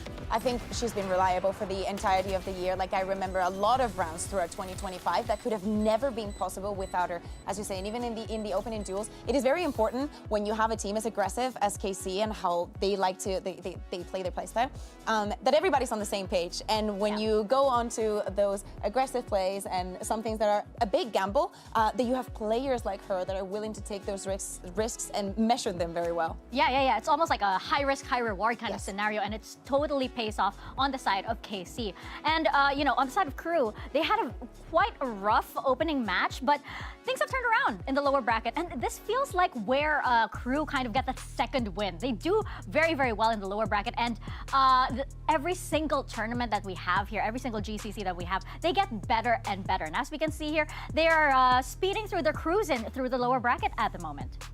Yeah, as we're seeing the victory versus Giant X, also against Nova, playing a lot of Haven, playing a lot of Split, is definitely working for them. They found some comfort. They're like, I think that in the first match, they're like second band Split, and they were like, I actually think, you know, when they bring in their comments, like, I actually think this might work. And it's been definitely working for them. So I'd love to see the confidence. I'd love to see that they're finding somewhere where they can deliver the way they have been. And it's hard to play against a team that is just starting to take names, like one team at a time in that lower bracket. Because like when you only play like... Literally that meme, knocking on the doors. With being the Grim Reaper. Like KC's next in line for that, and then, you know, maybe MIBR, right? Or not maybe MIBR, but yeah. You know what I'm trying to say. Maybe. But it's just hard to play against. Like it's hard to against the EMEA. I don't have anything against. I have nothing against EMEA. Hey, nothing against EMEA. Hey, I'm Pacific. We're already out, so we're just gonna take a look at the predictions from the broadcast team. Refresh our memories once again. I am on the side of KC this time around. I am 0-3. And you know what? So maybe I should have voted the other way around. So if I have my heart broken, I still have points. Yeah. I think I didn't think this through. I know in my brightest you're times. You're on a lose-lose scenario. Yeah, it's a lose-lose scenario at the moment. But yes, but don't worry. I think we're gonna have a banger series once again because as we saw earlier, EMEA teams, they will go down swinging for sure. And hey, it's time for another elimination match. Are you guys ready? Absolutely. I cannot wait. Give me more. Yeah. I just don't like. Can Crew handle the aggression of KC? We're gonna find out. We're gonna send it to the stage and bring out Crew Blaze and Carmine Corp.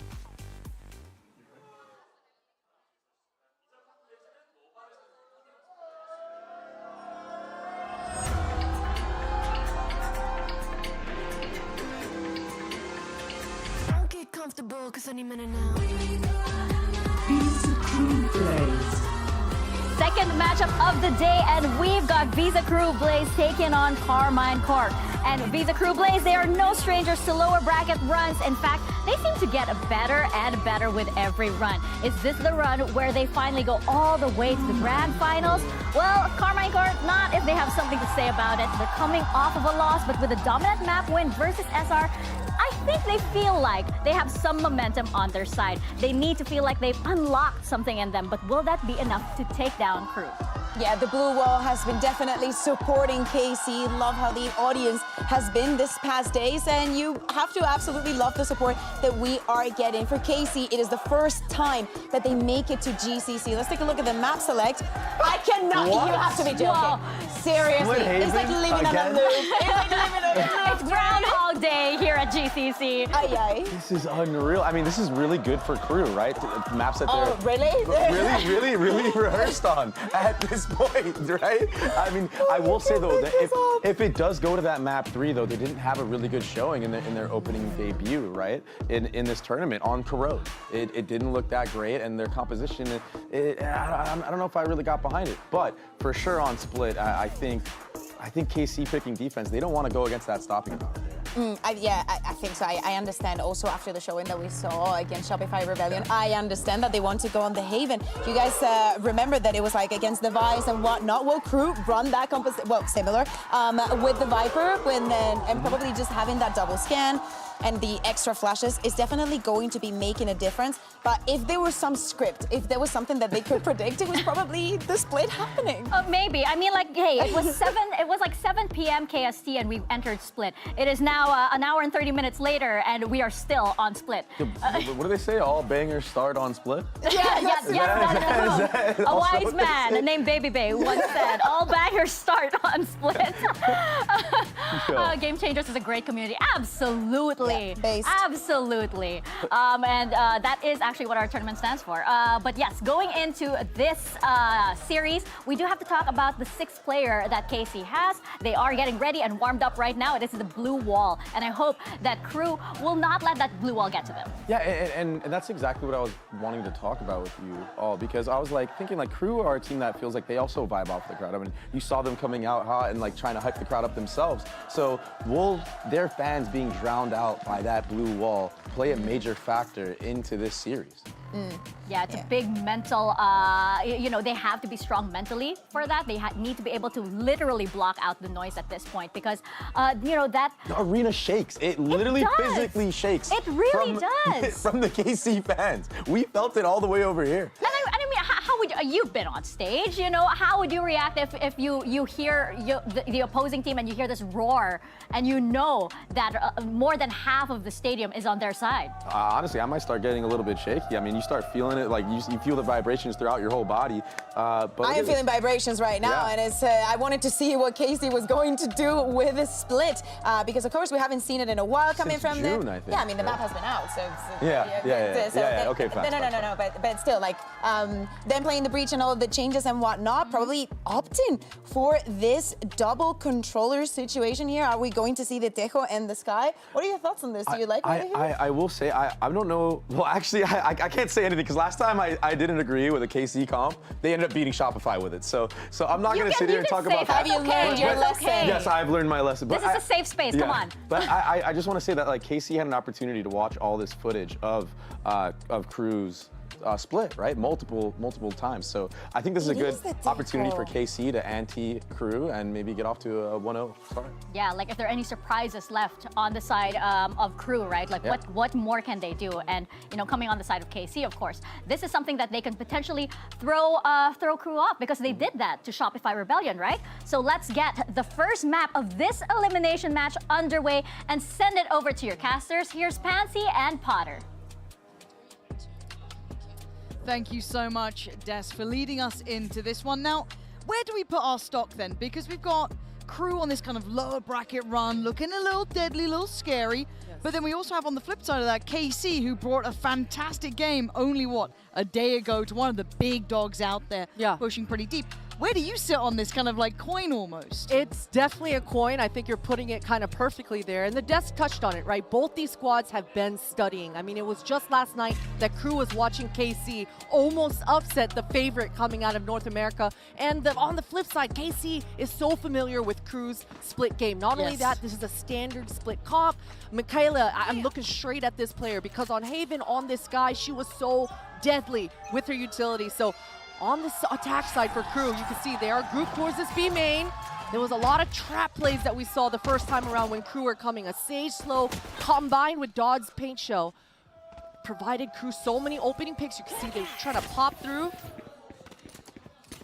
And yeah, these pistol rounds, Lauren, I'm fully expecting just a grouped up swarm kind of factor. And Crew, they need to be loose and they need to have a hot start.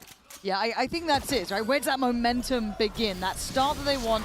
Good paranoia to stall, and again, seeing Tejo here, I'm going to have to keep my mind a little fresh on how he plays out in this, because it does provide stall, and that's the pop on the flash. It's just brilliant for KC, reacting perfectly on the scale up towards the site, and now the predicted catch on that mid pressure. Monch can get one, but a second found. But overall, KC very prepared then. Very prepared indeed. And you know, when you look at the composition coming out from KC, they have so much stalling power, so much utility. Those missiles coming out from Glace to Tejo, the Crew, they're gonna have to not be hesitant like they were here. Either explode and full commit to it, or draw it out and default. But a little bit of hesitation on the pistol round, that's not what you wanna see from Crew's side of things. You can see the idea, what they wanted to do. Yeah, the concepts there. Yeah, place that stage wall, slice the pie, cut off one of those lines, and really scale through. But something stopped Dodds, and that something was KC's utility. And this has been a conversation we've had on a couple of times. There's already actually GX doing really well here. Comfortable to set a bit of an established approach towards that B main side, but Crew have got sheriffs and they've got 2 kills, so GX has to sit back. Still has a paranoia in case there was further pressure. Didn't need to pull the cord yet. 2 flashes still with Michaela as well, so utility on both sides to play with. Safia doesn't like this, right? Going to try and slip through middle, going to get themselves posted over towards that mailroom side, but this is going to be towards A. It's a deeper position for Glance, though. Pushed up a little further. Utility, I don't want to say limited, but down towards the end of things. Gonna need 2 here, and with those 2 flashes, a close flash. Gets out of it just about, but only barely to maybe do a touch of damage. But this is great from Crew. Working together as a pack. Plant should be on next. Don't think much can deny that. Good utility from Michaela, and you love the repositioning from her as well. Just slowly getting up and close and personal to the screens. You can see Biazik trying to create a crossfire with her, and Monch with that checkmate lurk up A heaven. This is such an optimal position for Crew. No, Crew are doing everything right here. Can you isolate any of these? It's a great start from GX. 3rd in the round, but they need to get going. That wrap now noticed. That tag coming in from heaven. A smoke still for the site, but it's tucked in the corner. A predictable spam potentially, but a few started. GX isn't moving down low, but at least got towards half. Zafia playing in the smoke. Time running low, you gotta hold this down. Munch, great push in. And they're already on their feet, giving it back to the crowd. Every single bullet was missing through that smoke, but one Sheriff Stray just catches the diffuser, and I gotta see how close that bar was, because things got so really close, it felt like, right? Yeah, and you know, we talked about those opening picks from Crew. They were just gifted 2 sheriffs to start with, and KC, they're gonna have to do a lot better than that, because that's exactly what a comp like Crew want, right? Double heals, the Sky and the Sage. They want to get scrappy. They want to find those opening picks. Well, Mastercard thrifty, turning round 2. Oh, man. Little headshot, but ain't going to do much now. This is Crew taking back control. And again, Monch, love that. Already kind of setting an expected capability. High-level play from them throughout this tournament so far. And a bit of a wake-up call for KC, I'm sure. Right? It's, okay, we can't go too far. Keep in mind, GX got some big starts in that round too, and it still fell apart. So a quick wake-up call. I guess better to find out early than late, as the previous series kind of ran too. But a frenzy, a sheriff, and just a classic. And it looks like Crew don't want to take too many chances. Regrouping towards B main. And KC. Oh, the timing is outrageous. GX on the frenzy. I mean, you couldn't predict that better. They were playing so disciplined as well. It's unlucky for the side of Crew. They should be fine, though. A little bit of hesitation. They don't want to just run into this stack. And I was just saying that Crew were doing a fantastic job defaulting and getting this B main control. But at least for the side of KC, they're aware of it, right? This will be the 3rd time they've seen this Sage Slow or plus the Pain Shell in combination. So they should be talking about that. But right now, Safia, she's all on her lonesome. Yeah, getting one would be great. That's kind of your chance. The door shuts quickly. Both GX and Glance going to work their way over, but this should be a sewn-up affair. Again, you're looking at 4 players. Fully rifled up, already got the res as well on Biazik, so you've got pretty much everything you could hope for. Obviously for KC, they'd love to do a bit more chip, they'd love to get a little bit of a bonus, at worst give it up to the spike if that's the case. So by all rights, I think what you were saying though about that B main awareness, I like seeing that competence early. So there you go, GX gets found, this is good stuff from Crew, kind of crossing the T's, dotting the I's, and I'm always scared I get that sentence wrong. Crossing the I's, dotting the T's. Same. I pause every single time, but That's genuinely, a tricky one. yeah, no, it catches me. I've never messed it up, but I'm terrified every time. But again, this is good signs from KC, even in a round loss. It's like, okay, they know what they want to do with this. They've kind of once again almost proof of concepted it in that round by rechecking towards B main. So far so good. Good to see that hesitation not really come through for Crew too badly, right? It didn't cost them too much. Able to keep the consideration and the approach in the right place. And I'm looking to see exactly how Crew handle getting gifted such an early Sage res. It's not the best ultimate in the world, but it definitely allows your players to get nice and loose. I wouldn't be surprised if we see an explosive opening here coming through for Dodds. You can expect a double satchel opening. I mean, with the Sky in your comp, you really give yourself those opportunities to be explosive and open quick. Yeah, but with Alkia here, and then you've got the Teo as well in combination with Glance, it feels like there's a chance for some good stall. and rotation Dodds. coming in, but a deep position from Dodds, fully blind though. Kinnear saving them. Surely just tucked a little bit deeper on Ram, so unaffected by the flash, able to just work out that problem. Still one isolated on the side, cleared. Crew looking lethal. Christine, they just powerhouse that site. It's simple. It's just straightforward, and you got to love it. I mean, Biazik was hot on Dodd's heel. Conir there as well, just a 1-2 punch. One of those players were anti-flash, and you saw the idea coming from Celia. That bird ping, she wanted to 1-2 punch them back, but those protocols, those I's being dotted and those T's being crossed, Lauren. That's the side of Crew. Crazy you went for that. After I bet my soul to you, man. That's crazy. But no, you're right. And those protocols, again, you could look at Crew and maybe look at Dodds or look at maybe Kinnear or Monch, these explosive players, super exciting, but the protocols are there. They're still doing the basics and they're doing it really well. Even on that fast ramp approach, dealing with that flash coming through from vents, really nice. For GX, just trying to keep hold of the Vandal, really. That's about all they're going to get in this. 2 will be remaining. But for Crew, great building blocks. 3 rounds, well fought for, and very well played. These are ticks in the box for me. Yeah, and if you're KC, you've got to be talking to each other about a buddy system. I mean, look at this kill from Conir, just completely ready and aware, just ready to punish and fill those gaps. So for KC, they've got to be coordinating a buddy system. They've got this Waylay in Alkia. It's up to the players of KC to set her up to be able to flood and actually capitalize off this Waylay being in this comp. Oh, because we've seen the best of Alkia as well. She's an incredible talent, very explosive, very mechanically gifted. Have to see if it comes online here, because the same can be said for Dodds as well. Not the most brilliant of beginnings, but the rest of the team there already picking up that slack, and it's very early doors. And there we go. Speaking of mechanical brilliance, lovely shot on the first, and the chip damage is in effect, and taking away Biazik removes the res, obviously, and that heal. Still going to have it with Sky, but at this point, GX took that TP over. Monch seems completely unaware. Where was the heads-up work from that, Michaela? Quick swing, though, so Plant's back on track, but I get a little bit worried at that point then. Yeah, things are getting dicey. I mean, Alkia is hot on ready with this flank. Being patient, but Dodds just ready on the trigger. And this crossfire now between Conir and Dodds is going to be deadly. That's a good stun. Yeah, well set up. Safia going to try and be working off of Glance's utility to get in towards Pillar. Kinnear playing on the other side of the smoke, though. Hard position to break, and it's unbreakable. Just 2 of them alive, but that's fine. It's what they need. They've got ults coming online. They've got everything they'd want. Crew are looking comfortable. And cool, calm, collected is Conir, one of the veterans of this squad, just making that look easy. And that's what you love to see from your OMEN, just quickly realizing you could just drop a smoke at your feet, cut off that choke, and just hard hold that smoke. Things got dicey on that low buy for KC. That's what you want to be able to warm up back into this defense-sided map. For KC, you can see they're changing things up just slightly. Just going to leave GX to her own devices, kind of bait out this utility towards this B main. They don't want to contest it anymore. And a slower round for Crew this time. They are so used to these last 6 rounds, finding those opening kills with that sort of aggression with the comboed plays, but just holding back. And it's a deep exploration towards B main. You could see that kind of further fact-finding there. A postured up player towards that A push out too.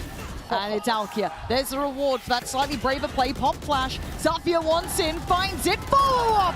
Good shots, great spacing. That's better from KC, suiting that slower tempo. Crew, let the foot off the gas, and KC are right back in it. And power in numbers, so together there is KC. And what a beautiful flash coming out from Celia. I mean, both the Skies on both these rosters have been throwing out perfect utility, and it all starts with this. I mean, Alkia, that's beautiful crosshair placement. And Monch, I'm not sure what the comms were coming through in mid. I don't know why Monch took that timing in that exact moment that she did, but for Crew, they want to distract just slightly a little bit more towards mid. Either way, though, Crew, this makes things interesting. Look at all these ultimates online, on board. Oh, I'm seeing an admin. I see it too. It's got to be a headset, right? It's got to be an audio. We're going to give it a second here. I'll get this one hopefully fixed up. And also, Obviously, they can't talk tactics, right? That's not the way the game works out here. But for Crew, they do have the full hand of ults. Yes. So whether, obviously they can't discuss it in this moment, but you'll be thinking it, right? You're sitting there kind of dwelling on it for a second. Okay, we can kind of bring out this full hand. And they still have a very good buy as well. Financially sitting in a very good spot, still fully able to purchase here. So no issues on that front. It was just that little bit of a different tempo they were playing with, right? They kind of didn't fight for the extremities that time, went for that later mid approach, which was handled very well by KC. So I wonder what the go back is now from Crew. They have a couple of rounds to play with. Again, they don't have to be too worried about that. So looking like hopefully this is getting resolved. It's all smiles, so that's not too bad. I worry when I see headsets off. That's when my fear comes in. Same. The admins have definitely been a little more relaxed though across the board this year. I feel like, which is nice because during these tech pauses last year, we weren't allowed to say a word. You would get fined if you say a word. Like hawks. Yeah, so I think this should hopefully be fixed up soon enough. Just going to do those final checks. Again, quick reminder, it is an elimination game, right? So you don't want to have those little errors, those little things going through your mind. You want to make sure everything's kind of in the right place. So checking that one out now, and hopefully that comes through nice and fast. And for KC, this isn't a map we've seen much of them on, but obviously they've got plenty of tape of Crew here, so they can kind of come in with maybe some expectations. They don't look uncomfortable. I'd love to see Alkia more activated. We saw that kind of first time taking that space over towards A side, posturing up for a little bit of a deeper fight. That worked out very well. Actually, the first kill to get Alkia on the board. So it'll be interesting to see if KC can now activate some of their individuals here. Having Glance quiet and Alkia quiet removes some of the bigger pieces of their puzzle. 100%, especially considering how deadly Alkia looked, especially on that Jet. So still looking to see that sort of same player comfort on that agent, on this new agent in Waylay for Alkia's side of things. And we mentioned it before, Lauren, 5 ultimates online on the board for Crew. This was a long pause. Sometimes after pauses like these, even if it's a tech pause, a little overthinking might happen. Sure. You start to get iced out. You start to over Band-Aid and over problem solve. We'll see how simple Crew keep it because they've got every win condition at their disposal. But there's 3 players on this B site ready, and there's the investments, ults galore, and they find very little actually. That did not look planned, and maybe you were spot on with this. Overcorrecting, overthinking. Counterseek is going to come through and confirm it's majority B side. Nothing going down mid, nothing going towards A. So they can keep this pack of players. A lot of faith in GX on that solo effort towards B, but because of this, right? The 3-play stack down middle. It's going to be a fight. It's going to be a brawl. And KC coming out on top. They don't need to stick around. They can peel away. Oh, that momentum swing coming through. Biazik at least has the Sage res available, and you can see that Crew, they want to reaggress and clear mid before they actually res through. This should make things a 4v4, and another missile coming through for Glance. And Glance's Tejo missiles, her utility is what stuffed Crew's hit and made Dodd's showstopper not get any value in this round. Glance's Tejo drone doesn't spot anyone, but this immediate dog after will get the sound cues and all the information that KC are looking for in this round. Safia is going to be on an island if they went towards A. They're not. They're looking to go through heaven. It's still where the vast majority of the pack of KC reside. They're still on site here. KC coming online. It's Glance again. A quiet beginning and a very loud end to the round. GX gets the job done. KC prepared. And that was meant to be the full hand. 3 big ults from Crew, and they find nothing. That is a feels bad for Crew. I mean, and you saw the ideas, right? Dodds was so explosive to start, but Glance, she had the counter ready. Not only does she have the missile, but that drone, timinged right, can really put a spanner in the works. And man, for Crew, I think a pause should be on the table here pretty soon, because they got to catch their breath. That they worries were up you. 4-0, yeah. Coach Potter's starting to kick into gear, calling for timeouts, and I actually don't blame you. Seeing that little shift there, as Alkia now on a different line, deeper line, seeing that versatility. That's scary for Crew. Gonna have to learn on the fly how to deal with this one. And this purchase is going to be lacking in some areas, right? Light shields. Dots? I think GX knows it, though. Yeah, GX is very aware someone could have slipped that smoke, but still gets outdone. Good trade from Glance, who's keeping this one together. Monch has slipped the net, but can Michaela get out? She can. Okay, so can make it towards A. It kind of goes in towards what Monch can do with 5 HP. Yeah, but she has the Viper's Pit, and Michaela's on the way with the heal. This should allow Crew to set up in a deadly post plant, but look at the ults coming out. Alkia and Glance. If Crew stay inside this Viper's pit, it is going to be hell. Yeah, I almost want them to try and play a little ahead of it. And here we go. You can see that utility being poured on in. Where do you run and where do you hide? It's going to clear through the site, and Michaela's going to find Glance. Hold on. They're holding on to this one. Alkia now with it all to do. Nice adjustment from Monch, slipping towards that CT side. Good work from Michaela. Pop flash out. The ult takes a fight and can dip back in, buying precious time. And Alkia's finding nothing here, getting no play, getting no options. I think she's turning tail and getting out of there. Very well done by Crew. I thought the odds were completely against them then. It looked that way. It certainly did. I'm not sure what happened with Alkia and Glance there, because you saw a beautiful combination of ultimates completely isolating both members of Crew. But Glance was all on her lonesome. She dived into the site, but I think Alkia heard something or a miscomm came through. They were very separated in that 2 versus 2 retake.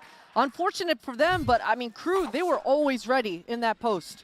Yeah, and looking back at the start of things, I mean, kind of from this point, you thought, okay, all looking good. Monch barely alive, but doing serious work on that isolated effort on the A side. Again, so many moments in this round feeling like Crew had that, or excuse me, KC had that upper hand, but still flipping as the buy looking a little bit shaky now back for KC. They're the ones suffering, and a pacey piece coming out from Dodds. Quick up towards ramp. But a deeper, more committed fight from KC. That is not one player. That's going to be 2 hurt here. There is even a third. Safia wants in. And they're sticking on this one. Safia digging deeper, taking the fight towards Dodds. And now they've got to try and maybe reset a little bit deeper. They don't need to stay around too close on this, but Crew looks like they want in here.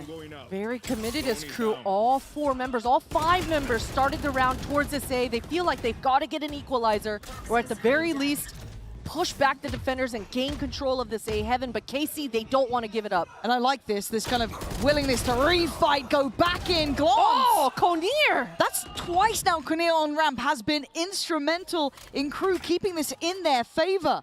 But Safia's still on this side. They should know she was around.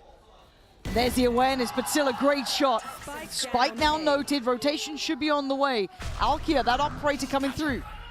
And Celia, not too far off, and Konir getting out of there, but look who's close by. Alkia, hello! Oh, wait, a missed shot! She can't go back for this one, and Monch just found Ancelia. This is getting sketchier, 2v2, and Alkia, hesitation now.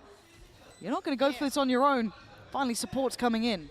Monch is so far away, and KC, they know it. They want to speed up this retake. You can see Safia already pressing the issue, but Alkia with the op on her hands, it's going to be all Safia alone. It feels like a weird 1v1, but Safia's won it. This plant is not for Monch. There's very little she can do trying to run, but Alkia lands the one that matters in the end.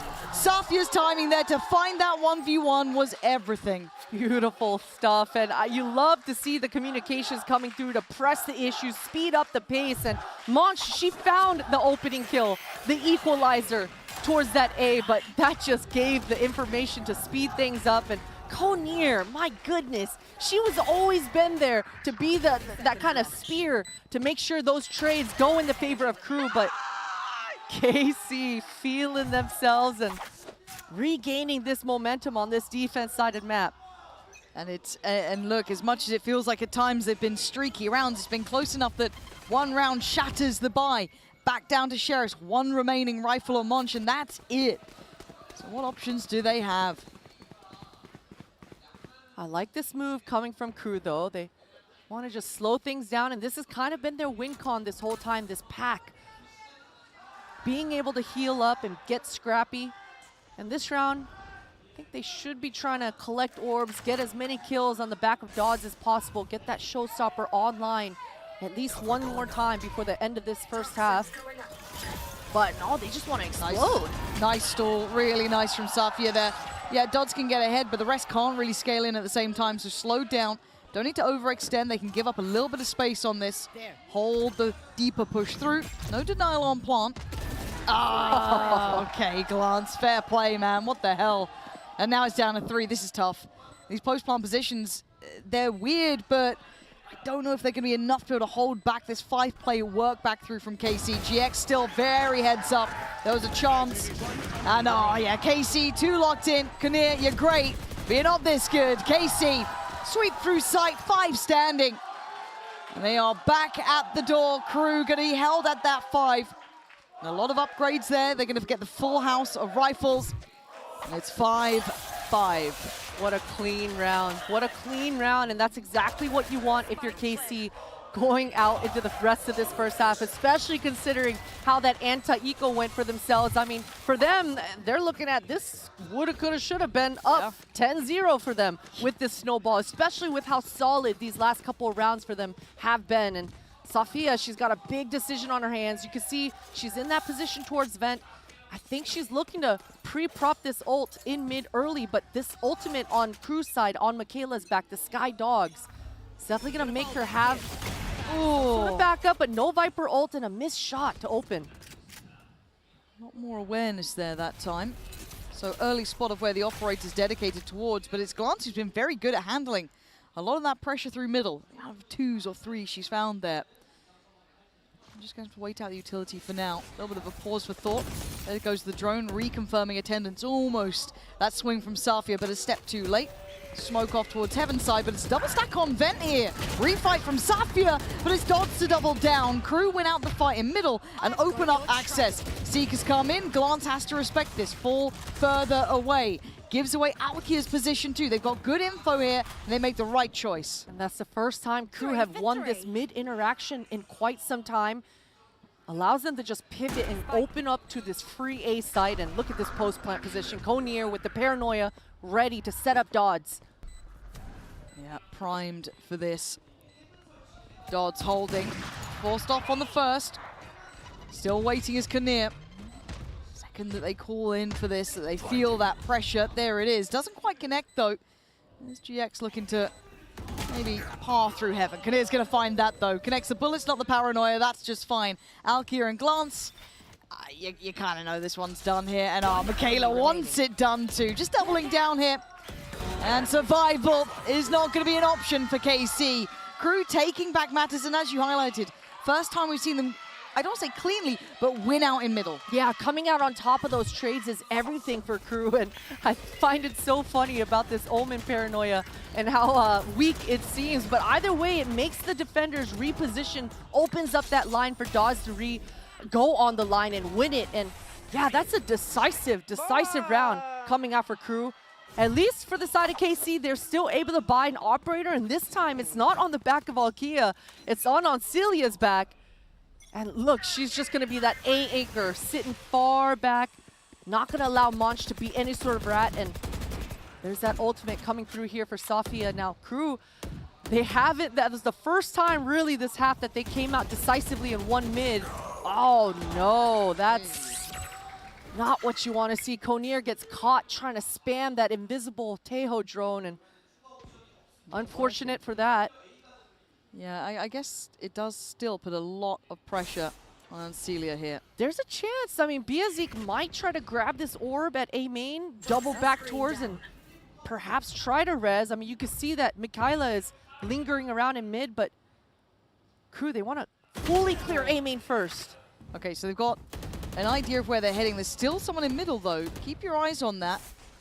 Michaela there, slowly working forward, and Safia gets caught. Okay, so the rotation's going to be slightly cut off here. They have options for this one. Dots are trying to keep them humble on CT, but what a shot. You're not meant to win that fight. And now the showstopper just going to clear sight and be like, hey, it's all good, guys. Plant going to be on the cards. And I mean, Crew made that look almost too easy, it felt like. Definitely, I don't know how Monch got that shot off on the operator. At least for the side of KC, though, Glance has a pretty decent timing on this flank. It's going to allow GX to just eyes forward, focus front. And this paranoia, it's got a perfect line to set up Glance, but she's so far away. Yeah, it's at 1, 2, 3 seconds that she can't quite close in. Then now it loses that effectiveness. Spots out one by Scream, but it doesn't really matter by this point. GX now has to go huge in a 1v3 in these angles. Okay. Hard to undo individually, and eventually Michaela is there. Crew stabilizing well. Gotta say though, KC still looking pretty dangerous in this, right? This was a hard fought for first half. Good couple of rounds here to keep this one competitive. Crew will maintain the lead at 7, but it's far from over.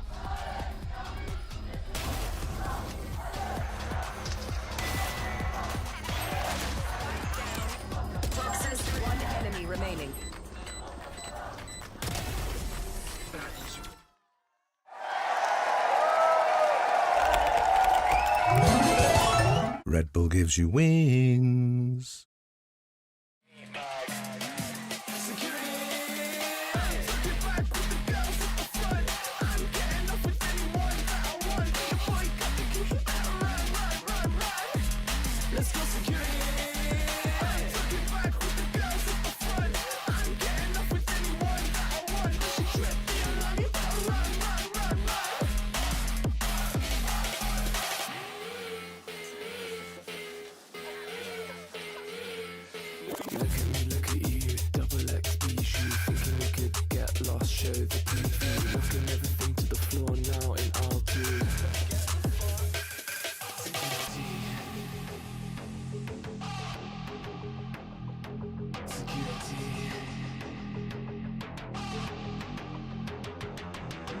He's bumming six from a girl with the beach ball, 6'4", but he doesn't like to go down. Lives for the chase, but we shook him off somehow.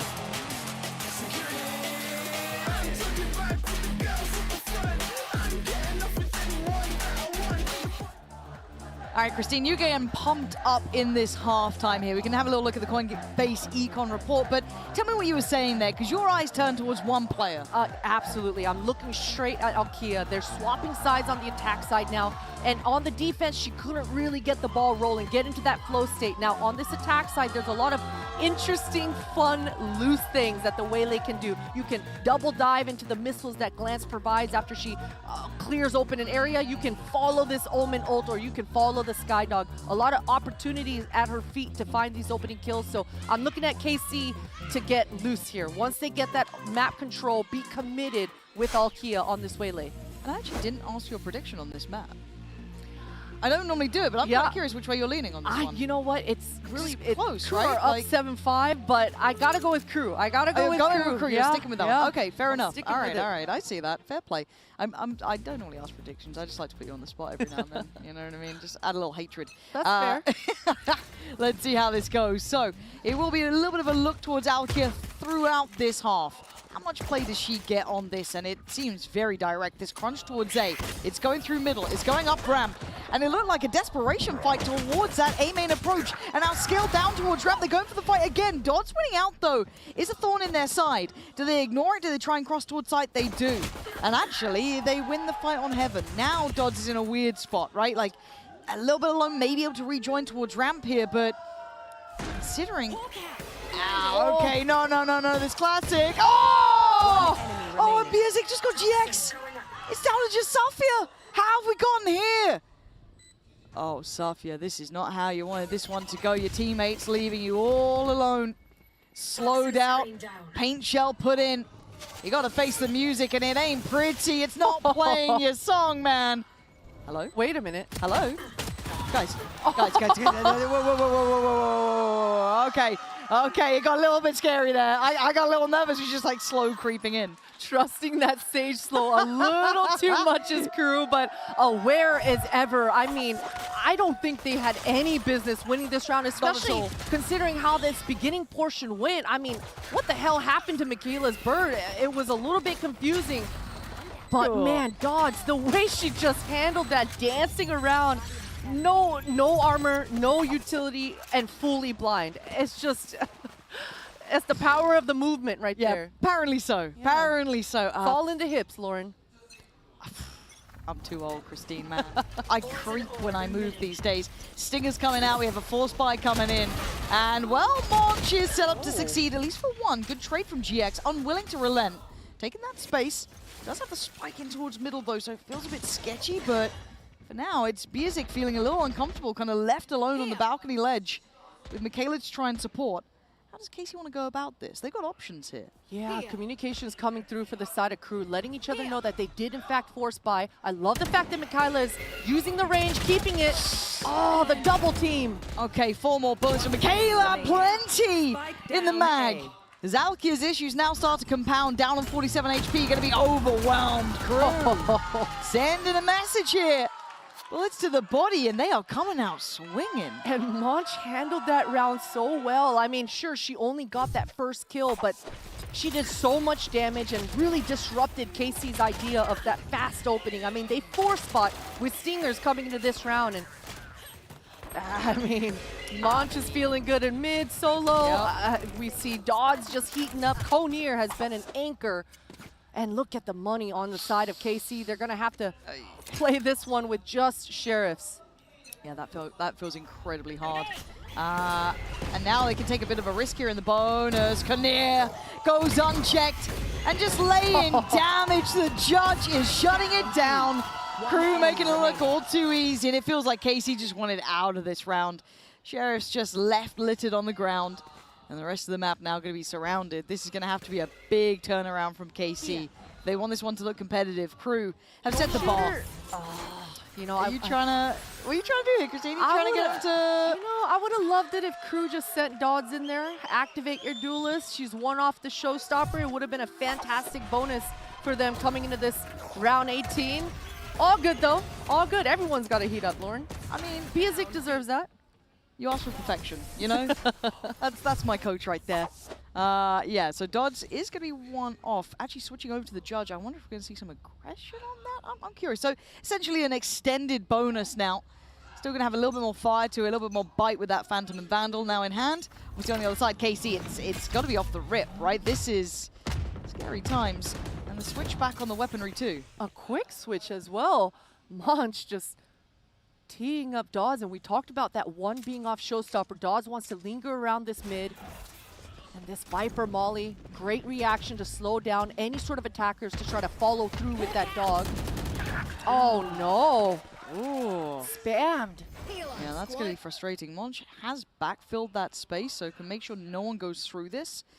But for KC, that's a great start in their minds as well. They're happy with that. Player to the good and Dodds removed as well. That's the potential ult off the cards if that had come in. So you now look to see what KC get up to. This slow look towards A. The pixel above being watched by Biazik. They aren't light shields, though. There's good damage, yeah, don't get me wrong. They can get these heals going, though. Again, still have that Sky there to top up a little bit of the health. Biazik trying to look for that next angle, that slightly deeper line. Doesn't fancy tussling with that, so the site will fall into the hands of KC. Michaela does have a flash right on the heels of Biazik, though, and that's a beautiful blind. Yeah, but she's still up close. Still getting personal, gonna find two. Conir the wants to try and tilt those scales back a little bit by taking away Glance, but it's a 4v2. Conir and Monch, that's a lot of players to work through. Two over towards that ramp side, a little bit disconnected, two towards Pillar. Nasty little post plant to try and figure out. They're not getting much play. Yeah, KC not going to take any chances here. Don't want to allow any naughtiness. And Conir can take down one more, but three left standing. Decent enough, can still buy around this. And KC needed that. They absolutely did. And three members on the side of KC staying alive at the end of it will help their finances as well. Crew, they got one more strong buy coming into the beginning portions of this second half. They've been the one in the driver's seat pretty much this whole map, especially after that second round loss from KC. A lot of risks in this first map so far because in the second half, KC even forced bot as well. So KC, I mean, both squads, it's been a bit of a hot potato of that driver's seat, but a huge swing round coming to this one. I love to see the operator on the back of Dodds. I'm in for it. Played in a little on the corner too. Yeah, great shot as well. Safia going down is the first issue too. What are you meant to do with 4 right off the rip? It's so early to lose out on a player. And look how fast and mobile Dodds is being as well. The line, the Viper wall getting cut off is going to allow Dodds to be free and arrive in time to wherever KC want to poke and prod. And you almost feel good about it, seeing that smoke coming in. Yeah, Dodds ever present in this, hard to avoid now. Highlighted perfectly by what you said. Safia going down removes a little bit of that worry. She has that freedom now to play the map. For KC, got to stay as the pack, really. Try and play this in, get some favorable trades, potentially. But once again, look who's here.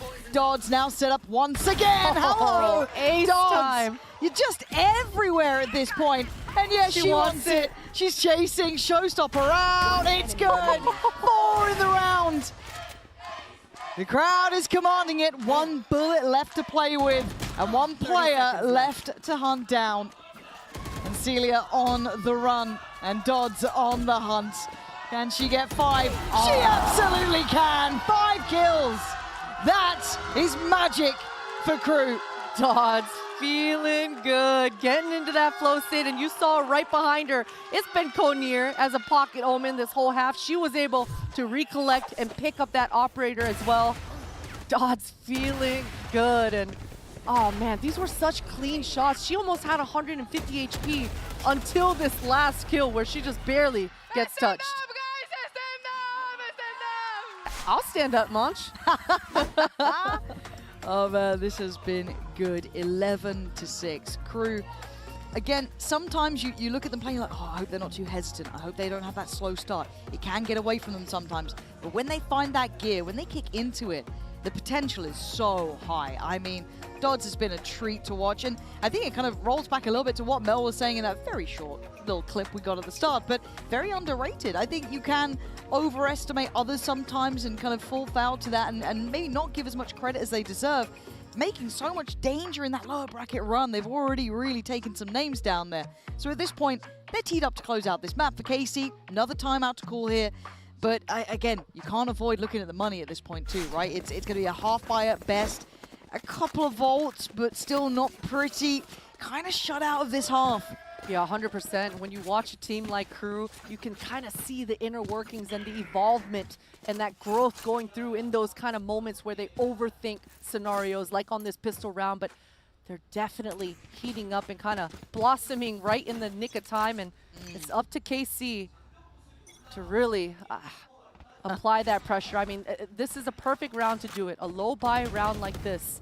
Things can get really messy and really dicey, but Dawes is just, she's not slowing down, Lauren. No, the confidence just keeps building. I was a bit worried when she was tucked into that corner that might get overwhelmed, could get punished. No, all good. No sweat. Still has tools as well, still has full kit of utility, no problem in that regard. And Biazik going back into this spot, nasty really, right? It frees up again, Dodds, new angle, new line, new position. So wherever KC want to maybe lean towards, it feels like they don't have that opportunity. So it just feels difficult. It feels very uphill for KC here. And again, maybe this isn't the round you'd expect them to have masses of impact in, but it's still a good chance. You needed a fight back. Certainly did need more confidence with Dodds at the very least. Maybe a chance to talk for KC.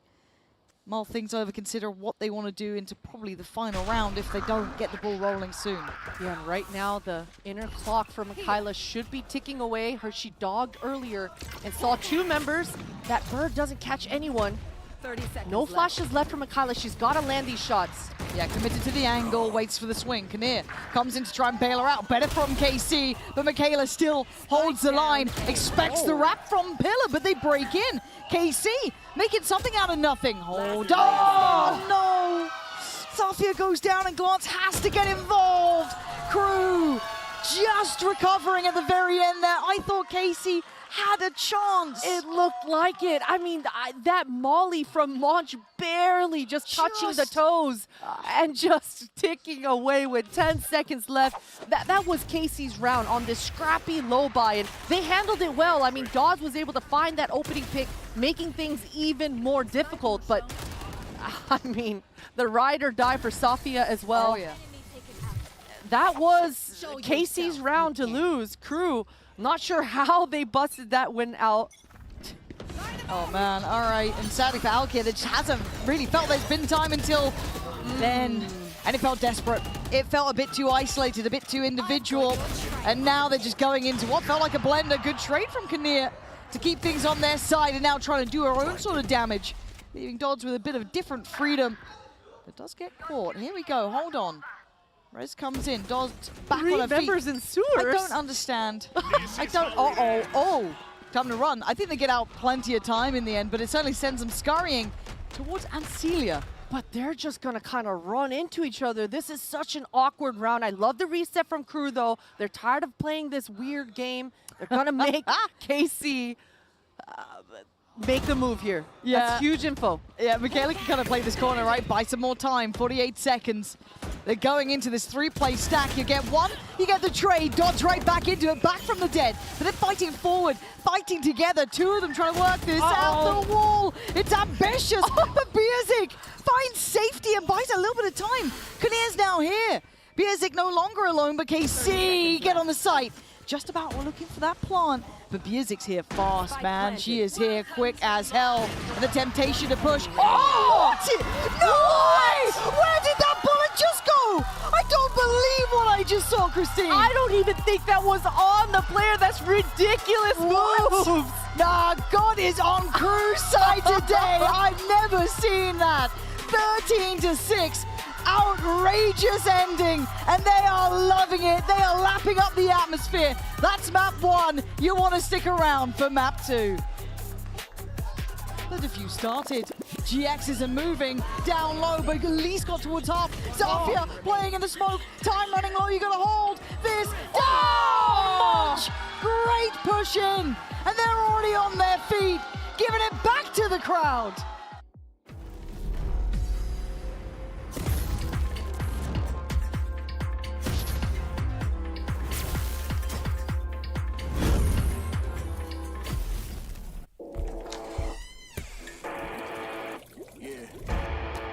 Let's go.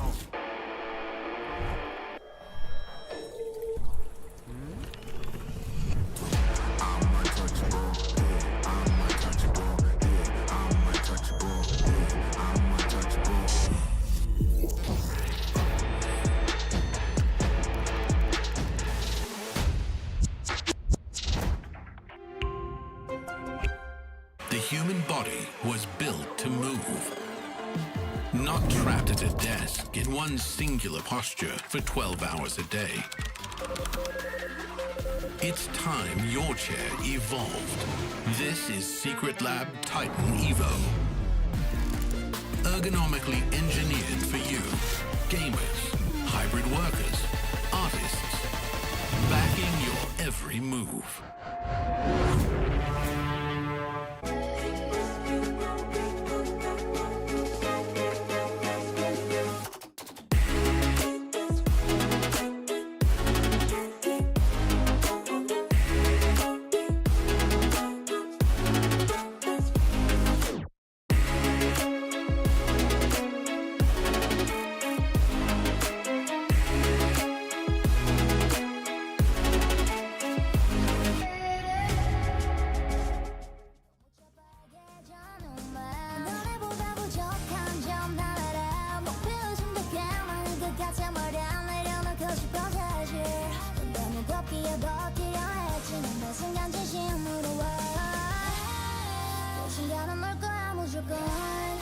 한숨도 못 자던 네 건 밖으로 답이 쏟아지는 그대여 이제 외로운 나요 못 알아줘도 Rainstorm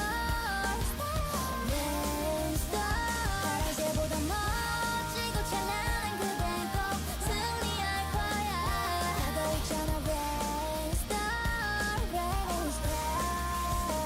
Yeah yeah yeah Whoa yeah yeah yeah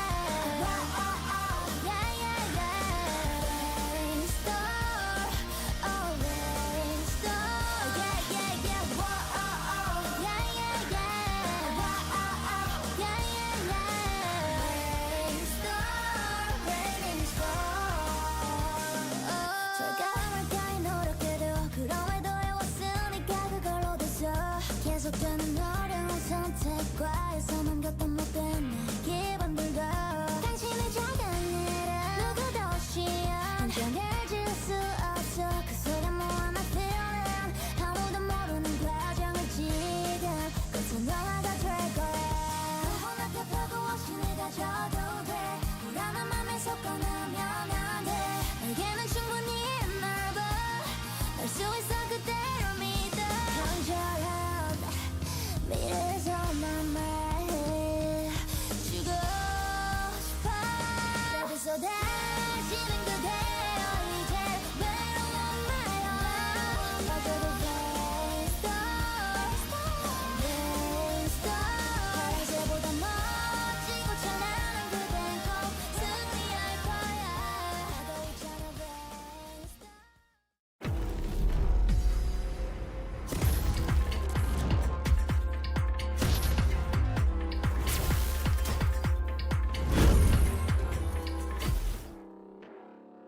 Hey guys, it's Bella. I'm standing with Visa, Cruz, Blaze, Bebe, and Arthur. Well, Crew is going on a run. Tell me, how are you guys navigating through the pressure with so much on the stake today? Então, a Cru tá indo numa série de vitórias muito boa. Como é que vocês estão navegando todos esses desafios e pressão? A gente tem conversado muito durante os dias, tentando conversar mais até do que treinar, e isso tem dado um bom resultado pra gente. E também mantendo a confiança, porque as meninas têm muita bala, muita coisa pra mostrar no servidor. I would say that like we are trying not only like to communicate better, but to focus more on communication, like trying to talk with each other more than usually. And not only that, we are pretty confident that we have a lot to show. We have a lot of, let's say, bullets to just throw at others, and I'm pretty confident. All right, you guys were in 6 standing up all together too. Okay, love that. Thank you, Bebe. Obrigada. Obrigada. Say bye.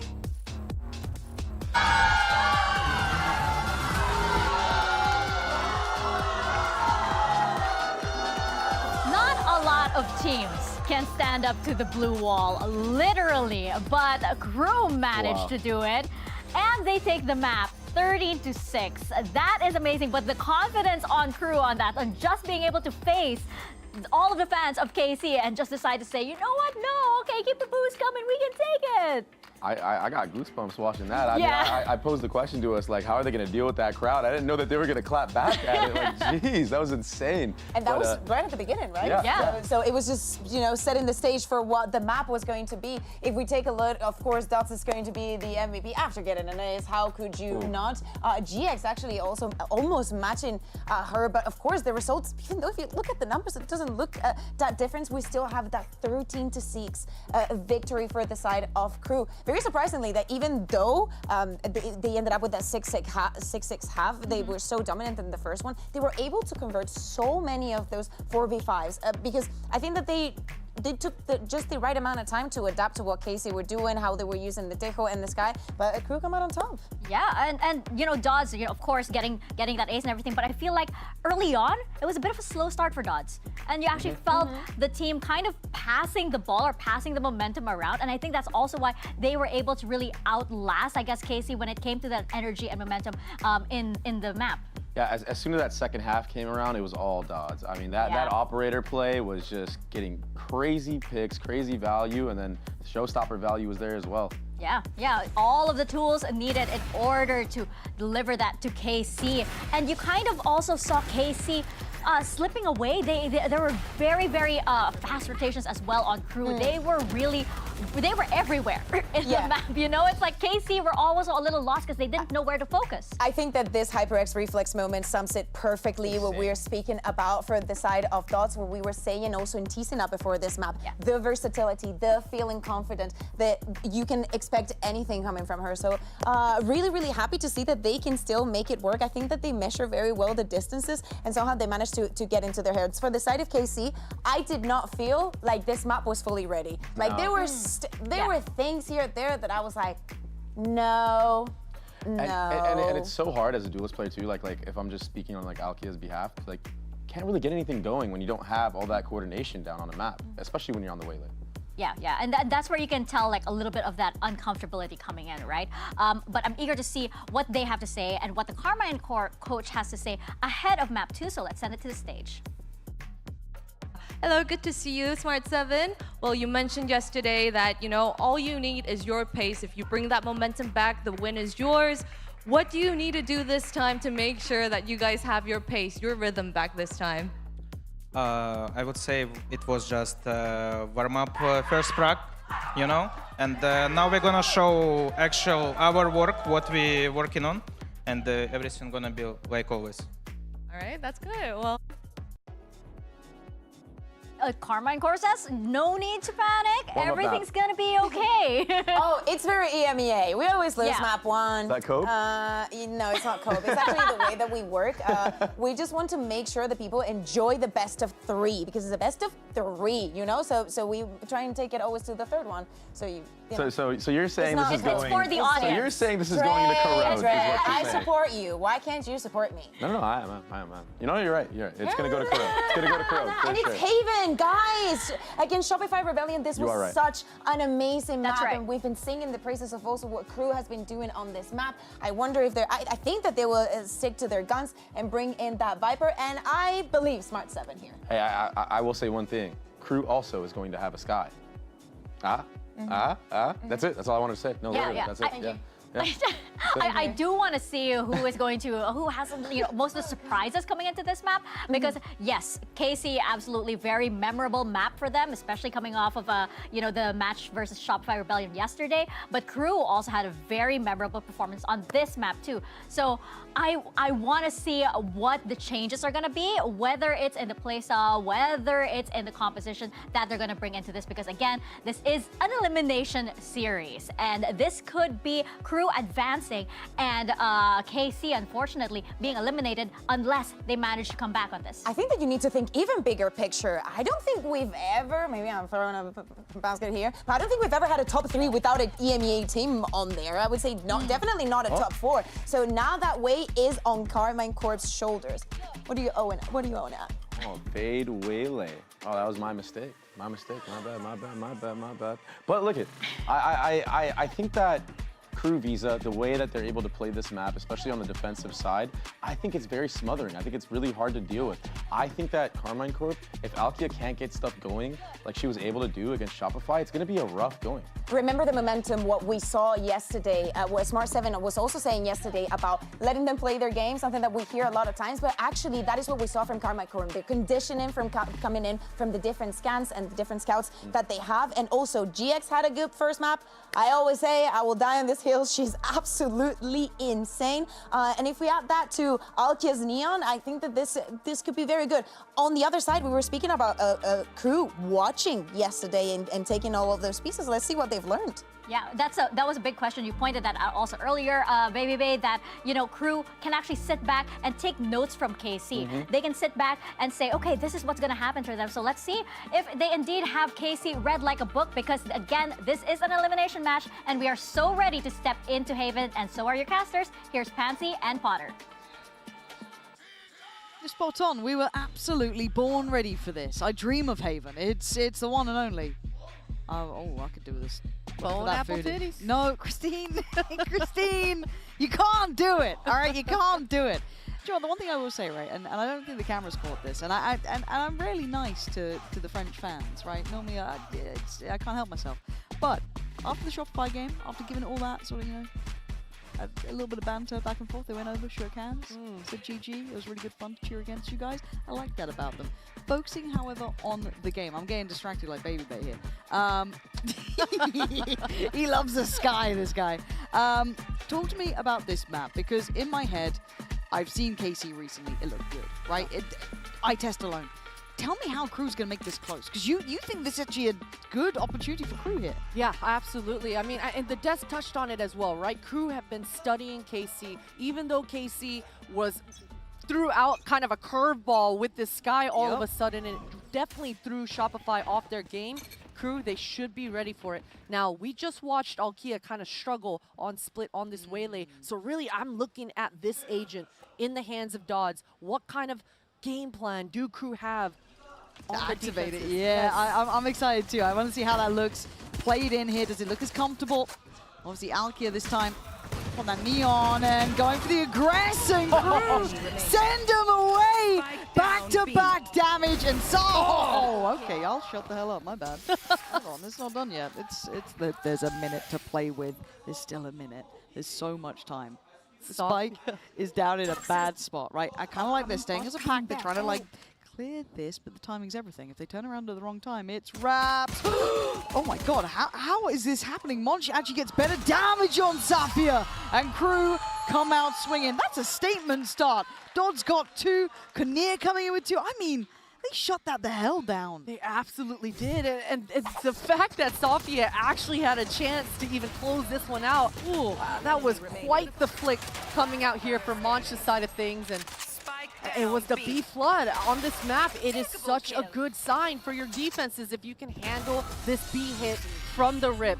KC definitely had the pounce, and you saw how quickly Alkia, the side of Neon with that slide, but the shots coming out for Crew just landing. Yeah. Oh, don't tell me you spilled something. No, no. No. Oh. No. Not the keyboard too. Not the keyboard. Oh, man. Oh, no, Alkia. I hope it's not a sugary drink, because then... Yeah, that could be... Yeah. Yeah. Backup keyboard, perhaps? Please? Oh, that looked like it tabbed out the game too. I'm worried.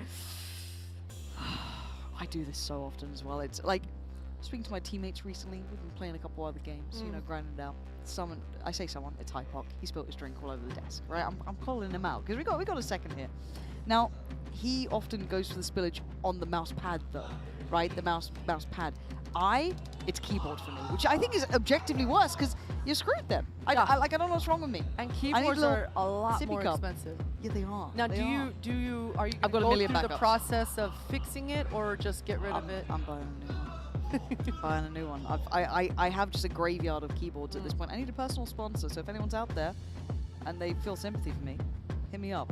It's fair. I mean, you've been in esports for I think I deserve a free quite a few keyboard at this point, decades. right? Like, I'm just saying, like, they've got crazy sponsors. Give me some of that. You know what I mean? We were just talking about this. Crew on the other side as well. Disney? Disney? Plus? Damn! Yeah. What the hell?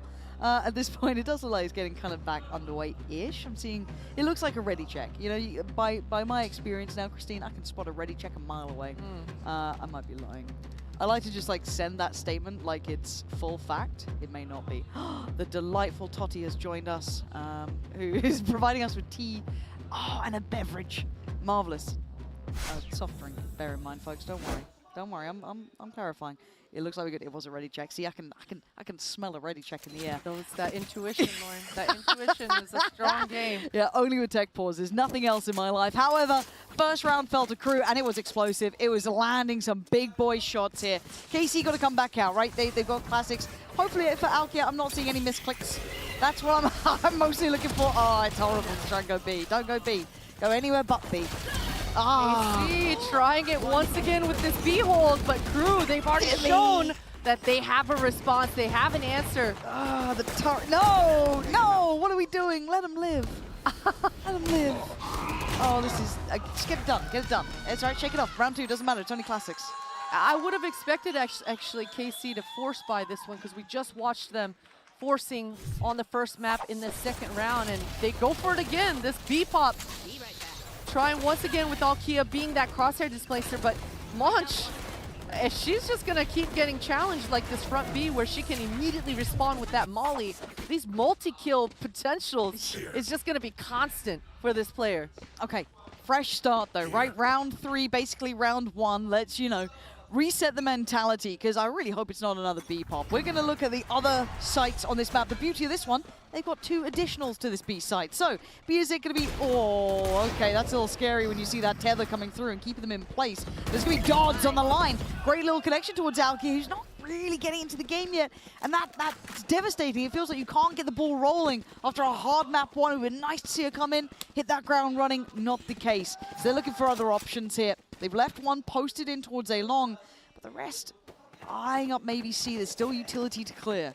And especially with no trade in sight, KC, they've got to just work the map, slowly dissect, try to take care of this Killjoy utility so that the defenders have to respect it. But this alarm bot, they didn't spot it.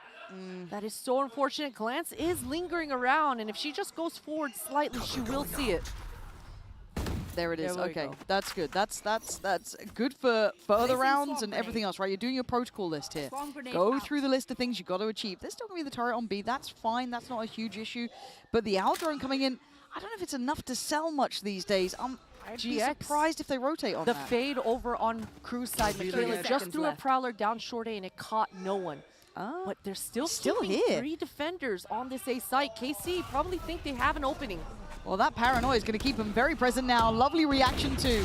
Music can just get a couple of shots going down towards long. Dodds now played in. 13 seconds, not looking so lucky. Safia and Grelance are the last 2. They have no step towards sight. They have no access. It's 5 seconds. It's fizzled out here. The plan did not work out. 0 bite on that pressure towards C. You need more behind it, and Aldron's just not going to do the job these days. And with no trade after that opening kill coming outside from Crew, it was just not enough. I think that maybe if Glance and Crew, well, if Glance and KC were on, if they were able to find that Killjoy utility a little bit earlier, maybe they could have set up GX to try to gain some ground, because we talked about that Fade utility coming out and catching nobody. We got to see KC kind of get loose and take up that space when the gap is at their feet. Yeah, I'm getting worried though, because Alkia's off to a cold start. We're seeing Celia in a similar position. I need to see them heat up here. Just feel out the game. It's been uncomfortable, and already a switch up in util too. The alarm bot now posted towards that B side. We've got a very open Timmy. Gonna confirm there's presence here, so Kinnear, stick around. That's a whole lot of bullets coming their way. Nice little smoke though, could play off this. Pressure now coming in, they've got access. Does have support from Monch though. Kinnear able to reposition, play over towards Plat now. This is still not feeling uncomfortable for Crew, even though KC are very much knocking at the door. Are they just gonna walk this? No flashes, they have to. It's just too easy for Crew.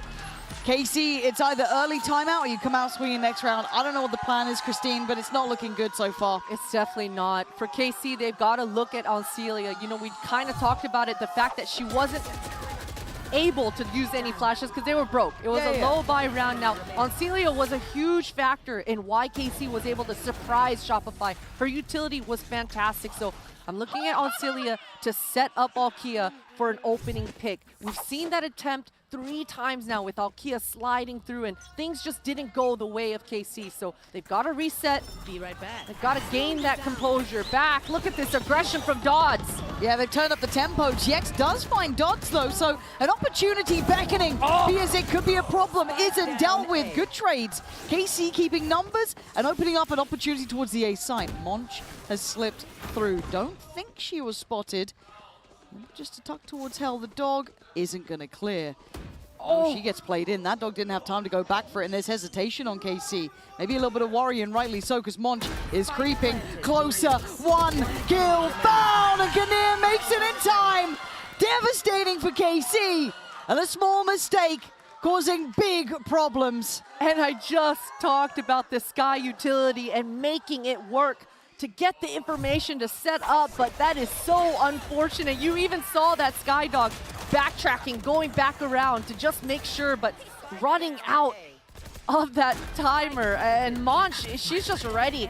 She's been such an explosive part for the side of Crew, finding this momentum, finding these swing rounds, and she's able to just re-aggress. We've been talking about her all week, actually, on this Viper, being able to be that kind of crux so that you don't have to use as much utility. Just use the wall, slowly work your enemy, and re-aggress. And these repositionings coming out for Crew, really from the first map to this second, has been fantastic.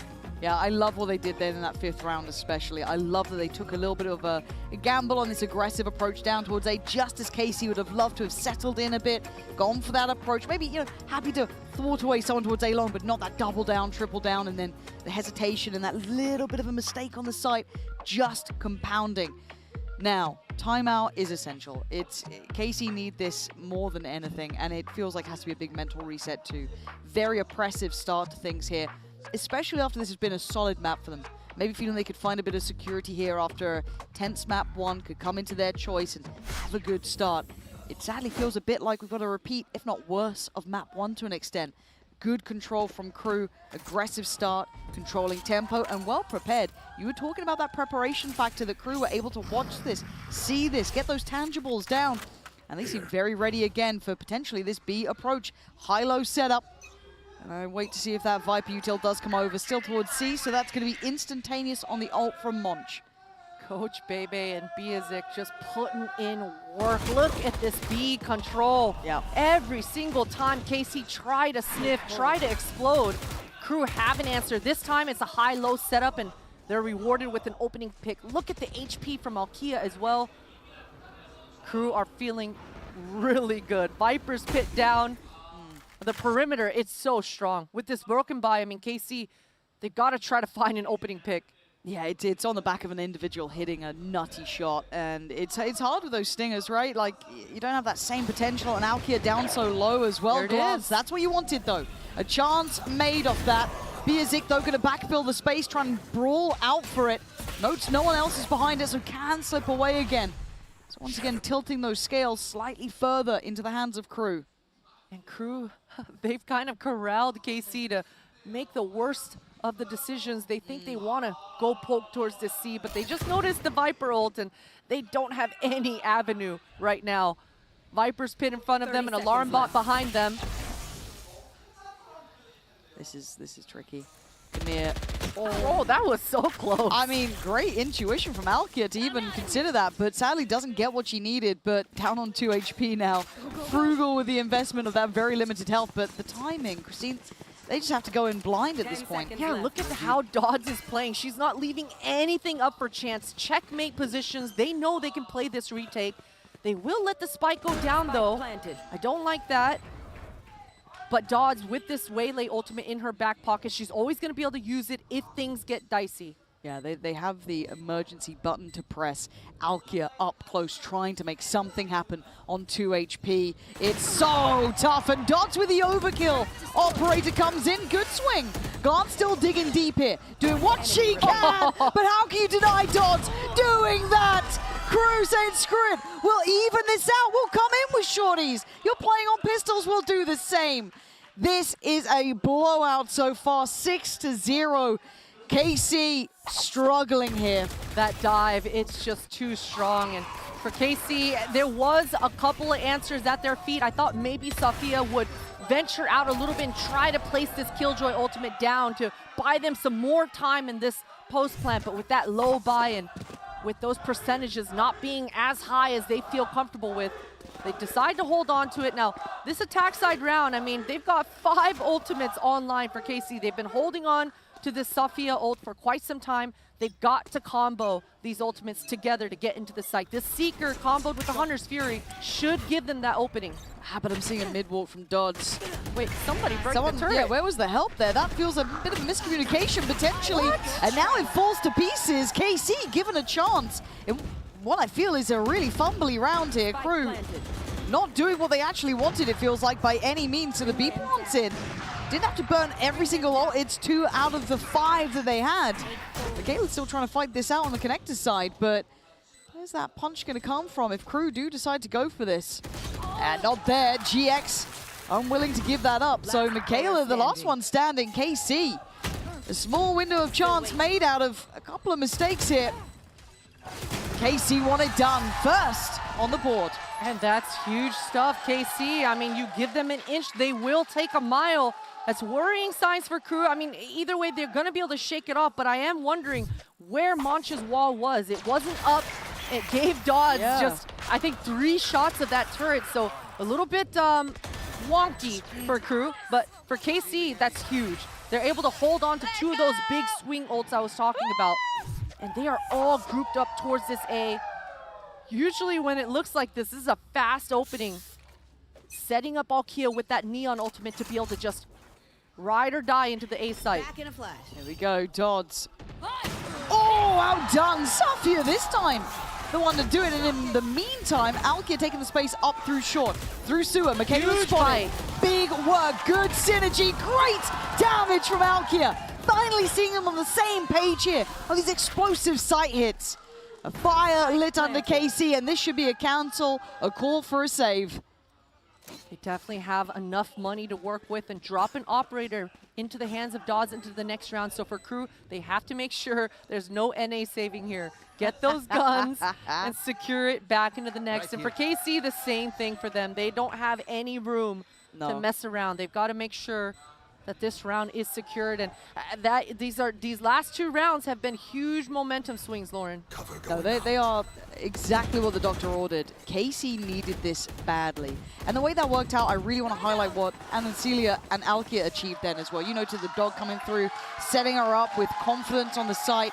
Nice little follow-up. That is exactly what we wanted to see, right? That synergy kicking into effect. 100%. And for Coach Bebe, for Crew side, I mean, they have been in the driver's seat. I think it's a good idea to call a pause here, just because that first round where Dodds didn't even get to play the game and gets taken out, and then this one, they just straight up lose the round in the beginning. So it's a tricky position as a coach to be in. It kind of depends on how your players are vibing out and what their comms are like. And it looks like for Coach Bebe, She might not have liked what she heard. She might have, I'm not sure. But either way, the timeout is here.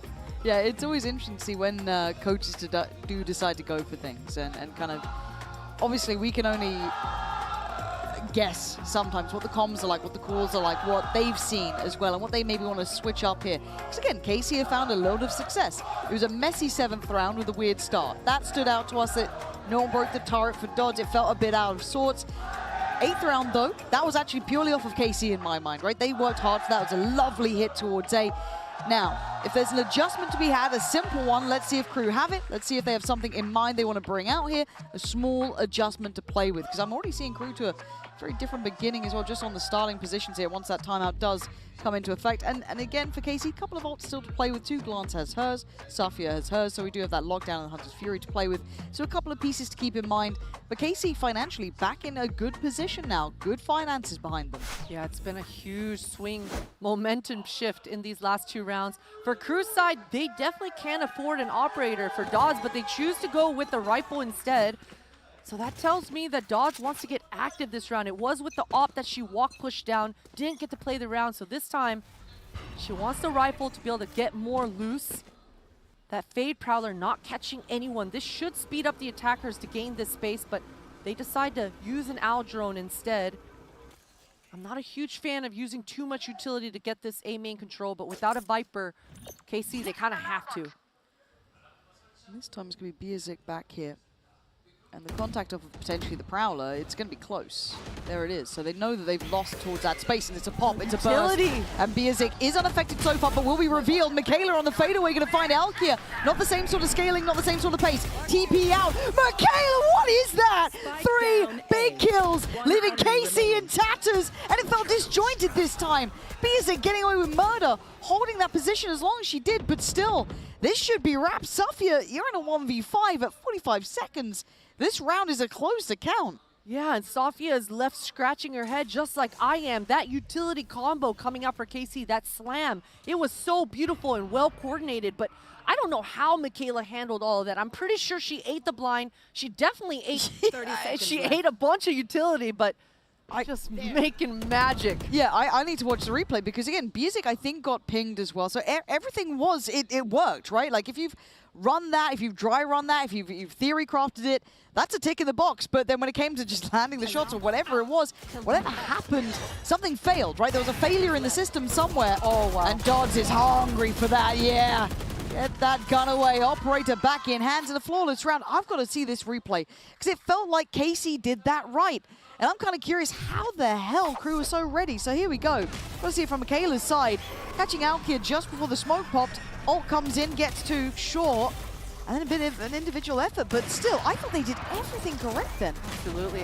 Man, that little crouch at the end there, at that 3rd kill around that truck, just matrixing those bullets and that crosshair placement. I hate it when your players crouch, but those moves, hey, you look, gotta love that individualism. It works out, man. It works out. Crazy you hate that. Little donk slide that you start seeing come through more and more. But Dodds this time actually going to get a bit more attention early on. Pressure. Trying to make the most of this Hunter's Fury. Good information. And actually, Alkia getting a little bit deeper. Glance does get the Dodds. Howie. Dodds. I don't get where these kills are coming from. Because again, by all rights, KC are getting good info. They're getting good pressure. They're getting a good opening pick. But then Biazik's gotten away with murder here. Eats the flash though. Forced off the angle, should have been seen. Backpedaling, still a kill. I don't get this, man. They can't find a way in. Crew are shutting down everything.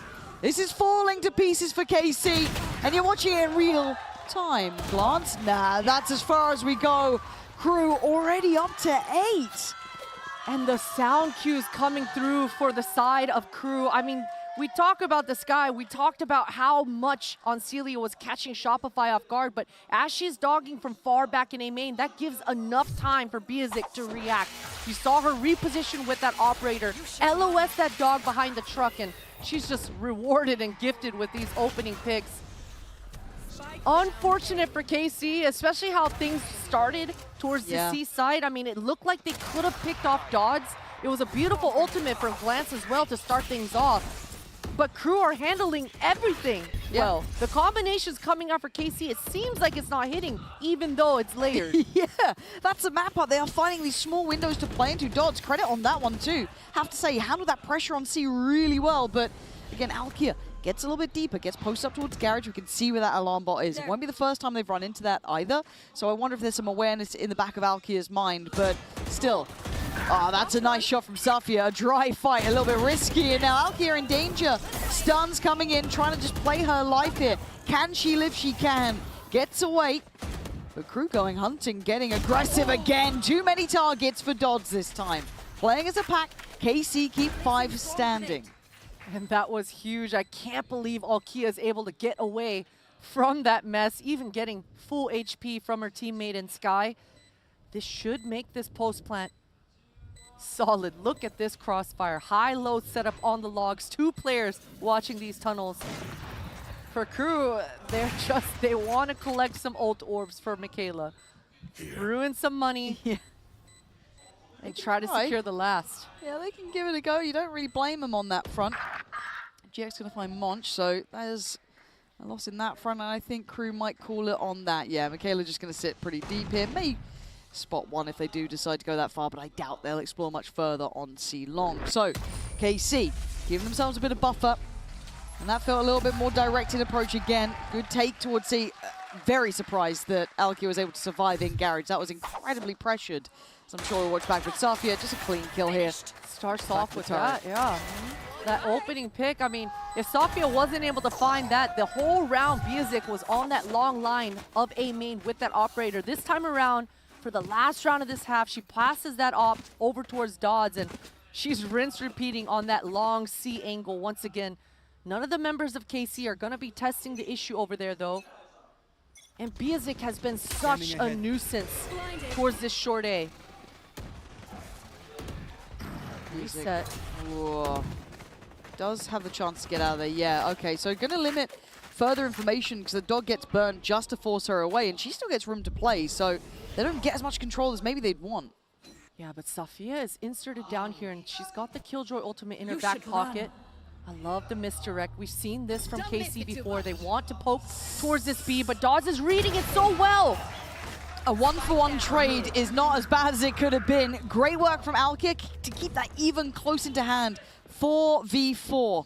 Plant is next. They want to try and get control of that A connector. Kinnear catching Safia, trying to get back to the back. And Celia is now on a bit of an island. 4-4 and Monch 2 aware. Crew are ready. They were waiting for this. Playing deeper towards that side of Con. And now Alkia asked a lot of here. Having to double down. Oh, that's a shot. Oh, couldn't quite get the connection, that control. And there it is, overwhelmed in the end. Kinnear hitting some magical shots. And Crew looking deadly. I'm worried for KC now. That is 9 rounds in hand for Crew. Very prepared for KC. After what should have been a stronghold here on Haven, it is looking like they've got the read, they've got the idea, and they are so close to walking away in a comfortable position. And as you can hear, all good spirits on their side. And we'll be handing over to the safe hands of the one and only Jen Lee.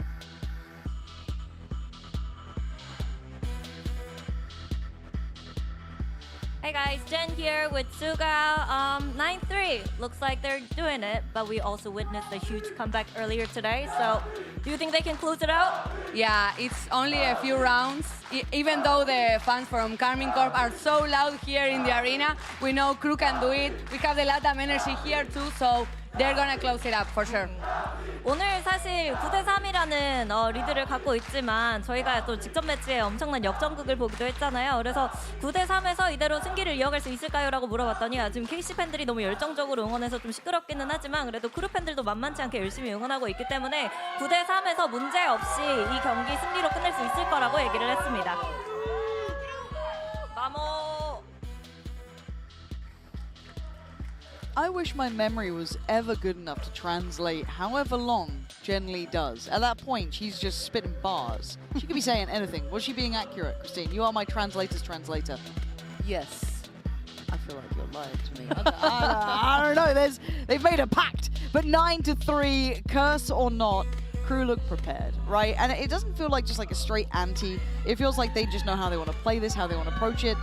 Again, dealing with the side hits that look good too, right? KC's side hits weren't bad. They had nice scaling util. It seemed to be doing the job, but Crew just handled every aspect. Individuals stepping up and handling it so well. I would argue it definitely, the ante is playing a role. I think this pistol round on the attack side will show us a lot. I'm already seeing a very interesting buy to start things off. This waylay has been such a point of curiosity from me, especially at this event. For me, I'm looking to write some notes down, jot it down, go home. Yeah, I mean, I love this waylay so far, and it's been really Dodds that's made the waylay at this whole event look as good as she has, maybe Dodo Nut as well, but I mean, this frenzy in the back of in the back pocket of Dodds' hands, that's definitely indicating to me that Crew, they want to go fast and they want to send Dodds in there to just wreak chaos. Yeah, we'll keep our eyes on that. Obviously, the Coinbase econ report there at the bottom of the screens, you can take a little glance towards that.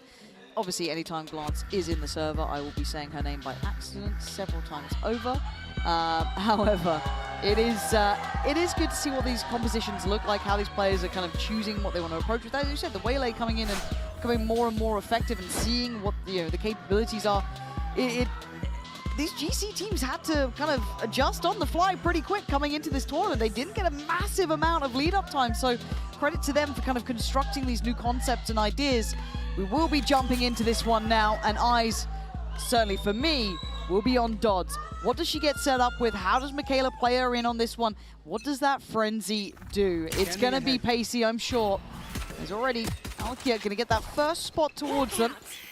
And Celia going to back away and not stick too deep on this. Casey need this pistol. I love the pathing that Dodds is going as well, going towards that long A instead of short A with the rest of her teammates. Good distractions coming up, and as soon as they get contact at short A, you can expect Dodds to speed up the issue. Yeah, and with that C's coming in, there it is. The theory was there that just landing that final blow didn't quite happen, but the rest of the team picking up the slack. Biazik down low, but still fine for the plant. They've got security at least for this. Now, down to GX and Safia. Can't quite make it out of that CT push. Already held back, and the numbers too solid for Crew.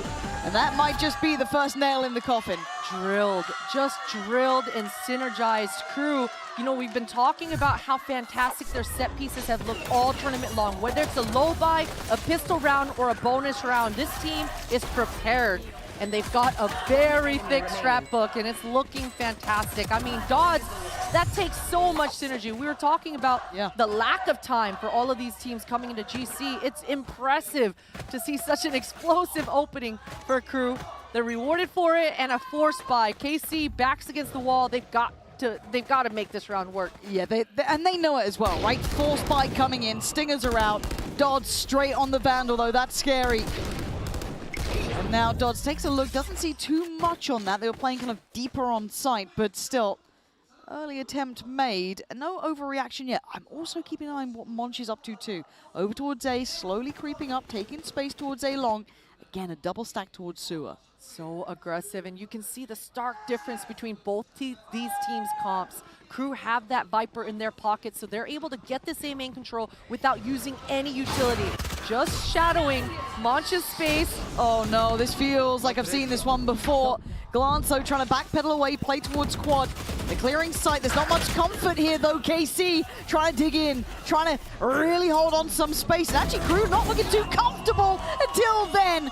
Dodds slicing through them, and Crew finding comfort in high pressure scenarios. 26 HP, an upgrade to a Bulldog. And Celia would have to do something miraculous in a 1v2. The Outlaw, one bullet from that would do the job here. Biazik waiting. Patience pays off. Crew making it through the trials here, up to 11, within touching distance again. And you can see the communications coming through there at the end. Everyone on Crew telling each other how low HP on Celia was. Just those forward aggressive angles, not leaving any room for KC to make that 1v2 a possibility. And it all came down to this A main fight, right? It was very similar to what we witnessed on Pistol. The pathing is mainly towards this long A, not towards short A, and it's just a distraction there. They're just keeping these defenders like a moth to a flame, distracted towards short A. I really like it. Again, with that fade util, kind of that C's coming in, the Haunt as well. But actually, it's Ancelia to find Monch this time, so don't forget about that. It ain't over yet, and a quick evacuation of the site. I like that read too. Not going to stick around on your own. Safia with a good consideration, but Crew get the plant in, right? Bonus round for them, still looking deadly. Still going to have Vandals, still going to have util as well. Paranoia with Biazik. Going to have the Prowlers, the C's. Dodds posturing up towards that CT side, making them burn some of that util early on this retake. Yeah, doing the taxing really well. Now the defenders don't have much left, but that pick is going to open up the round. It certainly does, until Michaela might have just shot it. Oh, what? Kanea the one to find Alkia, and they're just scaling back, step by step. KC feeling, seeing, witnessing the door shut on their faces here. Crew pushing up to 12. KC desperately trying, but there is so little left in the tank. And that's just adding salt to the wound to just witness one of the players running at you with the shank. It was Crew, it was Monch that got that fantastic knife kill in front B just a couple days ago. And man, this retake gets sloppy for the side of KC. Crew, Dodds doing so much work. I talked about taxing that utility in spawn, but just quickly repositioning, resetting, getting back into the site and using that spike as another teammate. Beautiful work for Crew. And this buy, it's just one more chance left for KC, and it's a broken one. A couple Guardians and a couple Bulldogs. It ain't pretty, but it's all they've got to work with. Time to try and dig deep, find something to bring out here. Alkia being brave. Takes the walk down C-Long, takes some space, but then you look at Glance. Alone at quad, support disconnected. Safia, it'd be a risk even to walk out on CT. Kaneer's gonna find Alkia, that was on that C attempt. Dodds contacting up on site, basically slipping the net. There's still an issue of Glance though. Does get handled on the trade, a 3v2, and Celia and GX to try and save the day. But look at the space, look at the spike. They've cancelled on A because they have everything they need on the other side of the map. And you saw Michaela even adding in that Fade ultimate to really sell the issue here. Ponier's already placed a Killjoy Molotov. Nano Swarm on that spike as well. It's going to make this retake so tough. KC, they've got to clear every corner as they come through this spawn. Nothing is safe. You can see it. You can see that worry. You can see the caution having to be displayed.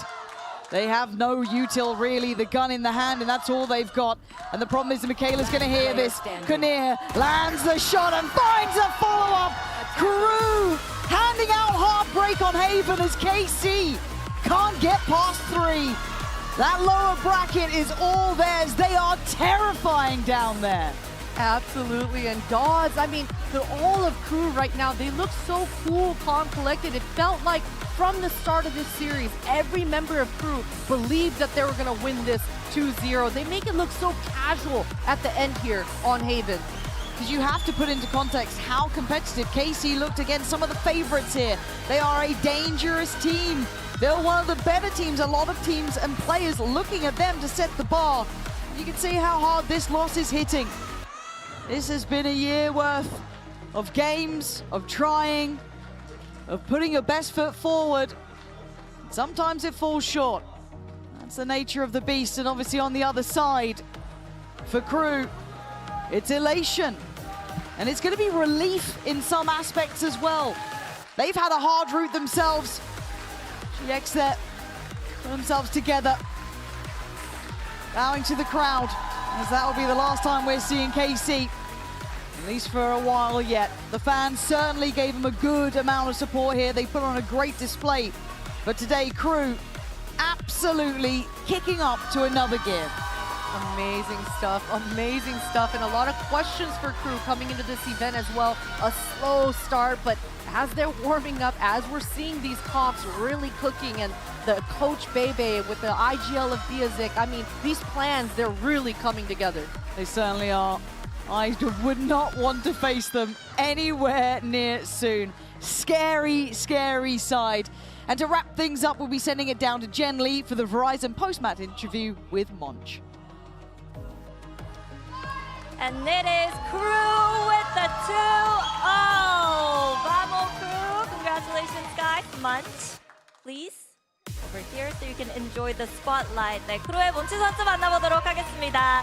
승리 축하드립니다. 와, 날이 갈수록 크루의 경기력이 계속해서 올라오고 있는 것 같아요. 확실히 팀이 흐름을 타고 있다는 그런 평가가 나오고 있는데 선수들 스스로도 느끼고 있는지부터 물어보고 싶네요. Congratulations, Munch. Now it looks like you guys have an incredible groove going on. So do you guys feel that momentum as well yourself? How you guys become stronger and stronger match by match? I think it was mostly for the crowd. We spoke that we had the crowd on the other side, so it was going to be a hard match maybe for that. But we take that energy from the crowd and take it for, so thank you guys. And that's it. We are very happy for the result. 아무래도 오늘 힘든 경기가 될 거라고 예상을 했는데 그 이유가 아무래도 KC 팬들이 KC를 많이 응원을 해줘서 쉽지 않겠다라고 느꼈지만 그런 KC 팬들의 열띤 KC를 향한 응원을 오히려 동기부여로 삼았기 때문에 KC 팬들에게도 좀 오늘의 승리 덕분에 했다고 고맙다고 얘기를 해줬고요. 그리고 오늘 승리해서 너무 기쁘다고 얘기를 하는데요. 이제는 또 MIBR을 만나게 됐습니다. 라탐 대 브라질 지역의 대결이기도 한데 이 경기 어떻게 흘러갈 거라고 예상하는지도 물어보고 싶네요. Tomorrow, you move on and face MIBR, Latam versus Brazil. Any idea what that's going to look like? I feel like it's going to be one passionate, intense heck of a match. I mean, I hope it's a really good match. I'm very happy for play against them. We are kind of close. So, I don't know, it's going to be insane because I feel like we have the Brazilian crowd because we have Brazilian in our team. So, it's going to be a really good match, I hope. 아무래도 서로 많이 친한 팀들끼리 만나는 거기도 하고 그리고 좋은 팀이기 때문에 재밌는 경기가 펼쳐질 것 같은데 그리고 아무래도 크루에도 브라질 선수들이 있기 때문에 팬들이 어떤 응원을 보내줄지 많이 기대가 된다고 얘기를 했습니다. 이렇게 해서 먼지 선수 만나봤습니다. Congratulations, Munch, and enjoy tonight. Can I help you, sir? Here's the bill from the dealership where I got my car, and I'd like you to beat it with a better deal on one of these fine cars. Not how it works. Guess you're not as cool as Verizon. Bring in your AT&T or T-Mobile bill for a better deal today. Congratulations to Visa Crew Blaze for advancing. And of course, we have Conir joining us for a quick interview. Conir, congratulations to the team. You guys must be so, so happy. My first question for you is, I love that moment. You guys stood up early in the series. The KC crowd was standing up, booing you. And you guys decided to stand up also and say, what? No, come on. You sent it to the crowd. How did that feel and who started that? Hemos visto esos primeros momentos, sobre todo al principio del partido, cuando los fans de KC se estaban levantando y os estaban haciendo uy, vosotras os habéis levantado, se lo habéis devuelto. Lo primero, ¿cómo os ha sentido? ¿Y de quién ha sido la primera idea, la primera iniciativa de levantaros y cómo devolvérselo? Todo partió por Jota, nuestro coach. Él dice que mientras más hablen en la hinchada es cuando ya están mejor y cuando se callan es cuando están peor. Entonces, todos estábamos muy entusiasmados por eso y mientras más gritaban, más nos alimentaba el odio. Entonces, todos eran como, siguen gritando, más odio tenemos de ganar. It was actually the coach's idea, just thinking every single time that they're going to give it to you, just keep responding, just thrive on it, because if they're loud, it means that they're up, and when they go quiet, it means that things are going down. So actually, that was, I think that Munch also said it in the interview, that was, they were completely feeding off of that energy. Working for them.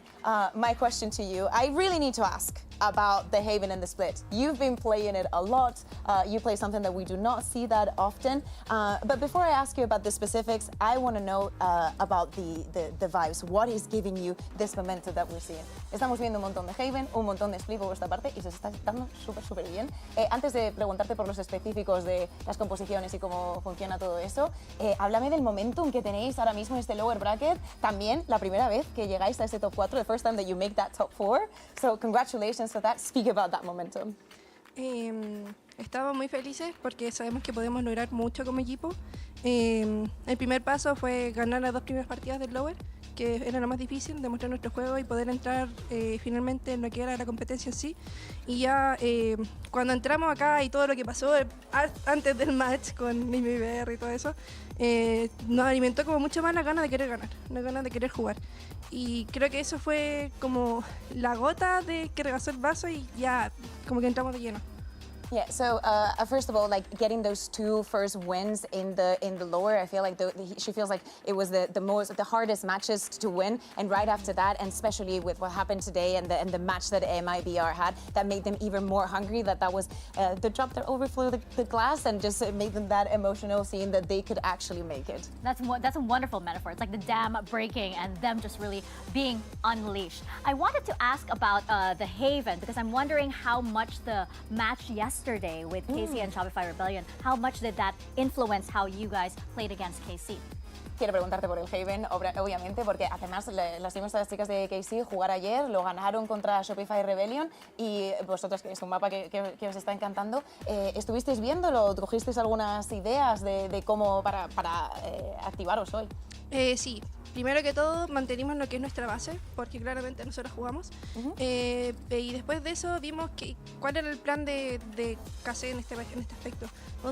Cómo se movía más el mapa, qué lugares le gustaba más como dominar y ese tipo de cosas. Entonces nos vimos como cosas muy específicas para no enfocarnos tanto en el juego de ellas y enfocarnos más en lo de nosotras. Oh, that's very smart. So basically, yes, they were watching and they were paying attention to where they like to play in the map and where the very specifics and the very micro things. So they could just focus on their macro and the things that they want to do in the map and the way that they do things in the map and just look at the details and just look at the specific rounds and the movement in the map so they can attack those little points. Beautiful in such a short time. As I said, top 4, actually full Americas in top 4. Yep. It is already a breakthrough for you guys. What is next? Because of course tomorrow you have another Brazilian opponent, an opponent that you have not faced in an official. First of all, I want to ask you, screen partners maybe? Like have you played them back in the region? Has entendido la pregunta, pero lo voy a traducir por si alguien está viendo en español. Mañana, obviamente, tenéis un partido contra MIBR y, pues, complicado, pero quiero saber si, pues, jugáis streams en la región y cómo nos sentimos para ese partido. Sí, nosotros streameamos, no sé si bastante, pero harto. Entonces nos conocemos cuál es el playstyle del equipo de rival y, no sé, siento que mañana va a ser un juego muy bueno. Ya sabemos qué hacen ellos y ya saben qué hacemos nosotras, entonces va a ser mucho más divertido. Yes, they do scream a lot. I mean, maybe not a lot, but just enough to know each other. And I think that she said it very well. Like they know how they play. Like MIBR knows how crew plays, and the other way around. So it's going to be an extremely fun match to watch. Oh, you just gotta love it when teams like that go up against each other. I am so excited for tomorrow's match. Of course, tomorrow we have our top 4 teams taking the stage. We have a Liquid taking on Shopify Rebellion, and then we have Visa Crew Blaze taking on MIBR. Conir, thank you so much, muchas gracias, for your time here and taking this interview. And Bea, thank you so much for translating also. My pleasure. Wow. Thank you guys so much for tuning in as well. See you guys tomorrow for the top 4 taking the stage here from Low Park in Seoul. Thank you so much for joining us for another day here at VCT Game Changers Champions. Bye, everyone. It's a rematch that was bound to happen here on the GCC stage. G2 versus MIBR. The spike is tapped. The swings come in. MIBR holding for it. And Vanya has to have the 1v3. She started off and she finishes it. Just unreal from Vanya. And now dancing on opposite ends of the site. Inside of 2 separate smokes, it'll be Vanya on the first kill. G2 need to see some enemies, need to see something before Bastarda just tears them all down. 3 in the round for both. A 4th needed, Bastarda will take it from MIBR. Now with 7 HP, Vanya on for the ace.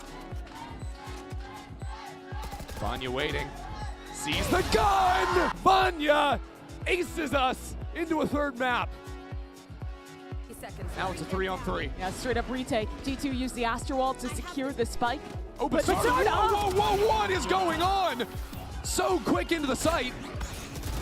That is a monster play from Bastarda. Satchel's in and a showstopper in a 5-on-5. G2 want to win this round, but it's not gonna. Oh my God! Akita is unreal. MIBR deliver a fatal blow to G2's year and stay alive with the best comeback we've seen this event. Second matchup of the day, and we've got Visa Crew Blaze taking on Carmine Corp. The defuse started. GXs are moving down low, but at least got towards half. Zafia playing in the smoke. Time running low. You gotta hold this down. Great push in, and they're already on their feet, giving it back to the crowd. And now they can take a bit of a risk here in the bonus. Kinnear goes unchecked and just laying damage. The judge is shutting it down. Crew making it look all too easy. She gets played in. That dog didn't have time to go back for it, and there's hesitation on KC. Maybe a little bit of worry, and rightly so, because Monch is creeping closer. One kill found, and Kinnear makes it in time. Devastating for KC, and a small mistake causing big problems. Crew handing out Heartbreak on Haven as KC can't get past 3. That lower bracket is all theirs. They are terrifying down there.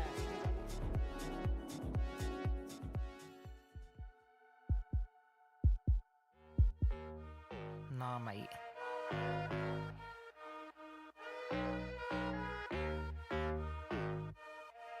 Oh.